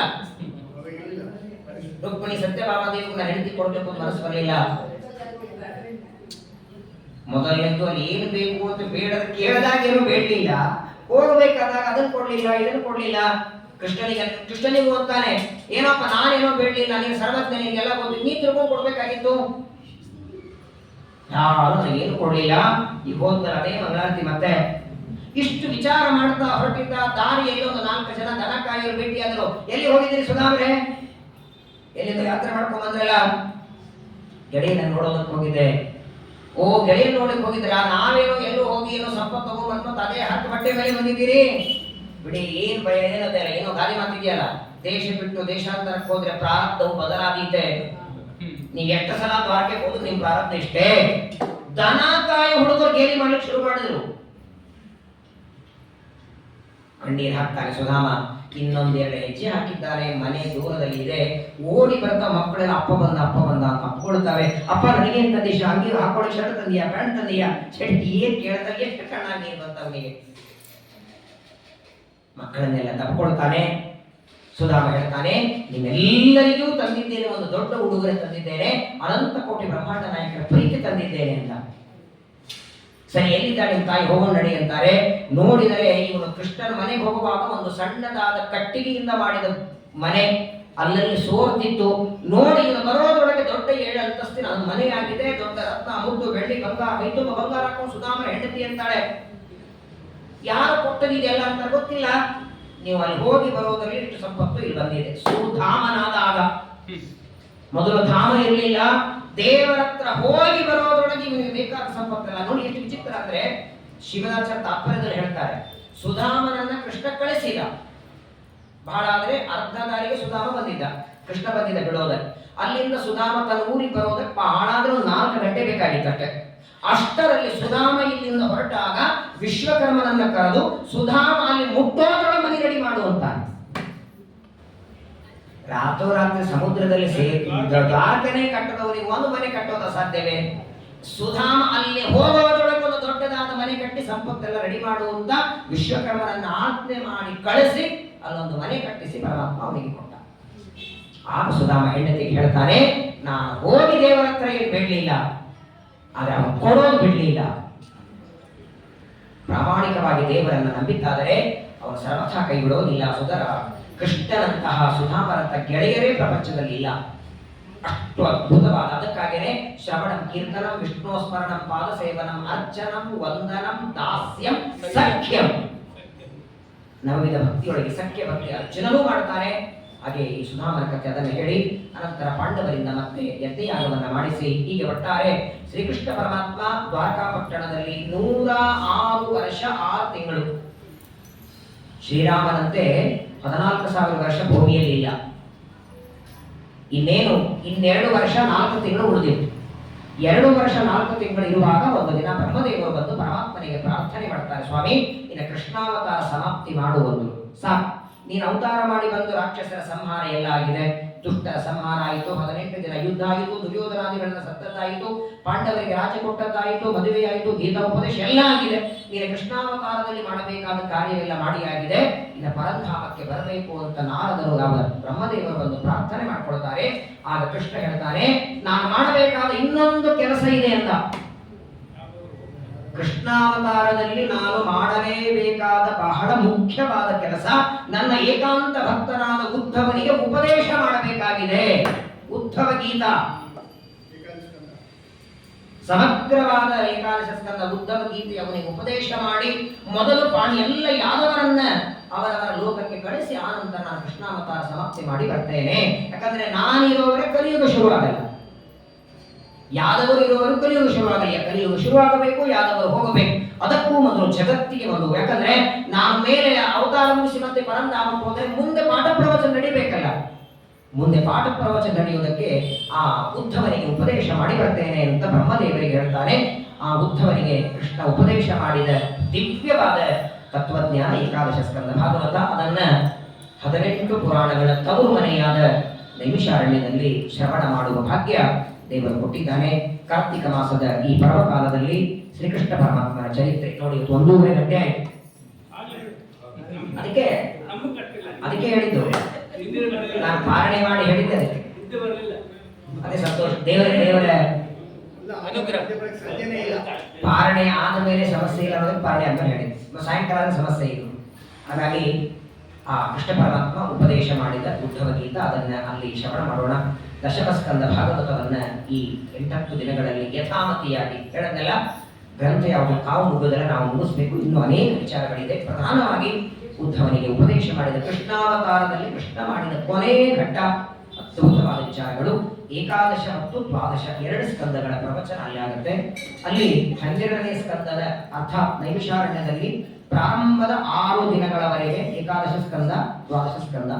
7ನೇ ದಿವಸ ಮತ್ತೊಮ್ಮೆ 12 ಸ್ಕಂದಗಳ ಸಾರಾಂಶ, ಸಂಪೂರ್ಣವಾಗಿ ಒಂದೊಂದು ಸ್ಕಂದಗಳ ಸಾರಾಂಶವನ್ನು ಹೇಳಿ ಸಮಗ್ರವಾದ ಭಾಗವತದ ಮಂಗಳ ನೈಮಿಷಾರಣ್ಯದಲ್ಲಿ ಆಗುತ್ತೆ. ಹರಿ ವಾಯು ಗುರುಗಳ ಅನುಗ್ರಹದಿಂದ ಅವರೇ ಒಳಗೆ ನಿಂತು ಈ ಕಾರ್ಯಕ್ರಮವನ್ನು ಯಶಸ್ವಿಯಾಗಿ ನಡೆಸಬೇಕು ಪರಮಾತ್ಮನಿಗೆ ಪ್ರಾರ್ಥನೆ ಮಾಡ್ತಾ, ಕಾರ್ತಿಕ ರಾಧಾ ದಾಮೋದರನ ವಿವಾಹದ ಪರ್ವಕಾಲದಲ್ಲಿ ನಮ್ಮ ಯಾತ್ರೆ ಸುಖಕರವಾಗಲಿ ಅಂತ ಪರಮಾತ್ಮನಿಗೆ ಪ್ರಾರ್ಥನೆ ಮಾಡಿ, ಈ 8 ದಿನಗಳಿಂದ ನನ್ನಲ್ಲಿ ನಿಂತು ಕೃಷ್ಣನೇ ನುಡಿಸಿದ ಅವನ 2 ಮಾತುಗಳನ್ನ ಇವತ್ತಿನ ದಿನ ಪರಮಾತ್ಮನಿಗೆ ಮದುವೆ ದಿನ ಮಾಲೆ ಹಾಕ್ಬೇಕಲ್ಲ, ತುಳಸಿ ದಾಮೋದರನಿಗೆ ಹೂವಿನ ಮಾಲೆ ಹಾಕ್ತಾಳೆ. ಈ ಕೃಷ್ಣಾವತಾರದ 8 ದಿವಸದ ಪ್ರವಚನದ ಮಾಲೆಯನ್ನ ದೇವರ ಪಾದಗಳಲ್ಲಿ, ಕೃಷ್ಣನ ಮದುವೆಯ ಸಂದರ್ಭದಲ್ಲಿ ಆ ದಾಮೋದರನಿಗೆ ಈ ಪುಷ್ಪ ಮಾಲೆ, ಬೇರೆ ಹೂಗಳಿಂದ ಕಟ್ಟಿದ ಮಾಲೆಯಲ್ಲ, ಈ ಪ್ರವಚನವೆಂಬ ಮಾಲೆಯನ್ನ, ಕೃಷ್ಣ ಚರಿತ್ರೆ ಎಂಬ ಮಾಲೆಯನ್ನ ದಾಮೋದರನ ಪಾದಗಳಲ್ಲಿ ಹಾಕಿ ಮತ್ತೆ ನಮಗೆ ಈ ತರ ಕೇಳೋ ಭಾಗ್ಯ ಸಿಗಲಿ ಅಂತ ಹೇಳ್ತಾ, ಇದೇ ಕೃಷ್ಣ ಪರಮಾತ್ಮನಲ್ಲಿ ಪ್ರಾರ್ಥನೆಯನ್ನ ಮಾಡ್ತಾ, ಅವನೇ ಈಗ ನೋಡಿ ಉದ್ಧವನಿಗೆ ಉಪದೇಶ ಮಾಡಿದ ಏಕಾದಶ ಸ್ಕಂದ, ದ್ವಾದಶ ಸ್ಕಂದ ಕೇಳೋದಕ್ಕೆ ನೈಮಿಷಾರಣ್ಯಕ್ಕೆ ಹೊರಟಿದ್ದೇವೆ. ಅದೇ ಕೃಷ್ಣ ಅರ್ಜುನನಿಗೆ ಉಪದೇಶ ಮಾಡಿದ ಭಗವದ್ಗೀತೆಯನ್ನು ಶ್ರವಣ ಮಾಡಲಿಕ್ಕೆ ಕುರುಕ್ಷೇತ್ರಕ್ಕೆ ಮತ್ತೆ ಹೋಗೋಣ. ಕುರುಕ್ಷೇತ್ರದಲ್ಲಿಯೂ 1 ವಾರ ಇಲ್ಲಿ ಒಂದೊಂದು ಅಧ್ಯಾಯಗಳನ್ನು ಇಲ್ಲಿ ಶ್ರವಣ ಮಾಡಿ, ಅದರ ಮಂಗಳನು ಕುರುಕ್ಷೇತ್ರದಲ್ಲಿ 1 ವಾರ. ರಮ್ಯವಾದ ಕುರುಕ್ಷೇತ್ರ, ಅದರ ಸುತ್ತಮುತ್ತಲೂ ನೀವೆಲ್ಲ ಚೆನ್ನಾಗಿ ನೋಡ್ಕೋಬಹುದು. ಪಾಂಡವರೆಲ್ಲ ಇದ್ದಾಗ ಹೇಗಿತ್ತು, ಯುದ್ಧ ಹೇಗೆ ನಡೆದಿತ್ತು, ಅದು ನೋಡ್ಲಿಕ್ಕೆ 3-4 ದಿನ ಬೇಕು. ಕುರುಕ್ಷೇತ್ರ ನೋಡ್ಲಿಕ್ಕೆ 2 ಆಗುತ್ತೆ. ಕುರುಕ್ಷೇತ್ರದಲ್ಲಿ ಭಾಗವತ, ಭಗವದ್ಗೀತಾ ಪ್ರವಚನ, ಸಾಧ್ಯವಾದರೆ 18 ಅಧ್ಯಾಯದ ಹೋಮ ಮಾಡೋಣ ಅಂತ ಕುರುಕ್ಷೇತ್ರದಲ್ಲಿ. ಸಂಪೂರ್ಣ ದೊಡ್ಡ ಕುಂಡ ಇದೆ, ದೊಡ್ಡ ಜಾಗ ಇದೆ.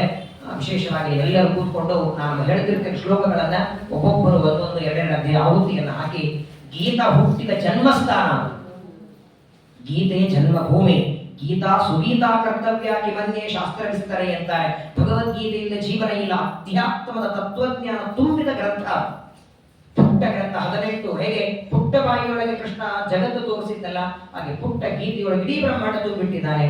ಅಂತಹ ಭಗವದ್ಗೀತೆಯನ್ನು ಕೃಷ್ಣ ಪರಮಾತ್ಮ ಶ್ರವಣ ಮಾಡಿಸಲಿ ಅಂತ ದೇವರಲ್ಲಿ ಪ್ರಾರ್ಥನೆ ಮಾಡ್ತಾ, ಈ ದಶಮಸ್ಕಂದದ ಪ್ರವಚನವನ್ನ ದೇವರಲ್ಲಿ ಸಮರ್ಪಣೆಯನ್ನು ಮಾಡಿ ಏಕಾದಶ ದ್ವಾದಶ ಸ್ಕಂದಗಳನ್ನು ಶ್ರವಣ ಮಾಡೋಣ. ಇನ್ನು ಮತ್ತೆ 7ನೇ ತಾರೀಕು ನಿಮ್ಮ ಭೇಟಿ. 7ನೇ ತಾರೀಕು ನೀವೆಲ್ಲರೂ ಸಕಾಲಕ್ಕೆ ಇಲ್ಲಿ ಬನ್ನಿ, ನಾನು ಬರ್ತೇನೆ. ಪ್ರಾಣದೇವರಿಗೆ ಪ್ರಾರ್ಥನೆ ಮಾಡಿ, ದೇವರಿಗೆ ಪ್ರಾರ್ಥನೆಯನ್ನು ಮಾಡಿ, ಅವನೇ ಈ ಶರೀರವೆಂಬ ರಥದಲ್ಲಿ, ಅವತ್ತು ಅರ್ಜುನನಿಗೆ ಮಾತ್ರ ಸಾರಥಿ ಅಲ್ಲ, ನಮಗೆ ನೀವು ಅವನೇ ಸಾರಥಿ. ನಾಳೆ ಅವನಿಂದ ಏನು ರಥ ಮುಂದೆ ಹೋಗಲ್ಲ. 18 ದಿನ ಅವನಿಗೆ ಸಾರಥಿಯಾದಾಗೆ ನಮ್ಮ ಈ ನೈಮಿಷಾರಣ್ಯ ಯಾತ್ರೆಗೂ ನೀನೇ ಸಾರಥಿಯಾಗಿ ಬಂದು ನಮ್ಮ ಯಾತ್ರೆಯನ್ನು ಸಂಪೂರ್ಣ ಮಾಡಿಸುವಂತ ದೇವರಿಗೆ ಪ್ರಾರ್ಥನೆಯನ್ನು ಮಾಡಿ ನಾವೆಲ್ಲರೂ ಯಾತ್ರೆಗೆ ಇಲ್ಲಿಂದ ಹೊರಡೋಣ. ಮಧ್ವಾಂತರ್ಗತ ಶ್ರೀಕೃಷ್ಣಾರ್ಪಣಮಸ್ತು. ಹರೇ ನಮೋ ಹರೇ ನಮೋ ಹರೇ.